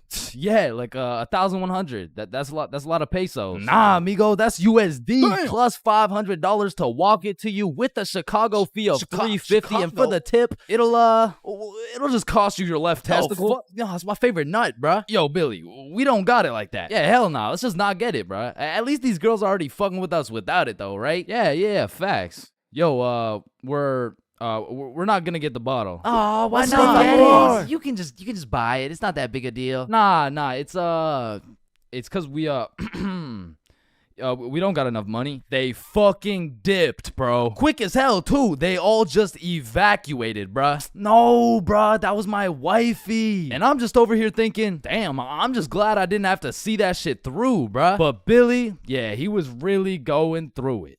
Until he got distracted by some other random girls in the club. So at this point, all 3 of us are on the dance floor, absolutely fucking that shit up, when I start getting spammed on my phone. So I go to check who it is, and it's the gold digger girl. Like, hey, we all went to the club right beside it, but we can all split this bottle. It'll be $86 per person plus tip. That'll be $95 each. And she's literally telling me the whole price breakdown of this bottle. She pretty much just sent my ass an invoice. And I'm like, hell nah, I don't care if that shit would have been free. There is no way I'm ever gonna see this girl ever again. And then I get a tap on my shoulder, and it's 3 big buff Mexican dudes. I'm just playing. It was the gold digger girl, but this time I probably would have preferred the buff dudes. Cause this girl grabs me by the arm, pulls me outside with all her homies, and starts breaking down the price again. Okay, the bottle is $700, but you just gotta pay $95 each, okay? Yeah, we're in. Let's do it. No, what? Billy, chill. So I call an emergency meeting with the homies, and we huddle up, and I'm like, listen, you guys can go with them if you want, but there's no way I'm going and paying for this girl's bottle.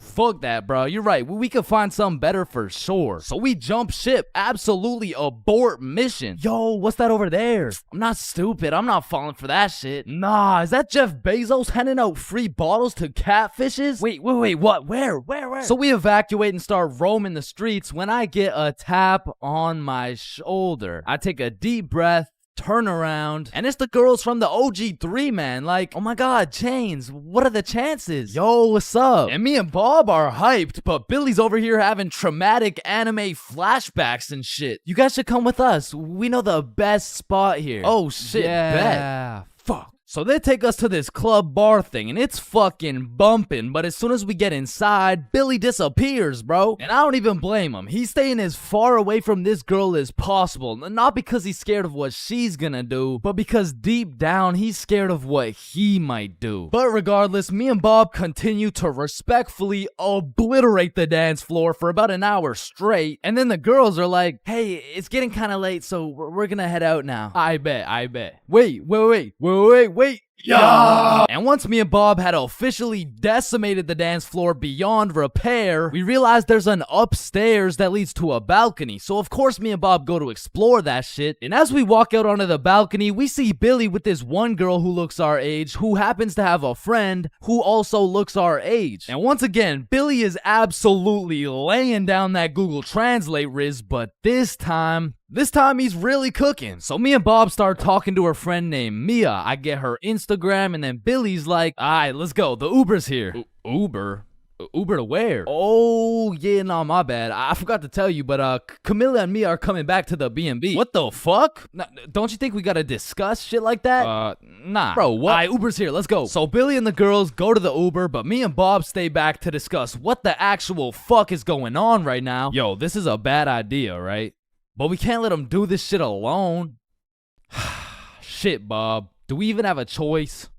So we leave the bar and start walking to the Uber when this girl stops me and she's like, hi, what's your name? Oh, I'm Chains. What's your name? Oh, my name's Sophia. And Sophia's trying to make some small talk and shit like that, but Billy's already waiting in the Uber. So I'm like, well, it was nice to meet you, but I gotta go. Oh, well, let me get your Instagram real quick. So I give her my phone, she follows herself, and then gives me my phone back. And when I lay my eyes on the screen, I realize we have a mutual. And I'm just surprised because we're in Mexico, bruh. So I go to check who it is, and it's Mia. And at this moment, everything started piecing itself together to make our third three-man mission. So I'm like, yo, you know Mia? Oh, Mia? That's like my best friend. Why? Word? You mean this Mia? No oh my god, way. Mia. So Sophia hops in the whip and we're all just talking, and then Mia says, yeah, so like, we don't have work tomorrow. Oh shit. Do you guys work together? Yeah, we do. Damn, what do you guys do? Oh, you know, we dance. What, where do you guys dance? Like in the club? Oh shit. Yeah. That's what's up. Yo, how old are you guys, by the way? 21. 24. 25. Damn! Sorry. Do you guys happen to have any, kids by chance? Of course, I have a baby boy. One of them is a 3-year-old boy. I also have 2 daughters. Oh, fuck. Yo, Bob, you think it's too late to, abort mission?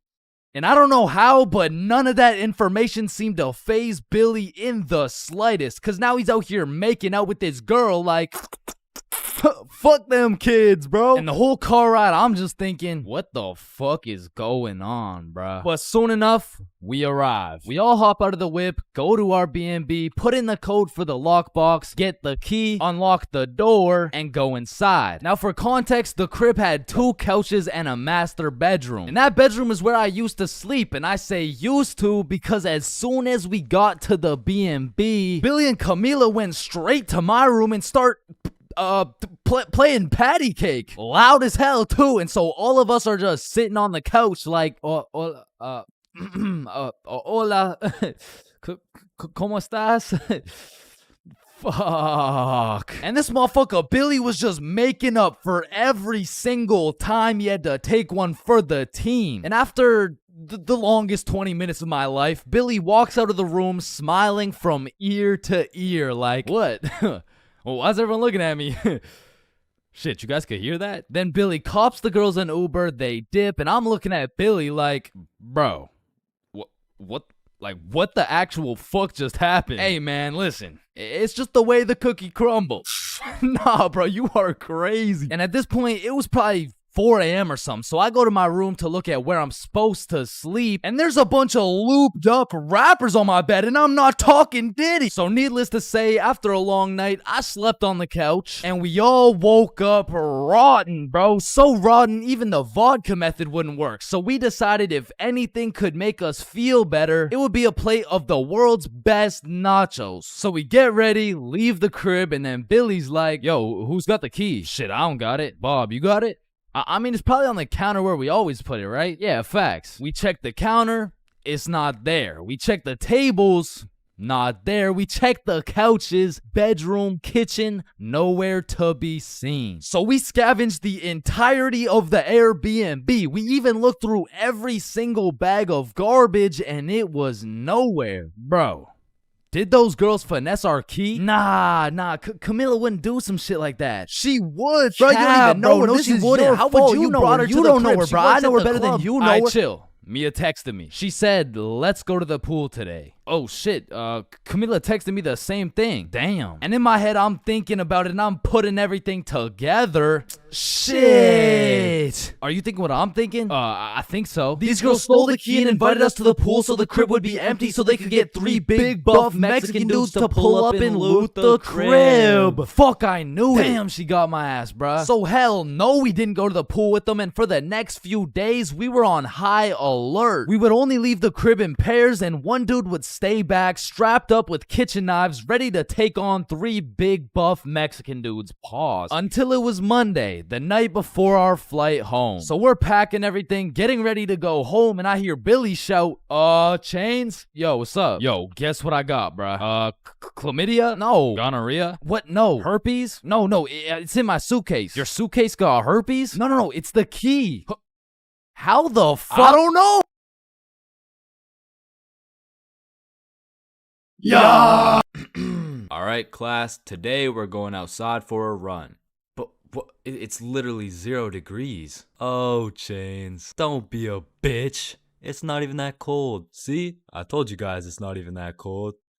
Yeah, for you. Cause you're out here dressed like the Michelin Man. High school PE is something different. And every PE class has 5 different types of people. Like the group of kids who just stand in the corner and occasionally get sniped in the head with a dodgeball. Or the kids who participate and make sure everyone is included. Or the legend who's chilling on Instagram.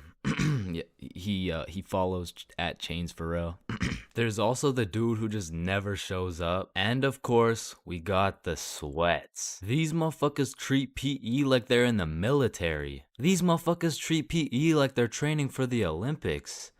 These motherfuckers treat PE like they're gonna get scouted to the league. Which is honestly just funny as hell because, let's be honest, 85.7% of the class doesn't even want to be there. So you'll have some innocent souls zoning out during a basketball game, and all of a sudden they'll be getting posterized like they're playing against Ja Morant. Yeah, bitch! I mean, these kids will come out of PE drenched in sweat, breathing heavy, and with a smile on their face, knowing they dropped 104 points on some kids who have never touched a basketball in their life. And listen, don't hate me, but I do understand the appeal of sweating your balls off in PE, because I too once participated in the sweaty activities. Ow. I know, but there's just something so exhilarating about hearing the snapping of an unsuspecting freshman's ankles. But as I matured, I realized there was only one thing better than shitting on random students, and that was shitting on sweats. I became the anti-sweat. I would act like an innocent soul waiting to get posterized, but when the sweat would come in trying to end my career with a windmill dunk, I stuffed that boy like a Thanksgiving turkey. Pause. And don't get me started on the fitness gram pacer. Whoever created this legal form of torture will catch these hands. Oh, Chains, no, I heard he sadly passed away a little while ago. You could be having a good day and you'd pull up to PE like, hey bro, you know what we're doing today? I'm not sure, but I think we're playing soccer. No, it can't be. Alright class, today we will be doing the beep test. Fuck.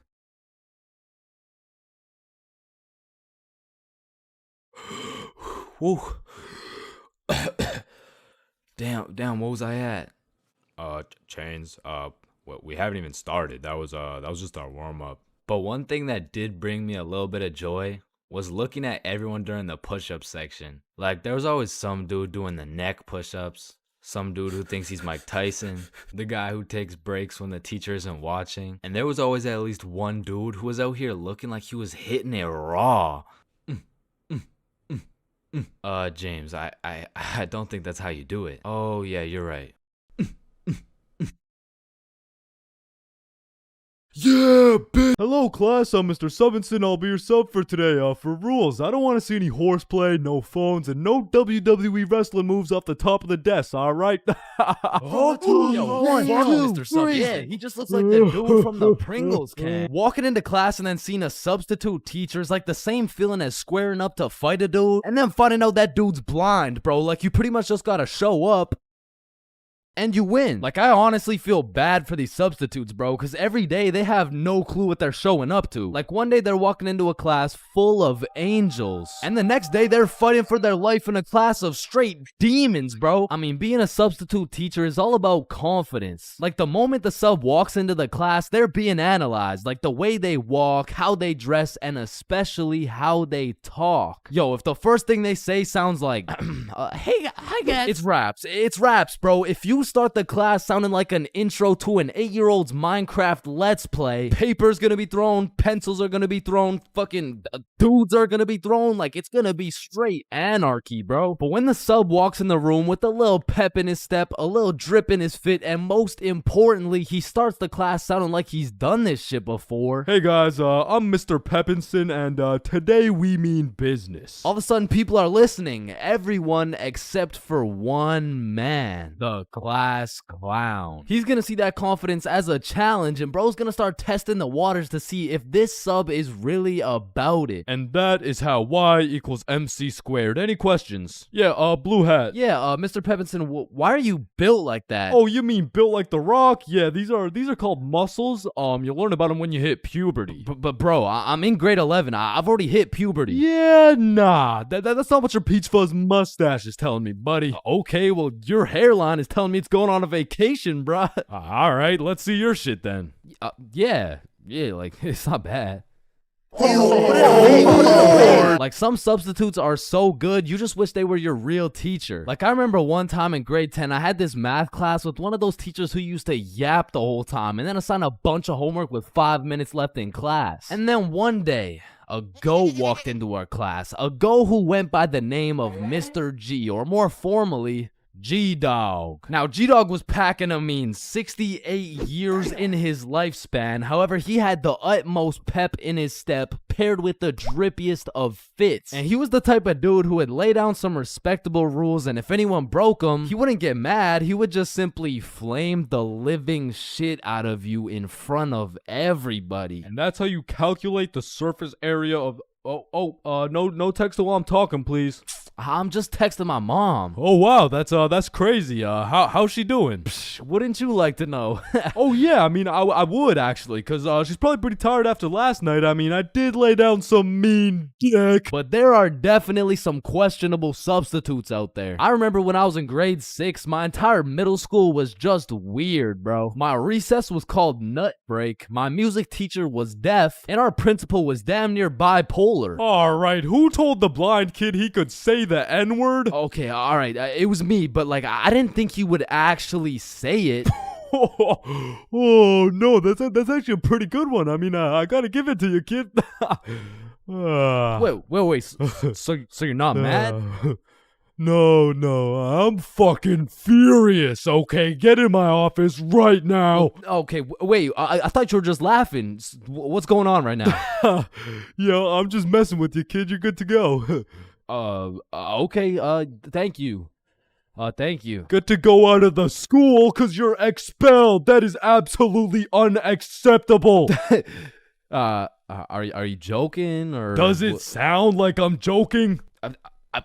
Yeah, kinda. Yeah, bro, my middle school was weird as hell, so I can't say I was surprised when a substitute teacher walks into my class talking about, hello class, I'm Mrs. Hutchinson, and I identify as a mermaid. And I'm only 12 years old, so I'm like, dog, What the actual fuck does identify mean? But bless Miss Hutchinson's heart, man, cause Lord knows middle schoolers weren't gonna take that shit seriously. Oh, she's funny, mermaid.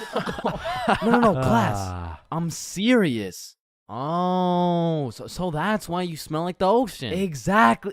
Wait, what? And I remember one time this sub walked into our class and I could have swore they just found this motherfucker on the side of the street, bro. He walked in sagging like crazy, and if he even went to school, this motherfucker most definitely cheated his way through, bro. Yo, hey class. Like, what are we doing today? I mean, shit. You're the teacher. Oh yeah, right. So what'd you guys learn about yesterday? We were learning about agriculture. Oh yeah. Yeah. And I think you're right too, because the culture we live in right now is very angry, and the anger culture just needs to take a chill pill. You know what I'm saying? Any questions about that? Yeah. What's a chill pill? Oh, yup. I'm glad you asked. Okay, see, I actually know a guy who can hook you up with some. Just meet me in the parking lot at lunch. Mr. Saginson, are you trying to sell us drugs right now? No. Well, I mean, yeah, but it's for chemistry with neuroscience, or I mean, like for microbiology or something like that. And these substitute teachers seem to butcher every single name on the attendance. I mean, shit's gotta be on purpose at this point. Like, hello class. I'm just gonna do some attendance really quick. Correct me if I get your name wrong, okay? Horda Hansa. Is Horda Hansa here? Okay. I mean, my name's Jordan Johnson. Well, you're absent now, so you gotta speak up sooner next time. Wait, what the fuck? Maya? Is Maya present? It's Mia. Wow, quite the name you got there. It's spelled kind of weird, no? No, it's not. It's literally 3 letters. Ariana? Is Ariana here? Sorry, it's Ariana. Okay, and like what's your point? That's just how it's pronounced. Juwan? Is there Juwan in the room? It's Juan. No, Juan. And some subs be walking into your class with the most bullshit rules ever. Like, hey, Mr. Subinson, can I go to the washroom? Does your teacher usually let you go to the washroom? I mean, yeah, I think you legally have to. I don't believe it. Sit your ass down and get to work. Wait, Mr. Subinson, respectfully, I'm about to shit my pants here. Wait, does your teacher usually let you do that? What, shit my pants? Yeah. Yeah? Alright, I'll allow it. Hey, who the fuck is this guy? And I feel like there's no greater sense of community among a class than when a substitute teacher comes in. The entire class just comes together to gaslight the fuck out of this poor substitute. I remember one time in grade 10, me and my homie had a sub come in who was giving us this multiple choice test. And my homie was the type of dude who'd be getting 0% on everything, and the way his grades were looking, he just couldn't afford to fail another test. So what he did, I just need to preface, I do not condone. But from the moment the teacher walked in, he acted like he needed a little extra help. You know what I'm saying? And to be honest, he put on a spectacular performance. I mean, someone either needs to get this man an Oscar or a diagnosis, bro. And I just acted normal, but I guess by proxy, I got a little extra help, and I don't know what that says about me, but I do know what it means. It means the substitute teacher walked out of that class happy she was able to help 2 students in need. And it also means me and my homie both walked out of that class with 100% on our tests. Hello, can I get a green apple and bubblegum, please? Of course, that'll be 25 cents. Oh, gee, what a deal. Life sure is good, huh? Oh, it sure is. Hey, yo, Unc, pass me that green apple and bubblegum, gang. Oh, wow. I remember when I was your age, I Didn't ask plus ratio, all right? Just give me the vape juice, bro. Vape juice? I thought we were talking about real green apple and bubblegum. Of fucking course, dude. These fucking old heads nowadays, right, guys? Just give me the vape juice, please. All right, well, in that case, I need to see some ID. Yeah, I got you, Unc. Your ID says you just turned 11 years old. Type shit. No, you gotta be at least 21 to buy vape juice. Oh shit, yeah, no, I guess it's a robbery then. Oh, wait, what? Aw, shit. Listen, the times are changing, bro. Not too long ago, kids were just playing outside, playing sports, and climbing trees and shit. But nowadays, I swear these kids are just grinding TikTok, playing GTA in real life, and the only thing they're climbing is the spectrum, and I blame the internet, bro. Cause now these kids are coming straight out the womb watching Skibbity Toilet Brain Rot, and if that was my kid, shit, I would want to restart, bro. Like take two from the top, bro. And honestly, I feel like most of these kids were coming along just fine, you know? Like, they were developing into some cool dudes. They had a banger theme song and shit. Like, yeah, I was low-key fucking with this new generation. And then the birth of brain rot. Millions of people scrolling TikTok, Instagram Reels, YouTube Shorts, and even... It was great. I mean, we had all the free time in the world to fill up our brains with dog shit, and it didn't even matter until we had to talk to each other again. Like, oh shit, hey, oh hi, oh what's up? What? Hi. Oh, what's poppin'? Brand new whip just hopped. Oh yeah, I know that song. I got options. What about Roxanne? Roxanne. Like shit. Even now in 2024, I feel like half the motherfuckers my age still haven't mentally recovered. Like ever since the great brain rotting, I've unfortunately witnessed some of my closest homies get NPC-ified, and there's really no bringing them back. Yo, bro, you've been watching a lot of TikTok recently, huh? Oh yeah, nah. I mean, this shit's fire, bro. Just look at this one. We can go gut for gut. Fuck that, we can go wrist for wrist. Yeah, no, bro, you have a problem, like dead ass. Like you gotta put the TikTok down, bro. Like really lock in up here, bro. Nah, bro, really just phantom taxed my phone and minus 100 aura for throwing it and shit. Like that would have been El Riz if I wasn't Sigma. But remember what Duke Dennis said? Ohio. Riz Skibbity Toilet, Phantom Tax, did Gronk hug Libby Dog? And so if some of my homies' brains are still trying to recover, I can only imagine the permanent effects on these kids, bro. Like, I feel like it's entirely possible that these kids' brains will be stuck in 2024 and they'll be old as hell talking about, hey, can you help me cross the road? Oh yeah, for sure.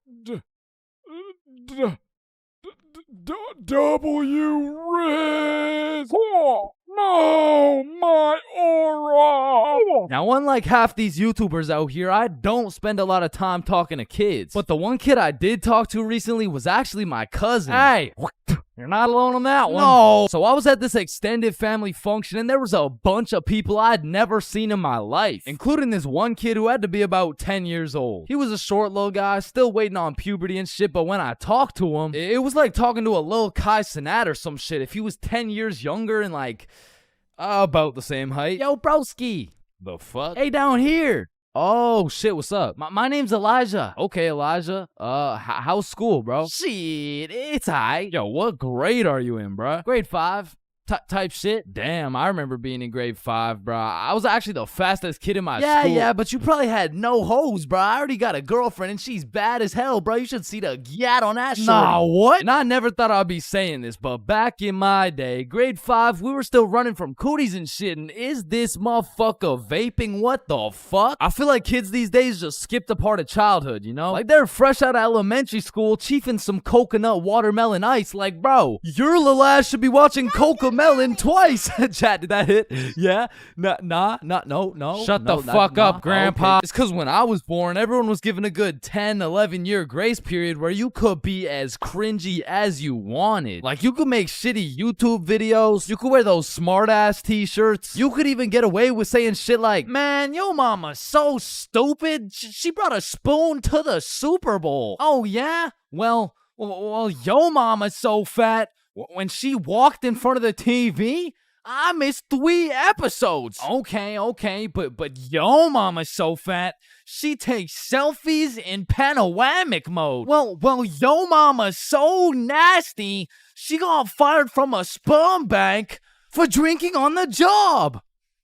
What's a sperm bank? Shit, I don't even know. And I feel bad for this new generation because they don't got no cringe grace period or anything, bro. They just pop straight out the womb like, and it's a boy. Yeah, I'm a dude, whatever. Now snip me up, bro. I can't have the host seeing my foreskin, dog. And maybe I'm just jealous, but to me, it's wild that these kids are getting new ass phones in elementary and middle school. Cause they'll never understand the absolute crucifixion I would get every single time I whipped out my phone, bro. Like that shit was staying in my pocket unless it was 100% necessary. All right, class, everyone get your phones out for our end of year Kahoot.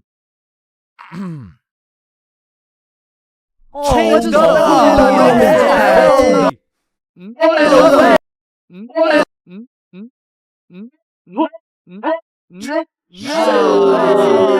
I honestly feel like the world would be a better place if we implemented a new law where if you saw a kid who had an iPhone number higher than their age, you had every right to respectfully and lawfully slap the shit out of them and give them a devious wedgie, bro. Like, you're 10 years old. What the fuck do you need 6 gigabytes of RAM for? I need it because I like to play Fortnite on my phone. Man, how about you eat 6 gigabytes of this shut up sandwich before I ram this fist up your ass?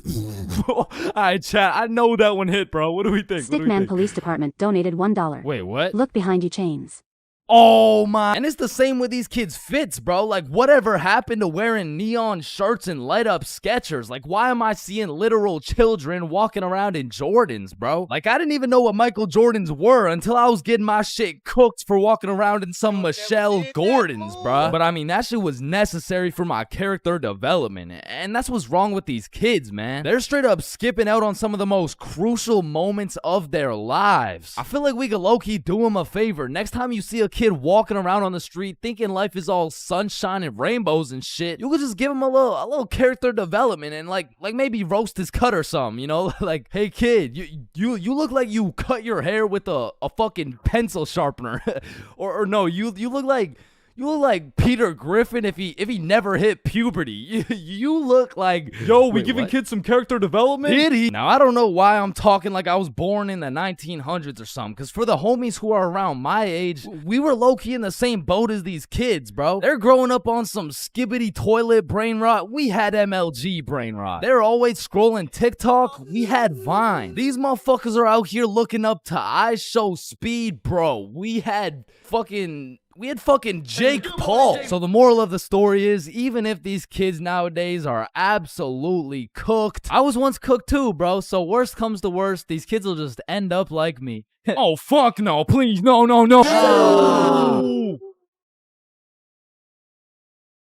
Man, you could be the 47th president of the United States and you'd still get flamed at school. It's just inevitable. It could be your haircut, your clothes, and bro, even when there's nothing to roast, somebody's gonna try and spit out some bullshit anyways. Hey, yo, why does Carl's face look like Spider-Man's left nut? Yo, it's so true. Why do you know what his nuts look like? And bro, when I was in middle school, all my clothes were hand-me-downs I got from my neighbor, and this motherfucker just didn't want to see me win, bro, because I was getting piles of V-neck shirts and jeans that didn't even fit. And not only did my neighbor have no drip, but dude was 10 years older than me, so every fit I made was just a decade too late. And pulling up to school and that shit had me feeling like a rotisserie chicken, the way I was getting cooked at a 360-degree angle, bruh. But my fit wasn't even the only thing that was outdated, because my phone looked like the first phone ever created. And it acted like it too. I mean, I would have to click the screen 5 times and then send a prayer to the heavens just to turn that shit on. And only real G's know the pain of having to whip out an old ass phone around someone else. Like, I remember this one time a girl came up to me and asked if she could add me on Snapchat, and when I gave her my phone, my shit crashed, bro. I think your phone just ran out of battery. Oh no, don't worry, sometimes you just gotta...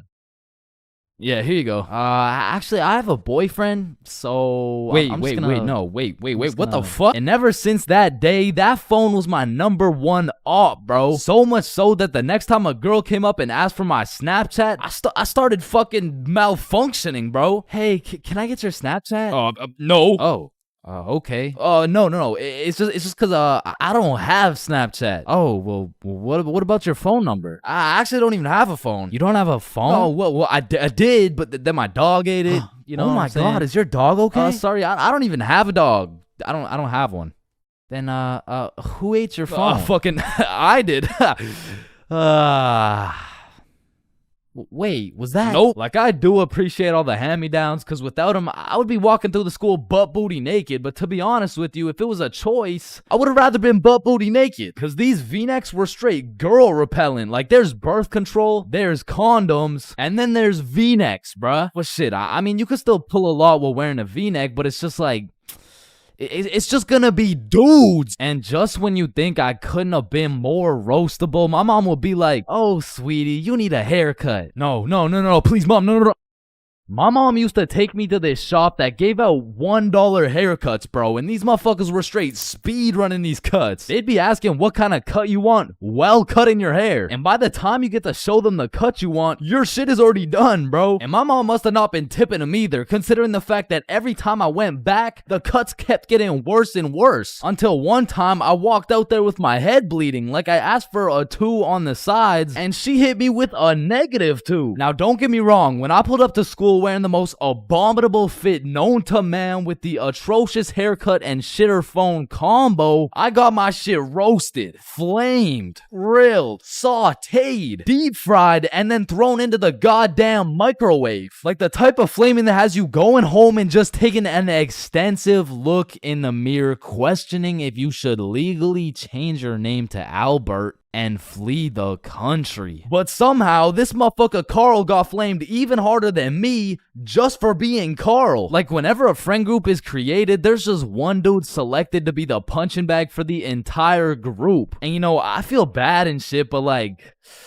it's better Carl than me, bro, so I'ma slip a few jabs in if I have to. Yo, what the fuck is Carl eating, bro? Oh, hell nah. Wait, whoa, Chains is eating the exact same thing. Nah, what? Your shit looks like it tastes like cardboard with honey mustard. Wow, how did you know? Like, Carl can't even get a little chuckle out without getting crucified, bruh. Damn, he's fucking that shit up. Looks like he hasn't eaten in weeks, bro. Oh, hell nah, Carl. I know you're not laughing. Yeah, no, I'm not. You're built like SpongeBob Round Pants. You look like a malnourished Santa Claus, bro. Like, god damn, that's a face only a mother can love. What did I do? Now, getting roasted around your boys is tough, but that pales in comparison to the pain and embarrassment of getting roasted in front of your crush, bro. Yo, Chains, what did you get on the science test? I'm not gonna lie, I got like a 76. I'm surprised you're not smarter with that big ass head of yours.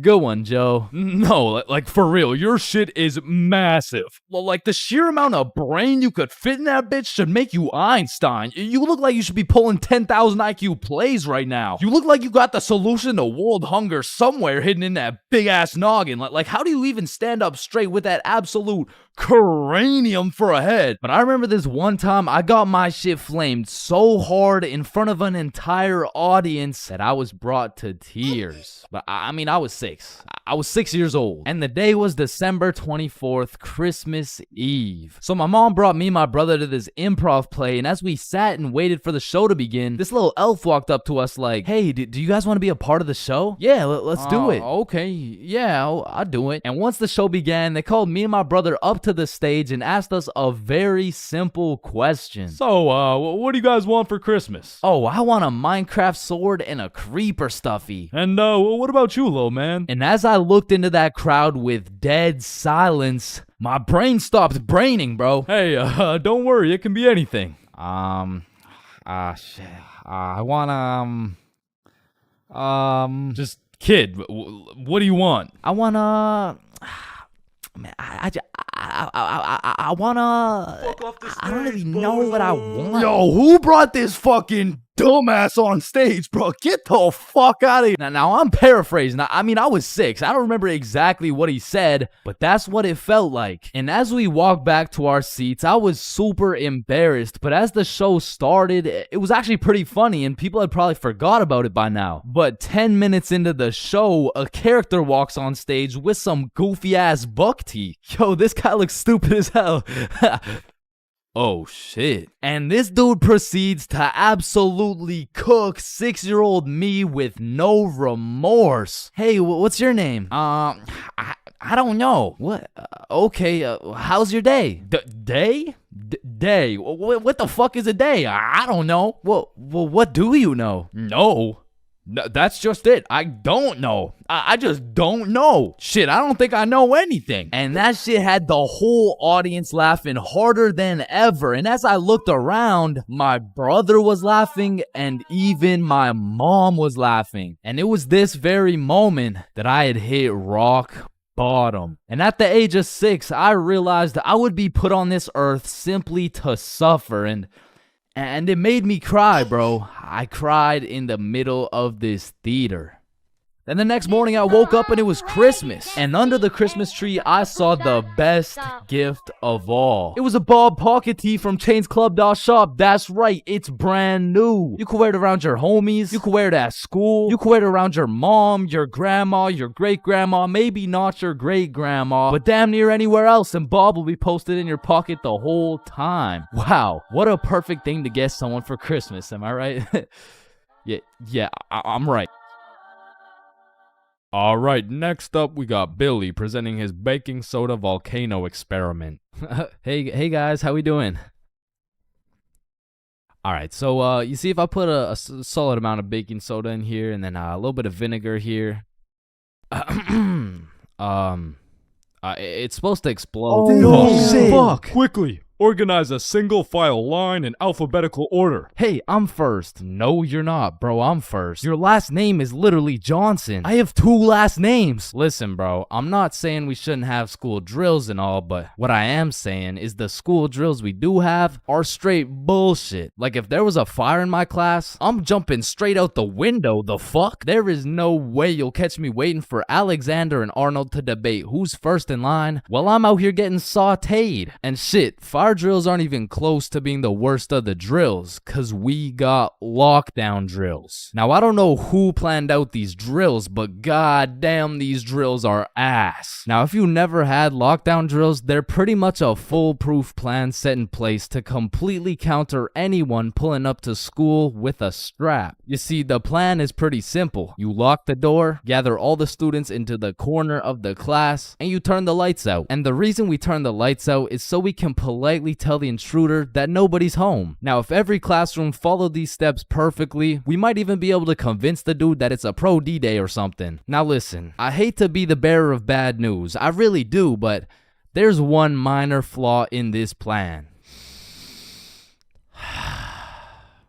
The shooter's in the class, bruh. You're out here telling the opposition your exact game plan. Then you're surprised when bro pulls up to the hiding spot. Like shit, it's just easy pickings at this point. Now, earthquake drills, man. The game plan here is to essentially hop under your desk and start counting. Now, when I was in kindergarten, I thought this whole earthquake drill thing was a fun game we played to learn how to count. But 12 years later, we were still counting. Like, let's be honest. What the fuck is counting gonna do? Are you telling the earthquake how long it has to dismantle the school? Cause I'm pretty sure it doesn't give a shit how long it takes. Me personally, I feel like the best way to see if an earthquake is over is by observing whether or not the entire fucking building is shaking. But listen, I will say this. Out of all the drills, the earthquake drill is pretty valid. Like, whoever thought of this one was kinda cooking. I mean, these desks are pretty much made out of steel, bro. Like, out of all my years, I've never seen one break before. So it probably provides some solid protection. But shit, me personally, I'm still jumping through the fucking window, bruh. I don't care how many times I practice crouching under my desk. If I ever felt the slightest shake in the ground, I'm out of that hoe. So if you carry the 674 to the power of 2 over to the 47, you will find— oh shit! Well, why did Chains just dive out of the window? Shit, I don't know. Now I'm gonna keep it a stack. I've never done a single tornado drill in my life. So after doing some quick research, it looks like you just, you do this. Now I don't know shit about tornadoes, but what I do know is that I'm not gonna be doing this shit. Like, I'm no scientist, but I don't think the doggy position is gonna stop the tornado from packing you up. So to be honest, once again, I'm jumping out the fucking window, bro.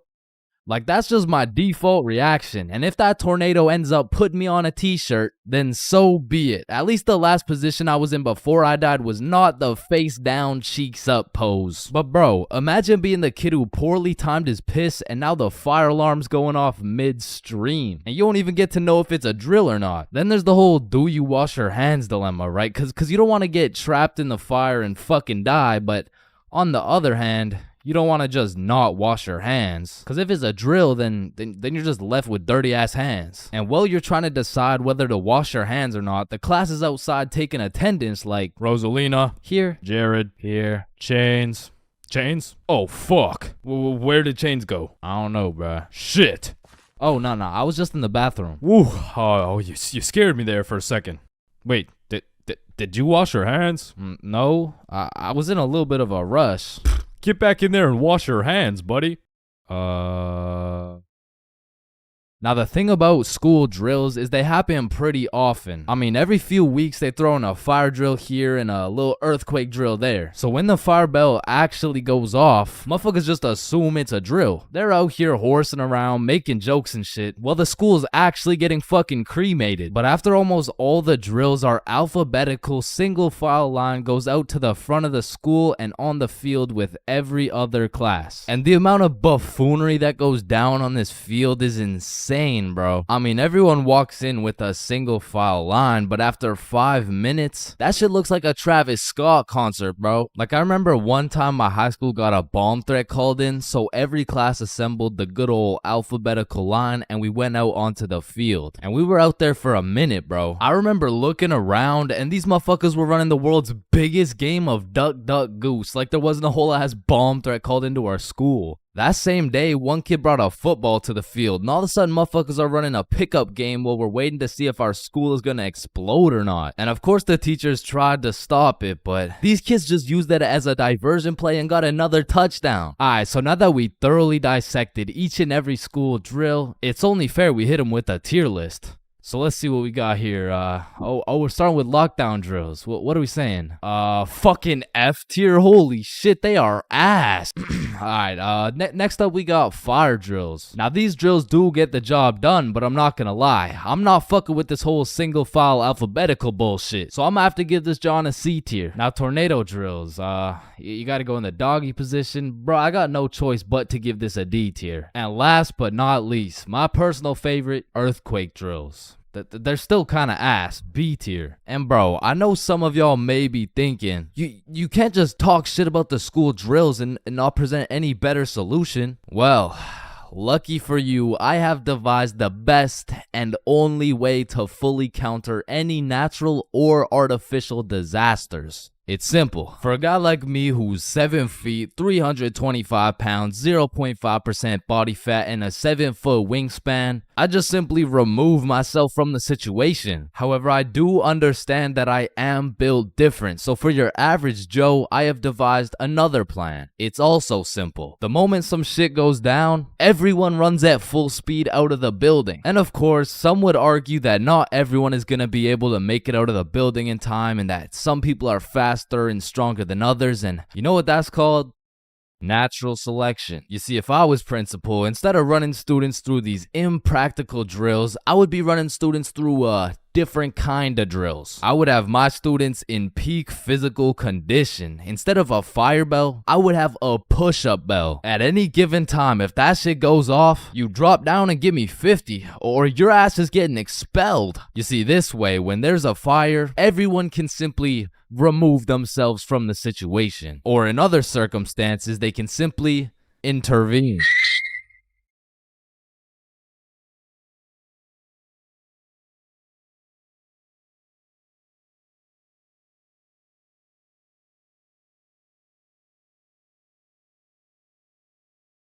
Damn, light bulbs were such a good idea that they became the symbol for good ideas. God damn, I just spilled my water. What? Why does water make clothes darker if water is clear? What the fuck? Yo, there's two guys coming. On me. Oh, I clapped his ass. Yo, Billy. Yeah, what's up? You see that lamp right there? Yeah. What about it? That lamp in the video game uses real life electricity. Whoa. You know what I just realized? When a morgue worker dies, he still goes into work the next day. Bro, how could he go to work? He's dead. Oh shit. Oh, whoops. Just drop the soap. Wait, when you drop the soap, does the soap get dirty or does the floor get clean? Wait, guys. Since I'm alone, I'm the only person in the world to ever see this peanut. Nah, I saw it too. Who the fuck are you? Yo, when did you get so much money? Man, it's the money my grandma inherited me before she died. Yo, that's low key like when your homie dies in Fortnite and you pick up his loot. Come on, bro, my grandma's dead. Not cool. You right, my bad. Man, imagine the guy that discovered milk. And think about him convincing someone else to drink it. You did what to the cow? No, trust me, it's good, just drink it. Wait, you drink it too? Yeah, it's really good, look. Aw, hell nah. Damn, bro, mosquitoes are some brave creatures, considering those jits got 1 HP. Facts. Yo, Chains, you need your parachute to skydive. No, you don't. You just need a parachute to skydive twice. No, Chains. Well, what the fuck? Why did you just break my mirror? Well, actually, mirrors don't break. They simply multiply. Oh. Damn, bro. We're all just some walking nut for real. Facts. Damn, for real. It's crazy. It's true, though. Oh, shit. I'm on fire. If you really think about it, you're not on fire. Fire is on you. Call the fire truck. Wait a minute. A fire truck is actually a water truck. Oh, god damn, just call the truck. Jesus. Bro, I was on fire. Why didn't you just call the fire truck? First of all, you weren't on fire. The fire was on you. Second of all, it's a water truck. Bro, I got the munchies. We should cook some cookies or something.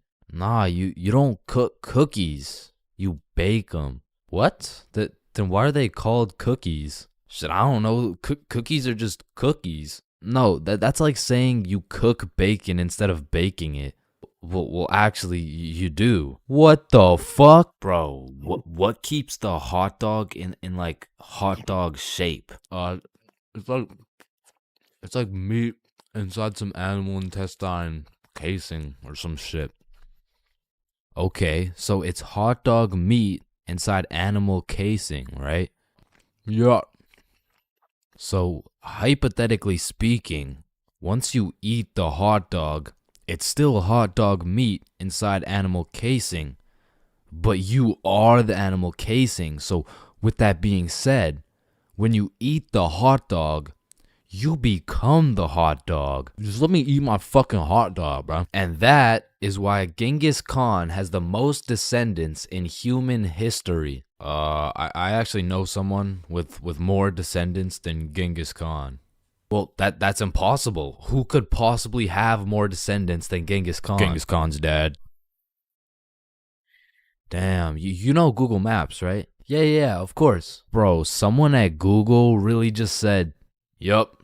Let's just have someone drive down every road on fucking Earth. And then they did it.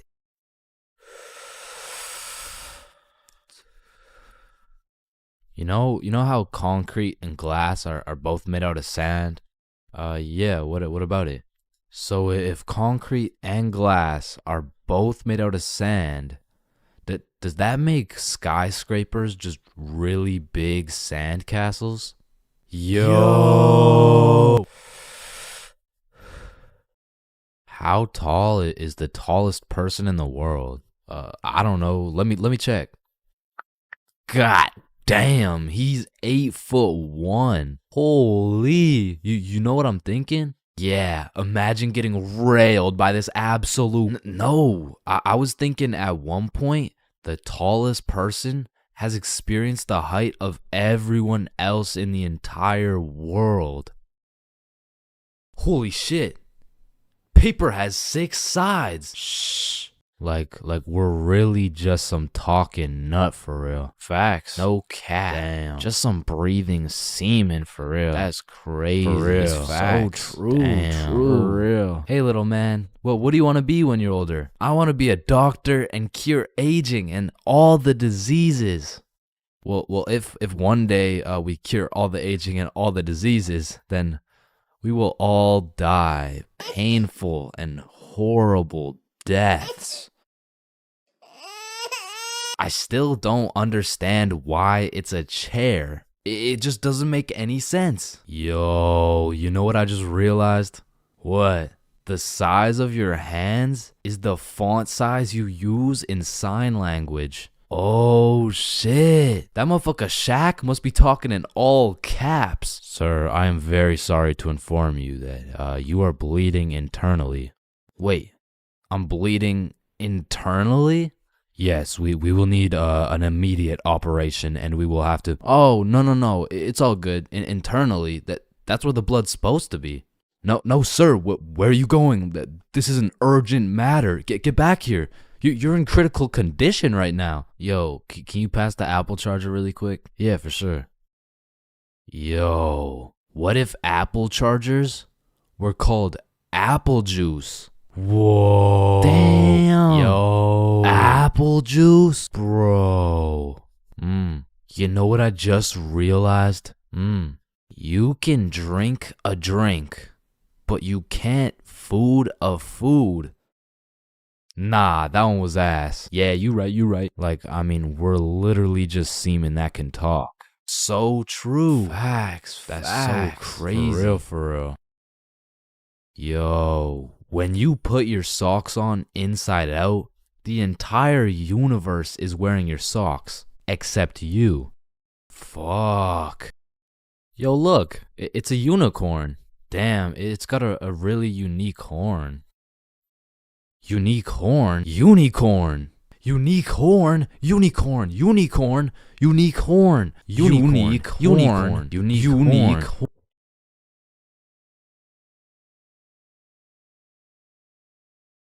Oh, leaves are called leaves because they leave the tree. Holy shit, I got an idea. Can you pass me the wrench? Rope. Glue. Piece of pizza, please. Tape. A little more tape. Damn. Big ass magnet. Alright, all done. Whoa! This bad boy uses 0 gas. It's completely eco-friendly. Hop in.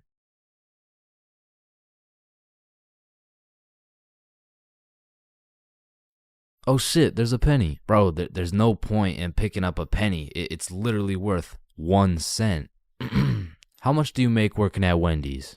15 an hour? Oh, okay. So you see there are 3,600 seconds in an hour. And because you make $15 an hour, that is exactly 0.416 pennies per second. So with this being said, the second it takes to pick up this penny off the ground is a net positive outcome. Oh, okay.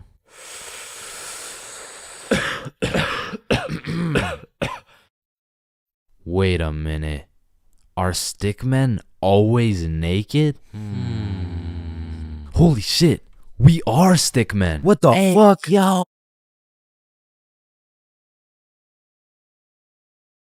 As a broke stickman like myself, I spent my fair share of time on the bus. And if you spend a long enough time on the bus, you will see some weird ass shit. I mean, I remember my first time getting on the bus by myself. I was feeling strong and independent. Next thing I know, a crackhead sits down beside me talking about yabba dabba doo. The world is ending and you're gonna die a painful and lonely death, buddy. And just like that, I went from strong and independent to shitting my pants. Yeah, bro, the bus is just something else. Like 1 in 10 people who enter the bus are straight gremlins, bro. I'm talking about the gremlins who know the perk is fake, but they still pop it. Now you just gotta sit next to this motherfucker for another 30 minutes while he tells you about the kids in his basement. But to be fair, these gremlins aren't even the worst part of the bus. The worst part of the bus is the energy. You walk in there and everyone just stops and looks at you like they're sizing you up or some shit. And you know who sizes you up the most? The fucking goddamn motherfucking bus driver, bro. These bus drivers are just eternally pissed off. Every time I would get off the bus, I would try and cheer bro up, but they're just like allergic to happiness or some shit. Hey, thank you. Have a great day, man. Shut your ugly ass up, little boy. I already know you get no bitches with your big ass forehead, no drip having ass with your skinny ass arms. Boy, you're built like a stick man, bruh.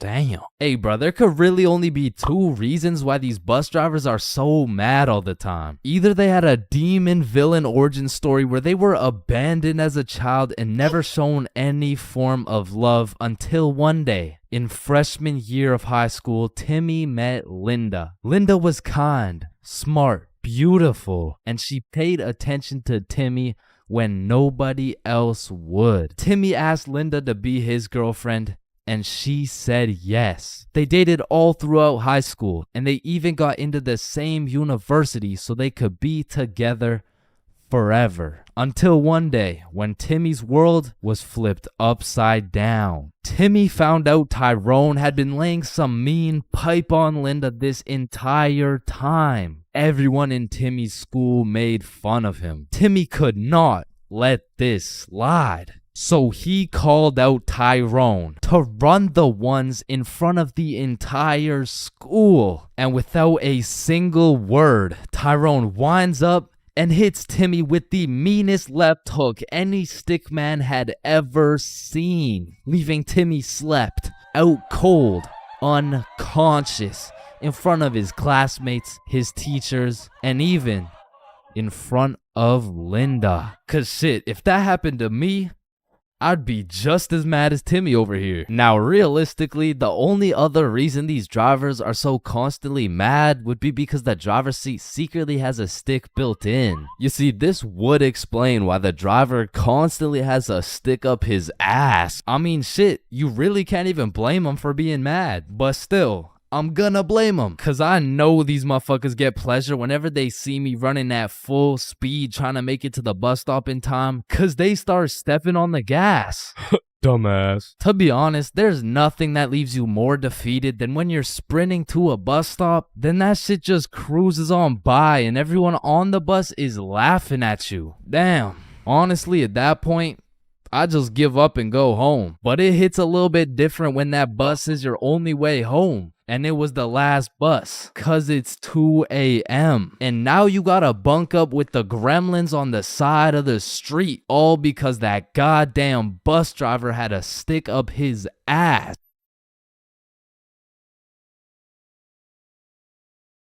Man, growing up, I was a great kid. No, I was a good kid. Man, growing up, I was a kid, bro. And as a kid, you hit a certain age where your own parents become your number one up. Like, hey, mom, can I go to this girl's house? No. Hey, mom, can I sleep over at Billy's crib? No. Hey, mom, can I go do crack under the bridge with my new friend Jorge? Hey. Hell no. Come on, all my friends are allowed to. Yeah. Okay, well, if all your friends jumped off a cliff, you're not just gonna... Now, to be fair, my mom wasn't the strictest parent out there. I mean, I've seen motherfuckers get the belt for speaking too loud, speaking too quiet, bro, for speaking at all. Like, one time, me and my friend wanted to have a sleepover, so homie went inside to go ask his mom, and he came out looking like he got a whooping from Prime Goku, bro. Yo, what the fuck happened back there, man? She said no to me, but...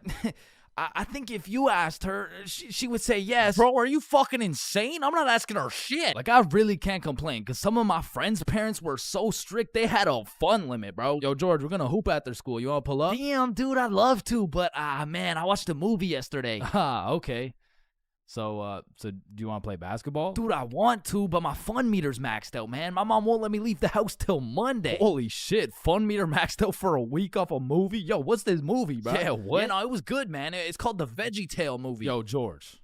I feel bad for you, bro. Because don't get me wrong, I've seen a lot of kids with super strict parents turn out to be straight A students, go to good colleges, stay with a good crowd of people.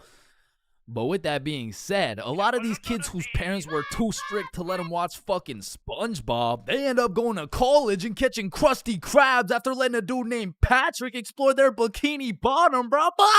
Nah, but for real, my mom was far from one of those parents. I mean, she was reasonable, but the thing was, all my friends were a year older than me. Now, mentally, we were all dumb as shit. But when you hit that 12, 13, 14-year-old age, that 1 year is the biggest difference, bro. Like, us doing shit together just didn't look right. Yo, Bob, can you pass the Zot? Yo, Billy, let me hit that. Yo, pass me that shit, cuz. And cuz of this, I wasn't allowed to do a lot of the shit that my friends were allowed to do. Like, these boys could stay out past 10:30 p.m. on a weekend.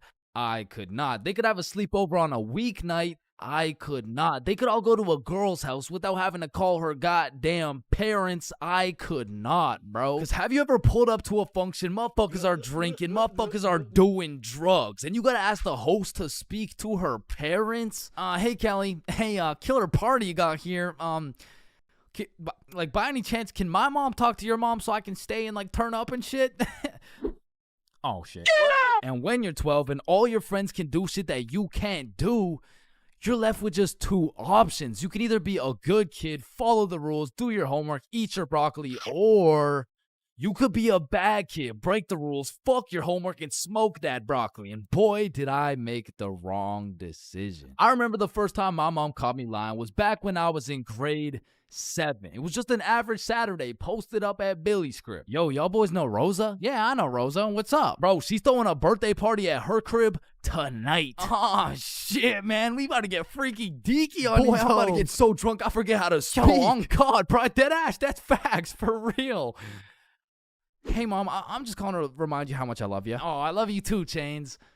What do you want? So, me and my closest friends got invited to a small little get-together at my friend Rose's house. Can I go, please? Let me talk to her parents. Okay, now, I was actually friends with Rosa, but she was 2 years older than me. So, I swallowed my pride and text Rosa something along the lines of, hey, Rosa, my mom wants to talk to your mom before I can come. And she's like, aw, baby boy needs permission. Fuck. And then she sends me her mom's number. So, I connect my mom with Rosa's mom. My mom gives me the green light, but says, you have to be home at 10:30 p.m. sharp. Say no more, Mom. So me and my homies start getting fresh. We're all up in Billy's dad's expensive cologne collection. I take the coolest looking bottle, little spray here, little spray there. Had me smelling like Tom Ford, still looking like Thomas the Tank Engine, but after looking as fresh as possible, we head to Rosa's crib. So we hop on the bus, hop off the bus, walk up to her house, knock, and the birthday girl opens the door. Happy birthday! Hey, Billy, Bob, and Chains. I was waiting for you guys. Happy birthday, Rosa. Oh, damn, Chains, you smell good. Appreciate it. That's that Thomas Fordinson, you know what I mean? So Bob, Billy, and I go inside, and we realize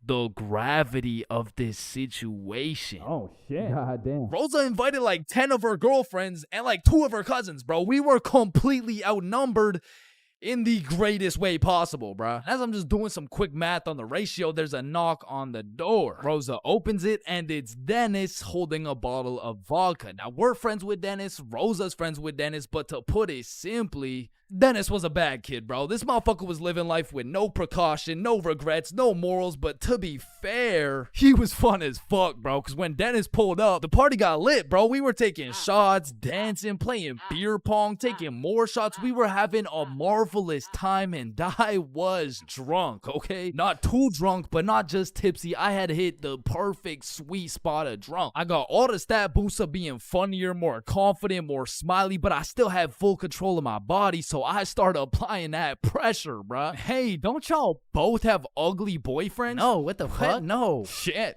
Y'all want one? What? Damn, you smell good though. Appreciate it. I showered this week. Now, I don't remember what I actually said, but all I know is that in grade 7, cologne was overpowered, bro, because nobody was smelling good. And if they tried, it would just smell like Axe, dog. So I'm over here combining the powers of Tom Ford with the confidence of Smirnoff. Had me feeling like I'm him, bruh. So how y'all feeling? Honestly, amazing. How you feel? Shit, I'm feeling good. Just a little, Just a little bit tired.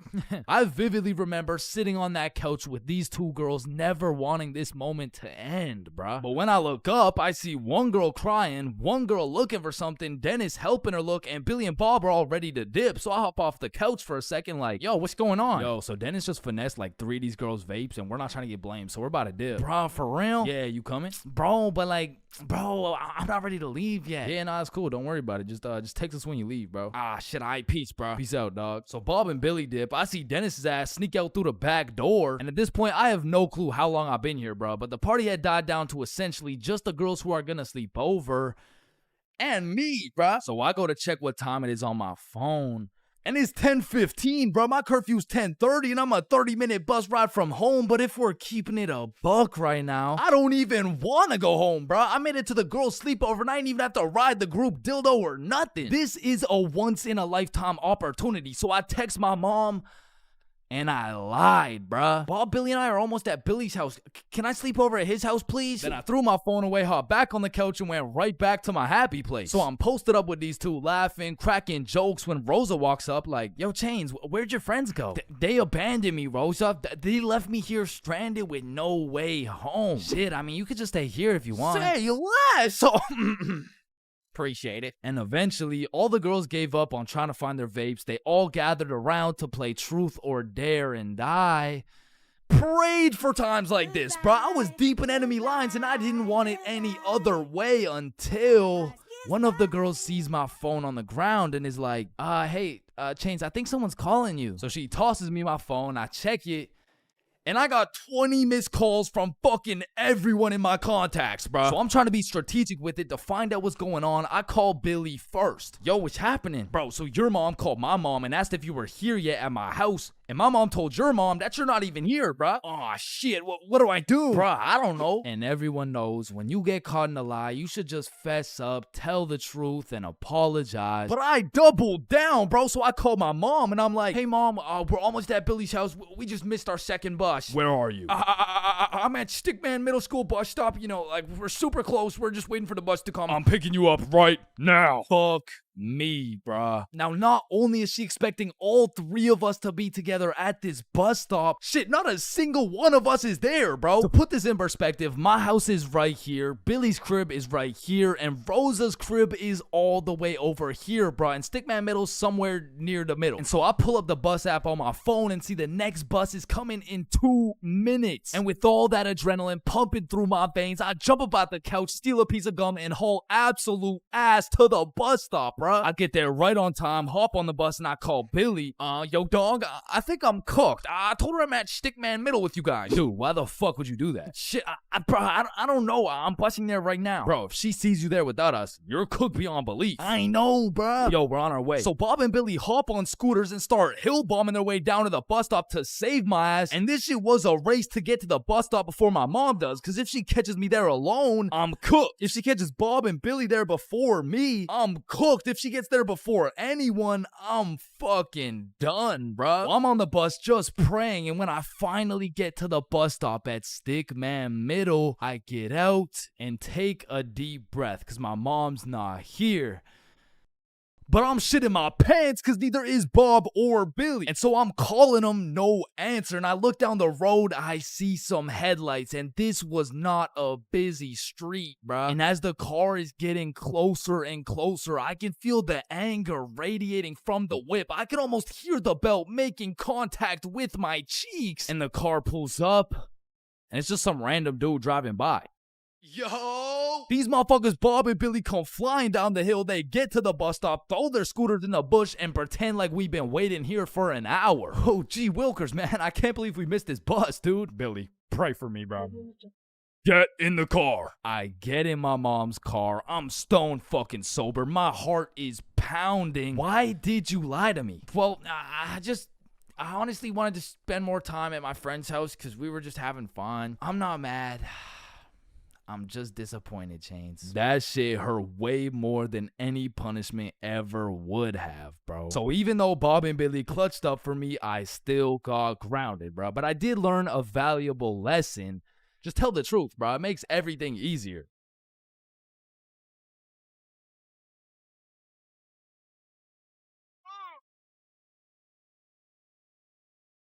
3 a.m. Once the clock strikes 3 a.m., I feel like you've given up on trying to sleep. At this point, you're going to commit to whatever you decide to do until the sun comes up. Whether you're studying for tomorrow's math test, chilling on Discord with the boys, choking the chicken, or simply sulking in those 3 a.m. thoughts, you'll pretty much find yourself doing anything but sleeping. And I don't know if it's just me, but those 3 a.m. thoughts hit different. And honestly, it's just the perfect time to go for a walk, find a nice little view, maybe light up a joint, and just think. The youngest picture of you is the oldest picture of you. Does Lightning McQueen cop car insurance or life insurance? Wait. Did the brain name itself? Hold up. What if soy milk is just regular milk introducing itself in Spanish? I have no clue if this is just me, but every once in a while when I'm laying in my bed at 3 a.m., I suddenly get the motivation to become the best person on the planet. Like, I set an alarm for 5 a.m., I tell myself I'm gonna go work out, then go for a run, then meditate, then drink kale smoothies, then become a millionaire, then donate it all to a family in need. But as soon as my alarm goes off, I'm just like, shit, I'm too tired for all that. Then I just end up sleeping until 1 p.m. And my brain is constantly playing games with me, bro. Like, tell me why I'll be using all my strength to stay awake during the day thinking, ugh, man, I can't wait to go to sleep tonight. But when it comes time to sleep, I just can't. I'll be left lying there at 5 a.m. awake as hell, watching these random motherfuckers build a 2-story house with a hot tub in the jungle. And you know what? Being awake at 3 a.m. is kind of like being high a little bit. Because you start to think about things you don't usually think about. And because you get hit with the fucking munchies, bro. I'll be whipping up a 3-course meal with appetizers and a complimentary dessert to watch a YouTube video. And listen, I can't explain why, but there is no better water than water at 3 a.m. I mean, it's pretty much a part of my sleep schedule now to wake up at 3, chug some water, take a piss, then go back to bed. But sometimes while I'm trying to go back to sleep, my brain just starts showing me a compilation of my top 15 cringiest moments. I mean, I'm having flashbacks to the time in grade 5 when I said a joke and nobody laughed. Guys, why did the monkey fall out of the tree? Why? Yeah, why? Because it was dead. Oh, damn. Or I'll be up all night thinking about that one debate I had 3 years ago, brainstorming about the best things I could have said in each scenario. It's like if I do some cringe shit during the day, I have no choice but to lose some sleep over it at night. It's like my punishment for saying some stupid shit. Like I know one guy who accidentally called his teacher mommy in front of the entire class. And that dude hasn't slept since.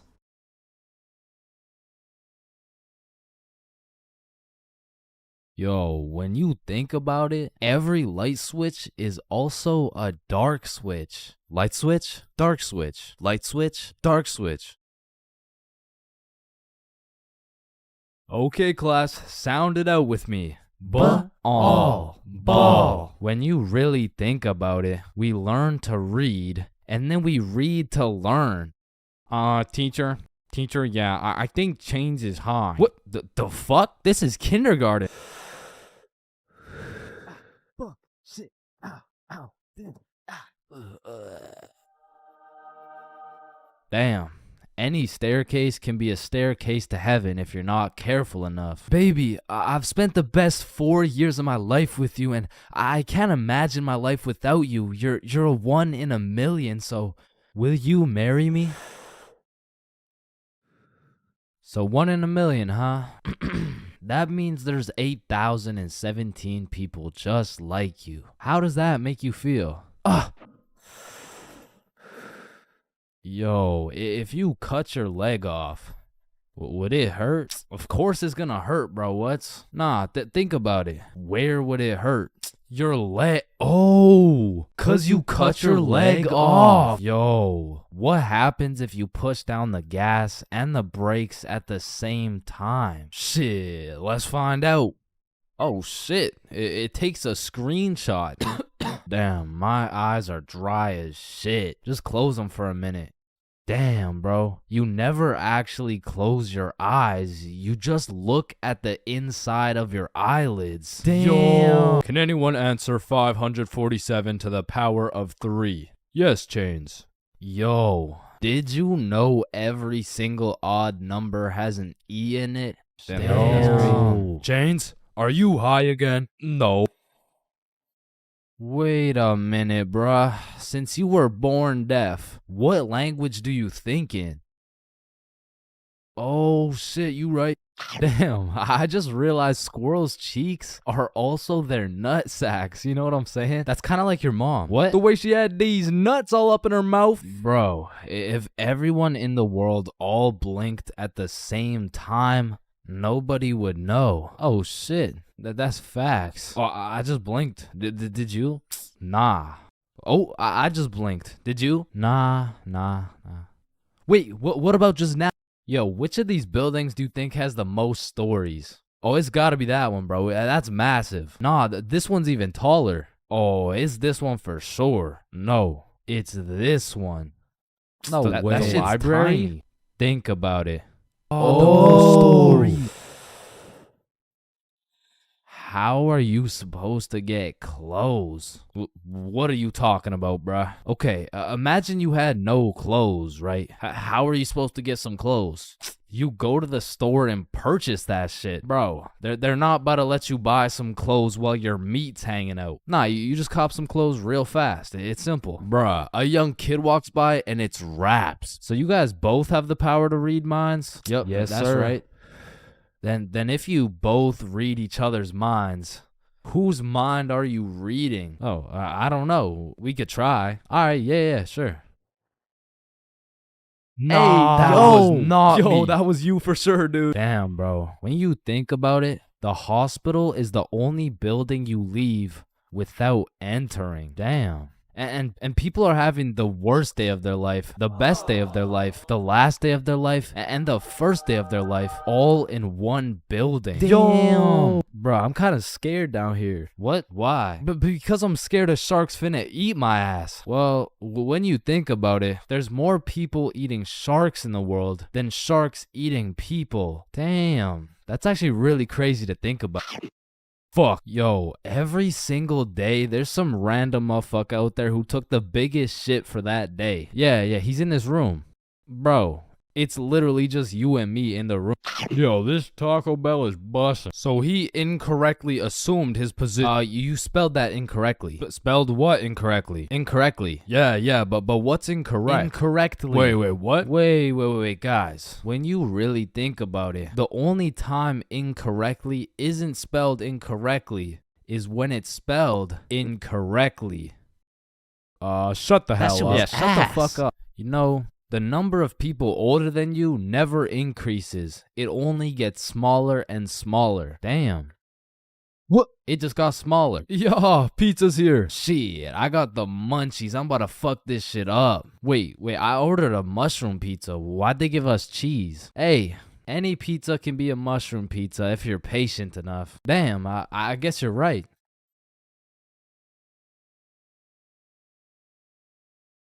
At last. Damn, you know what I just realized? What? A pregnant woman swimming is pretty much a submarine. Are you just always this high, bruh? Yo, did you boys know your last name comes from what your ancestor used to do back in the day? Oh shit, mine's Baker. Yo, mine's Carpenter. Oh, mine's Smith for blacksmith.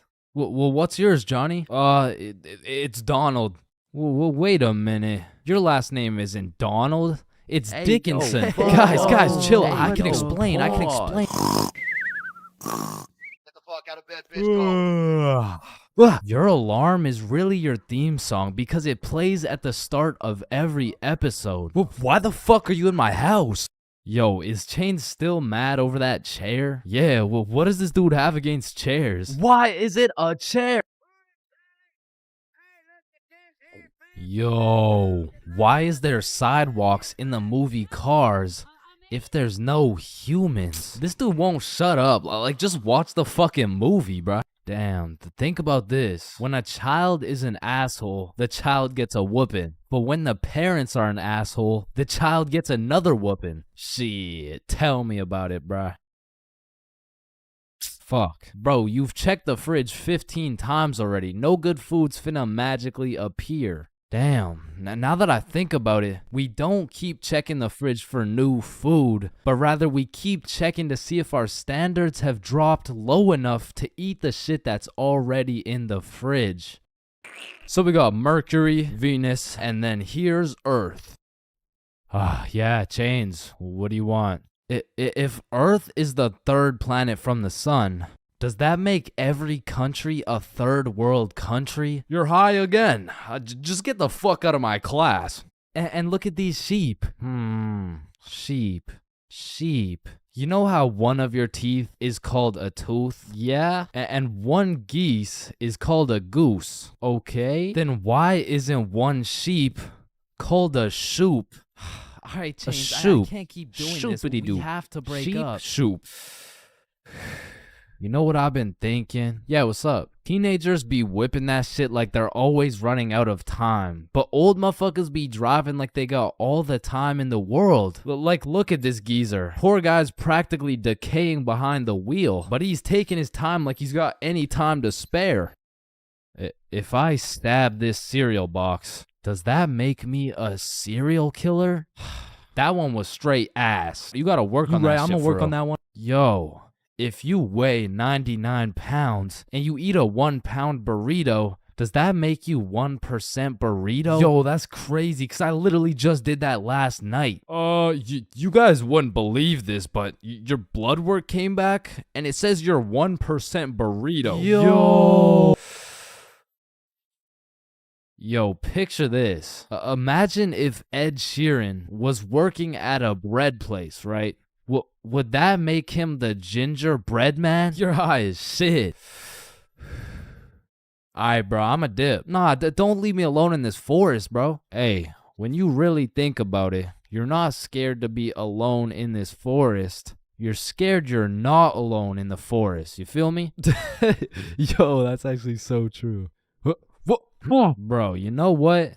Low key, if you're dead broke, robbing a bank isn't even a bad idea. Bro, there's no way some hobo's about to pull off a bank heist. Nah, but just think about it. Whether you successfully rob the bank or not, either way, you get over 10 years of bills you don't gotta worry about. Alright, fuck it. You got the strap? Yup. Yo, throw on your seatbelt really quick. Nah. What? Why not? Well, you see, it increases my risk of dying from cancer. What are you talking about, bro? That shit makes no sense. Just let that sink in. Oh, yeah, I got you. Yo, what's up? But still, that shit makes no sense. No, but actually think about it.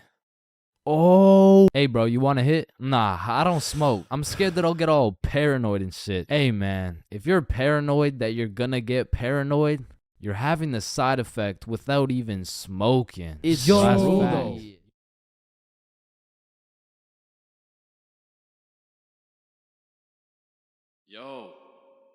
Hey. Yo, wake up. Bro, wake up. Hey, man. What? Who are you? Dreams, we all have them whether you remember them or not. And at one point in our lives, we've all dreamt about the same shit, bro. Like your teeth falling out, or running through your school butt booty naked, or being reincarnated as a chicken laying eggs. But when you really step back and think about what sleeping is, it's mad weird, bro. Like imagine an alien crash landed on Earth and saw a bunch of motherfuckers sleeping like...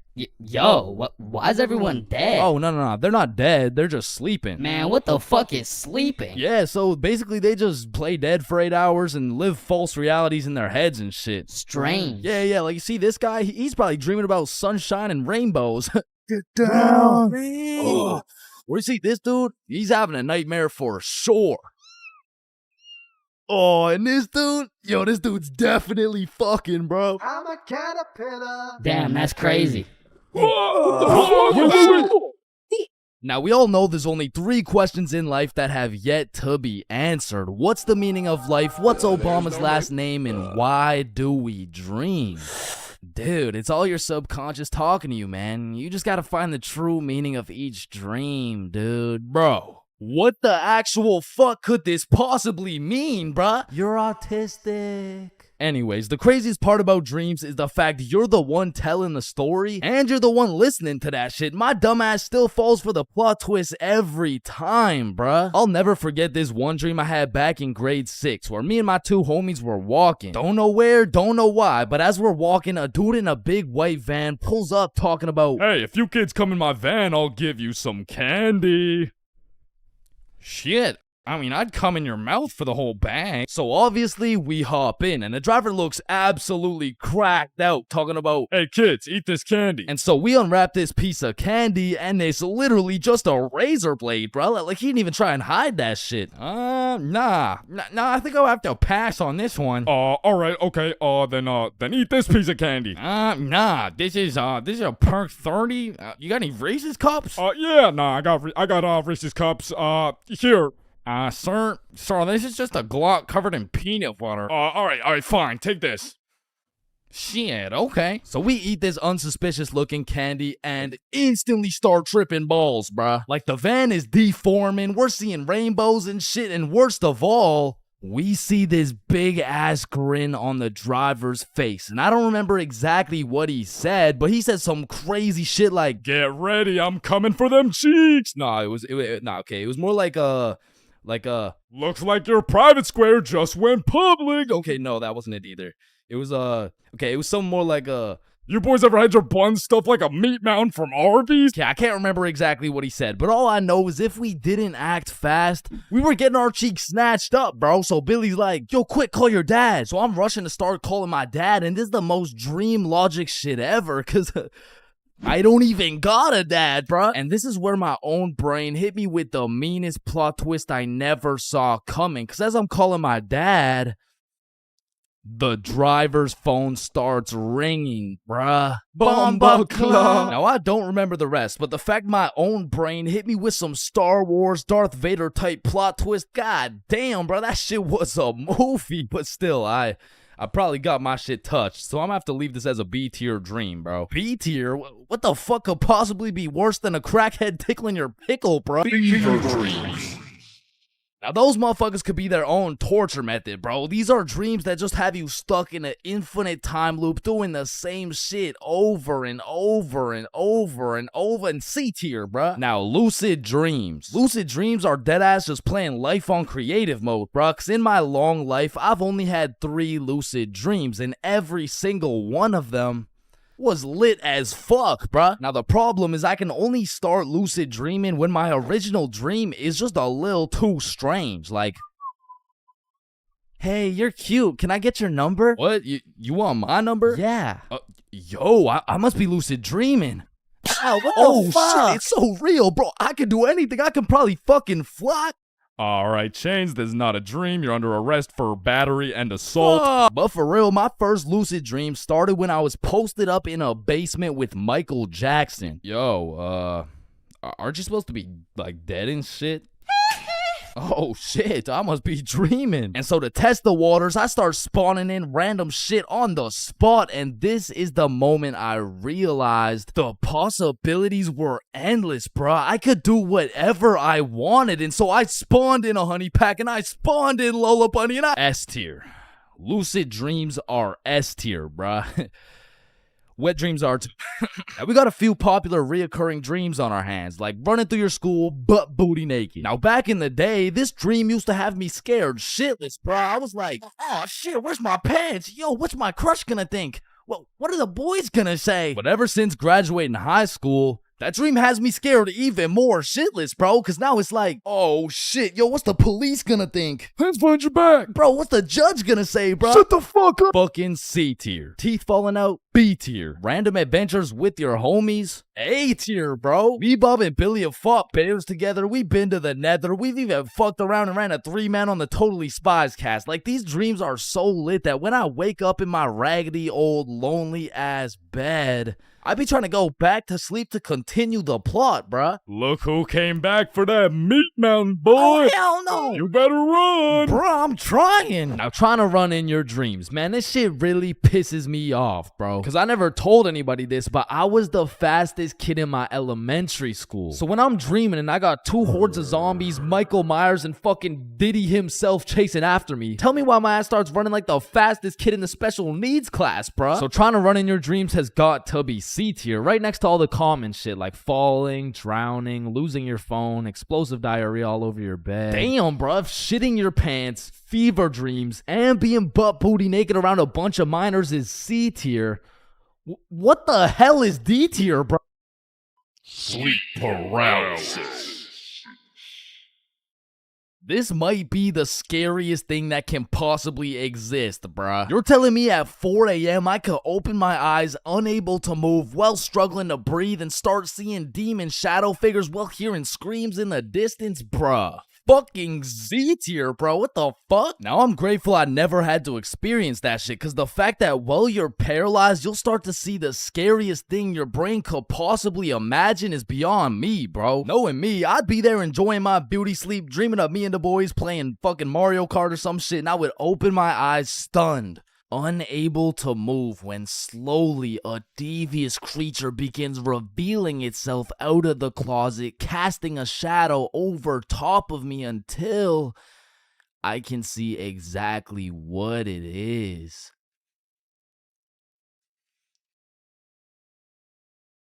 Looks like someone ordered a meat mountain.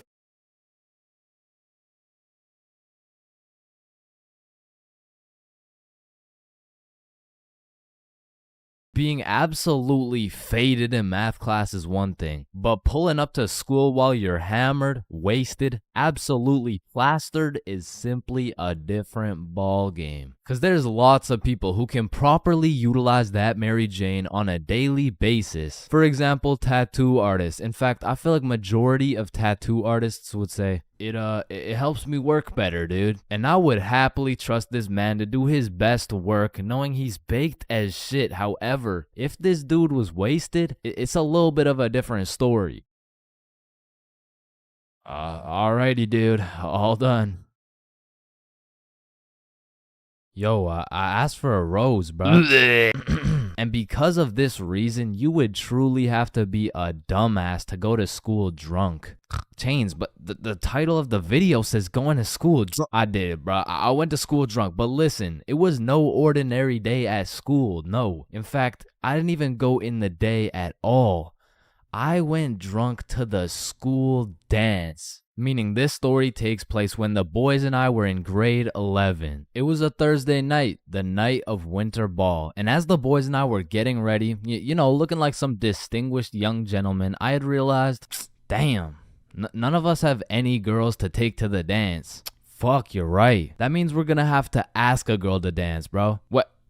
You mean like talk to them? Yeah, if only we knew someone with a bigger roster than a cheerleading team. Someone with more hoes than a shed. Someone who pulls more tens than EDP.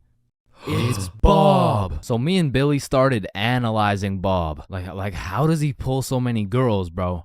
Is it the jawline? I don't know. What about the silky smooth clear skin?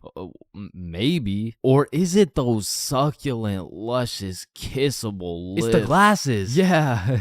the glasses. Yeah. So we stole Bob's entire flow in the hopes this would put an end to my drought of bitches. So we check ourselves out in the mirror, and then we hop into Billy's whip. We throw on some Rihanna to get us hyped, and before we knew it, we had arrived at school. Now, to really paint the picture, it was a Thursday at 8 p.m. And on this Thursday at 8 p.m., Billy pops his trunk to pull out 2 bottles of vodka. Now, If you were unaware, it was currently a Thursday at 8 p.m. on a school night, and we were headed into our school. Now, logically, I should have simply denied the alcohol, but I'ma keep it a buck. The whole idea of walking up to a girl and asking her to dance was really giving me the heebie-jeebies. I mean, my palms were sweaty, my knees were weak, and arms were heavy, so I took a big old chug of that liquid courage in order to ease the nerves a little bit. And shit, Billy must have been feeling the same way because Billy was down in that shit like it was water. And right after we consumed enough alcohol to kill a baby elephant, I got a notification on my phone.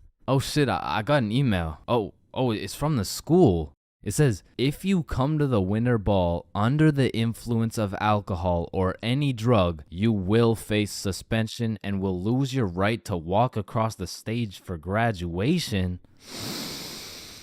Fuck. Okay, listen, if we can get into the dance before this shit hits, we're chilling. All right, we got this. So we walk into the school looking fresh as hell, but then I notice a fat line of students, and this line led to a security check to get into the dance. Fuck, that's not good. Nah, we're chilling. I still don't even feel anything. What about you? Yeah, same. We're good. And just as we came to the consensus that we were good, the principal starts walking down the line in our direction. Fuck, act cool. We're good. Act cool. Whew. That was close. You three, over here. Shit, fuck, shit. Do you guys know why I called you over here? Nah. Nope. I smelled alcohol the moment I walked past you three. Now, I don't know if it was one of you or all of you, but you know the consequences of showing up under the influence, right? Yeah, we do. And tell me, is it or is it not suspicious that all three of you guys showed up with glasses on? Nah, we just thought it looked suspicious. Take them off. Damn. Yes, sir. And although I downed a sizable amount of vodka, it still hadn't kicked in yet. Now, I didn't want to do this to you guys, but look at my finger. This motherfucker starts waving around his magic finger in Billy's face with a flashlight to somehow see if he's drunk. Now, I don't know what the plan was, but I was fucking scared. Okay, he's not bad. Oh, okay, he's good. Now let's see here. And just as this motherfucker puts his finger in my face, that vodka hits, bro. I'm using all the strength I got to keep my balance while I'm getting blinded by this flashlight. Let me try that again. I got a little feeling you guys drank, but it hasn't fully kicked in yet. I'll check up on you in a little bit. Yeah, that's good. Yeah. So we get to security and they make sure to pat us down. A little bit too good, but before we knew it, we were at the dance. And just like that, I saw my opportunity and I put that liquid courage to use. And you know, I'm very articulate when it comes to words, so I ask, hi, how are you? Oh, hey, I'm good. So I wanted to ask you, like, you know, we're at the dance and I saw you, so I walked over here. Here we are, you know what I mean? So like, do you want to dance? Yeah, sure. It had worked. My plan had finally worked. And just as I was about to feel the female touch I'd been deprived of for all these years, I see Mr. Principal walking in my direction with his finger ready and his flashlight in hand. So I just haul ass, and I don't stop hauling ass until I'm off school grounds. So the moral of the story is, don't go to school drunk, bro.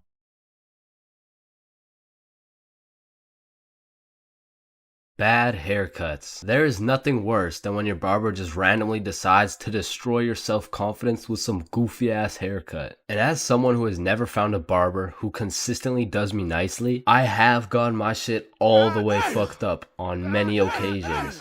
I'm talking not going to school, locking myself in my room so nobody can see me with this disgraceful cut type of fucked up. And these barbers are out here having the audacity to ask, do you like it? Man, do I like it?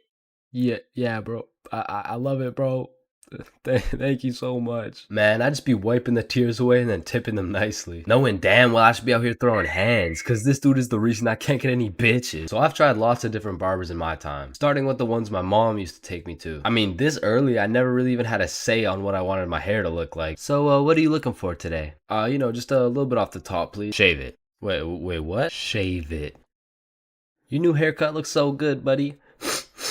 Thanks. Hey man, you know your haircut is ass when your mom says she likes it. As a kid, I always dreaded getting haircuts because I knew my barber was already like 0 for 10. And I would show up to school every time knowing it was inevitable that I was about to get my shit flamed. And truthfully, there is no worse roasting than when you get a bad haircut. Like, people you barely even know will be out here cooking you. Who the fuck is this? All of a sudden, people got more jokes than Chris Rock. And it's even worse when you decide, I should get a fresh cut because school's starting back up and I'm trying to look fresh. Bro, I can't go to school like this. Yo, Chains, what's up? Yo, what's good? Bro, are you alright? Why do you got this hoodie on? Yeah, I'm chilling. I'm just kind of cold, you know? Bro, it's 32 degrees. And man, there was this one time that I still think about every time I fall asleep. Me and my friend go to this barbershop that I'd been to once before, and last time they did me quite nicely. So we head in, I sit down in the chair. Hey, how you doing? I'm good, how are you? Yeah, I'm good. Have you been here before? Yeah, I have actually. Oh, I remember you. Same cut as last time? Yeah, exactly. So what's new, man? Nothing much really. What about you? You know, I've just been working. Oh yeah, respect. So, how's your dad doing? This is when I knew something was terribly wrong. Bro, I don't got a dad.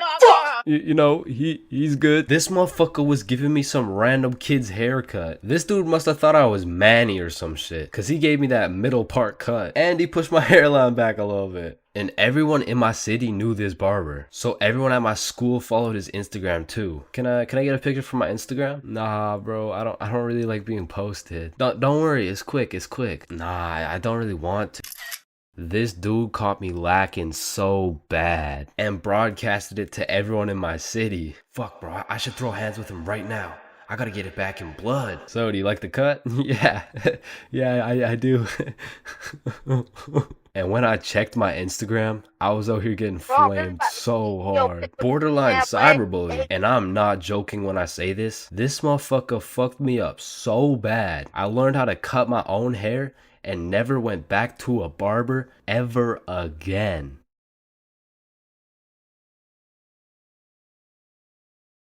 Man, family functions have the weirdest dynamic, bro. Like, how have you known these people your entire life, but have still never gone past the surface level conversation?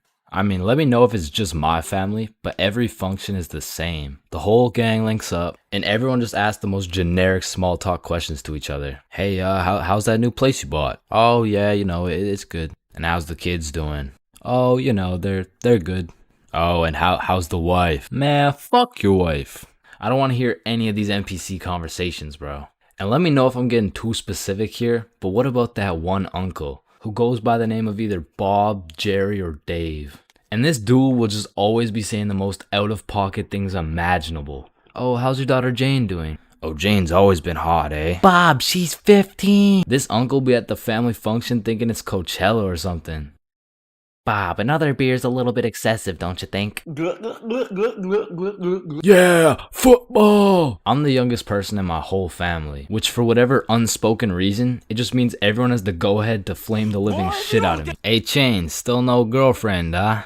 I guess you're not too good with the ladies there. But I make one joke back and I'm the bad guy. You don't seem too good with the ladies yourself, seeing as your wife just divorced you and she took the kids with her. Am I right? Not only do they feel free to roast your whole existence simply because you were born last, they unanimously decide you will be everyone's personal butler. Hey bud, go get another beer for me. Alright, yeah, for sure. Thanks. Now you better get started on mowing that lawn. Grass isn't gonna cut itself, am I right? Oh my god, bro. And coming into these family functions, you would think your mom is your closest ally. But as soon as she gets the chance, she will expose your biggest secret for a little bit of parent clout. You guys will never guess what I found under Chain's bed yesterday. Oh my god, what is it? Yeah, tell us. What? No way. Sometimes when my family tries to make small talk with me, they just miss the boat completely. So, buddy, how's those swimming lessons going for you? The swimming lessons I took when I was 5? Yeah, right, those ones. They're good. I finished them a little while ago. Oh, is that right? Good for you, buddy. And bro, don't get me started on those recycled ass jokes. Well, looks like you got your workout for the day. Oh, looks like you've gotten so tall. What are you feeding this kid, am I right? Oh, Bob, I think you got some food in your beard.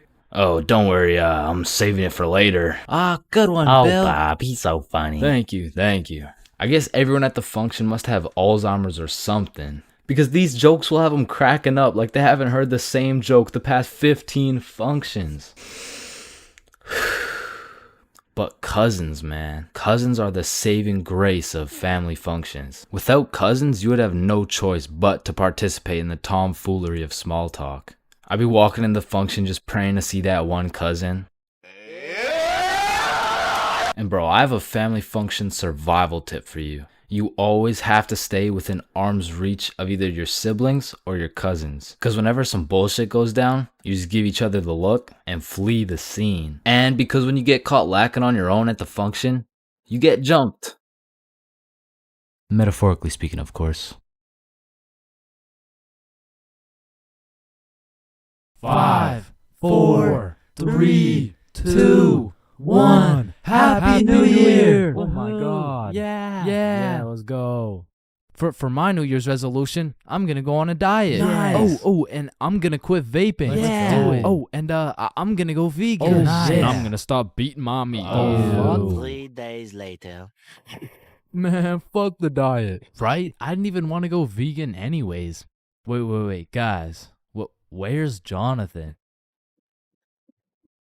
Alright, I'm gonna keep it a stack. This New Year's resolution thing is a whole lot of bullshit. Some goddamn buffoonery. A heaping pile of fucking horse cup. Like, don't get me started on these New Year, new me motherfuckers, man. Like, dyeing your hair and getting another piercing doesn't change shit. Now you're just broke, depressed, and lonely in a different font. And I'm not gonna pretend like I don't see you motherfuckers in the gym for the first 2 weeks. Like, come on now. You and I both know as soon as you get out of this gym, you're about to pick up a large strawberry milkshake, a Big Mac with no pickles, and a side of chicken nuggets, and it's disgusting.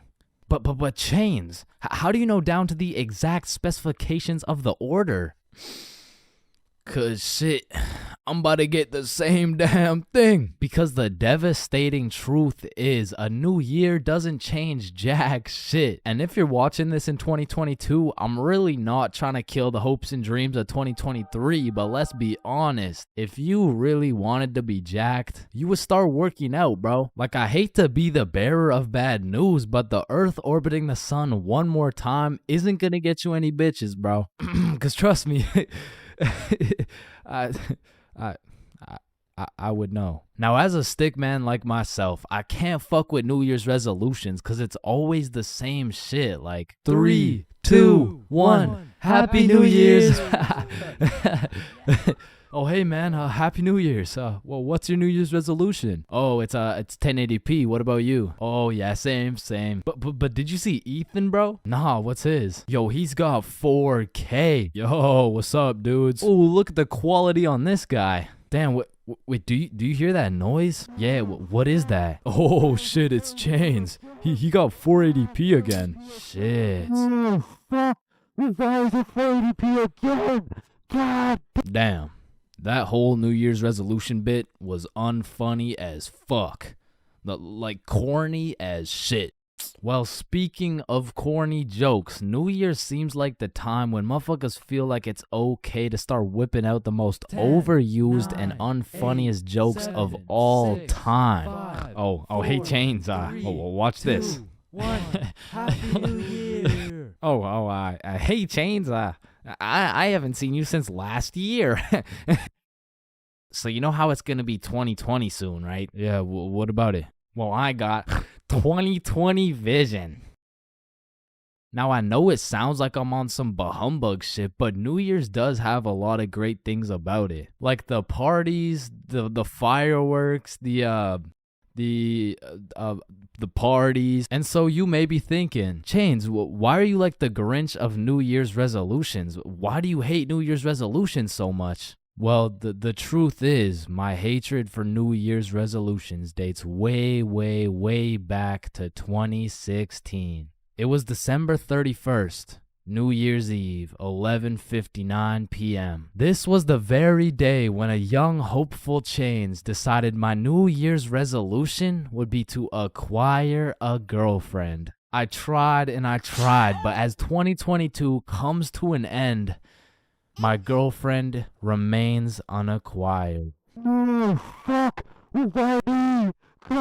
Middle school is just an awkward place, bro. Like, middle school dances, awkward. Middle school speeches, awkward. And middle school relationships, in my experience, is the most awkward thing on the face of this planet. I mean, the girl's a whole foot taller, got a deeper voice, and shit, she could probably bench more than you, lil' bro. Like, I hate to break it to you, but you don't got a girlfriend. You are the girlfriend, bruh. Middle school just occurs at the craziest time in a teenager's life, because motherfuckers is just getting slapped by puberty out of nowhere. You'll be walking down the halls and see a bunch of kids who look fresh out of daycare. Then all of a sudden you'll see a grown-ass man built like Shaquille O'Neal thumping his way down to math class. And attendance in middle school was looking like, Matthew?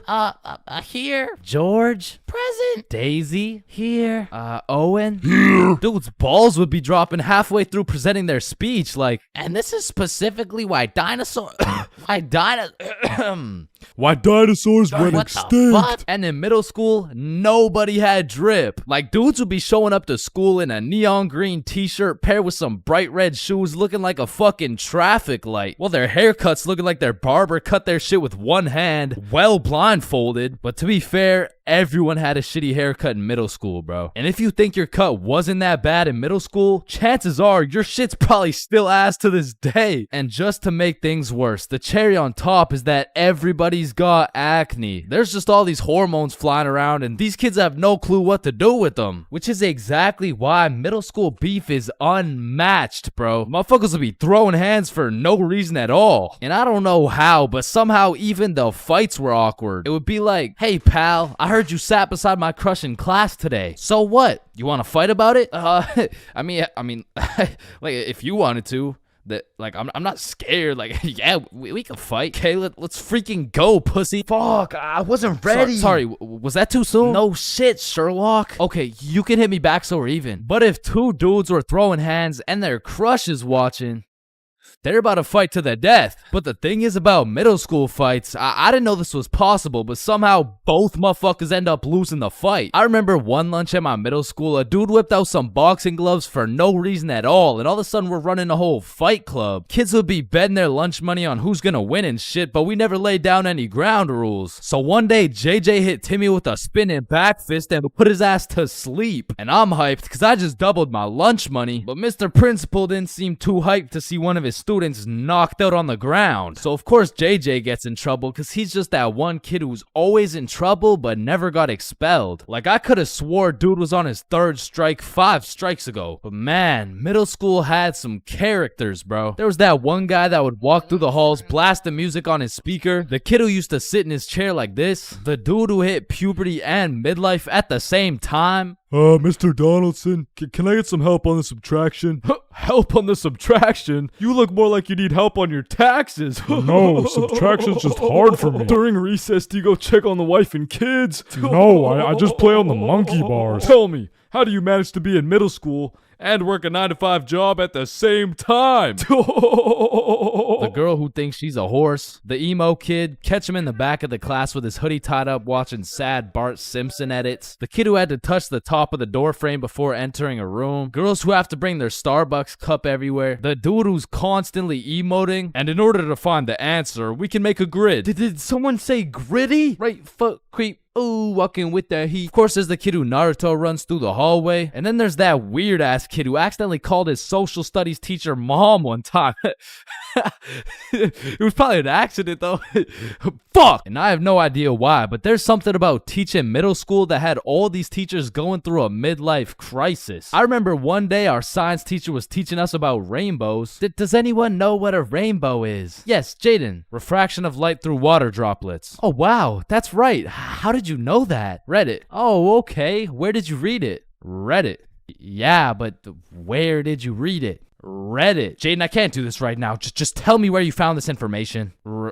Reddit? God damn it, Jackson. You're the reason my children get their shit whooped every night. Now, I don't know what she had going on in her life, but the way she broke down talking about beating her children to a group of 12-year-olds really gave me the impression that she shouldn't be teaching middle schoolers, bro. And I don't know who was in charge of hiring these teachers, but I also had a deaf teacher, which, you know, it's cool and all, but it did make it a little bit harder considering the fact that, you know, she was the fucking music teacher, not to mention the fact that she was also half blind. And I think the idea there was that she could somehow feel the vibrations of the guitar or something, which didn't seem to work too well considering the fact that I got a fucking A in music and I can't play the guitar for shit, but I guess I just like I smelled good or something. I don't know. And I don't know about y'all's experiences, but I feel like kids were just mad touchy in middle school. Like you'd be sitting in math class minding your own business, then for no reason at all, a motherfucker would tase you in the side of the ribs. And I remember when kids first learned about these pressure points, it was all fun and games. Someone would just poke you in the ribs like, pressure point, that tickles. Then there would be a new pressure point dropping every week. It got to the point where these 12-year-olds were hitting pressure point combinations and paralyzing your legs and shit. Hey bro, let me try this new pressure point on you. Yeah, sure, go for it. It tickles. And it was the same shit with this game. Like, you really couldn't trust anybody, bro. Yo, what's that on my leg? Shit. Got him. Oh, shit, there's a bug on you. God damn it, dumbass. Oh, fuck, I just broke my leg. Bro, I'm not stupid. You didn't just break your leg. No, I'm serious, bro. I promise, on everything, on my entire life. I just broke my leg, look. Bro, I remember I got punched so many times, my arm was on life support. It was about to fall off, like, And thinking back to middle school, there's just so many things that make me cringe, bro. But by far the cringiest of them all is the relationships, man. And believe it or not, I had my fair share of middle school relationships. I remember one day I was sitting in class and this girl came up to me and said, Chains, I have a crush on you. And that's really all it took to have a young Chains in love. Head over heels. We went to the movies together. We went to my house and watched movies. Well, we went to her house and we also watched movies. Now that I think about it, all we really did was watch movies. We didn't really talk that much. I mean, I didn't really have a way with my words at the age of 12. So, do you like movies? Yeah. Yeah, I like movies too. That's why we're here at the movie theater. I also like popcorn with the butter. It tastes like I like how it tastes. And one day we went to the mall and I took a good look at my girlfriend of 2 weeks and thought, man, I don't even know this girl. Like who are you? I remember we were inside Zoomies at the time and I said, hey, Jessica, you're a great person and all, but I don't really think we're compatible like that. Maybe we should just break up, which was probably the most words I've strung together during the entirety of our relationship. And she says with the straightest face, oh, okay. And then we proceeded to walk out of the mall and bus home together without saying a word. And I remember lying in my bed that night and thinking to myself, damn, I think I'm supposed to be sad right now. So I threw on my hoodie, tied it up, and watched some sad Bart Simpson edits.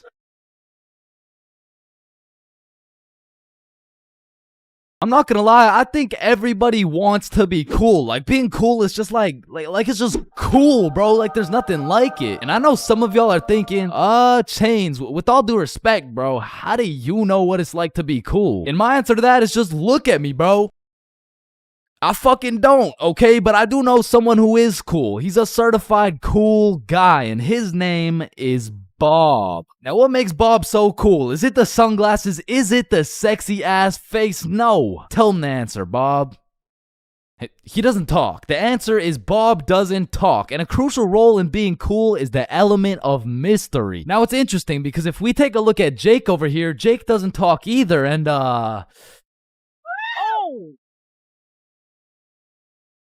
I don't think, I mean, like, me personally, you know, I don't really think Jake's that cool. So that means to be cool, you can't just stop talking. I mean, I remember one time I thought if I threw in some earbuds and stopped talking to motherfuckers, everyone would see me as some cool, mysterious guy in the shadows. And I'm not even gonna lie, I was walking through the halls feeling like Batman. I could even see the people talking about how cool I was. Come to find out, it was more like, does this kid even talk? Nah, I don't think so. Yo, what's up with this kid? I'm pretty sure he's autistic or something. Because the truth is, there's a very distinct difference between Bob's silence and Jake's silence. I mean, Jake didn't talk because he would probably get his ass beat for literally anything that comes out of his mouth. But Bob, on the other hand, doesn't talk because he doesn't have to talk. Like, watch this.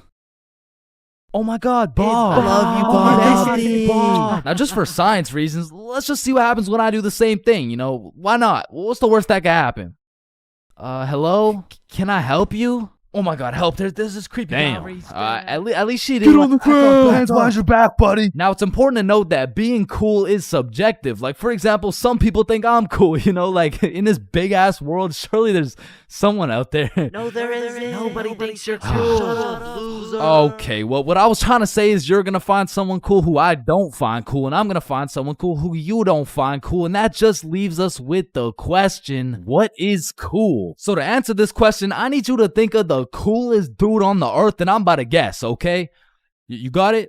Yeah, alright. I'm not the fucking Akinator. I'm not about to guess who you're thinking of, but I can guess with 100% accuracy who you're not thinking of, and that's Mark Zuckerberg, okay? How did I know that? Because if you think of Mark Zuckerberg as the coolest guy in the world, you're fucked, alright? Like, there's no helping you. Like, click off the video. It's wraps for you, bro. But how could Mark Zuckerberg possibly help us get cooler? I mean, look at the guy. He's practically oozing uncoolness as we speak. But that's important because if being cool is subjective, we need something objective to look at, and objectively, Zuckerberg gets no bitches. Like, let's just look at the numbers here. I mean, this guy's the CEO of Meta, but he's also the CEO of being a uncool lizard nerd guy. And if there's one thing I've learned in my studies of coolness, it's the art of minding your own goddamn business, okay? Like, let's compare George to Bob, who, let's just say, both aced the math test. Hey, Chains, what'd you get on the test? Fuck, I got like a 65%. Oh, that's really good for you. That's good for you, yeah. I actually got 100% plus the bonus question. Oh, wow, nice, bro. Billy, what'd you get on the math test? Math test? The dog. I could have swore that shit was chemistry. Nope, it was math, and I got 103%. Bob, what'd you get? Oh, 110. There was only one bonus question. That's impossible. Oh, kissy face. Bob, did you pipe the teacher? And that's probably why Zuck over here is so uncool. He's minding a million people's businesses, probably looking through their cameras and shit like, Yep, fuck you, Mark. And the most important trait for being cool is having confidence. You just can't be cool while shivering your timbers, bro. And I know some of you are thinking, oh, well, I guess it's over for me then. And no, it's not over for you, bro, because confidence is the most fake it till you make it shit ever. Like, you're not gonna say the perfect thing every time. Lord knows I don't. I'm pretty sure I say the wrong thing every time, but if you say that shit with your chest, people let it slide, bro. And I said, no, I wouldn't suck your dick for $20. Oh, well, that makes one of us.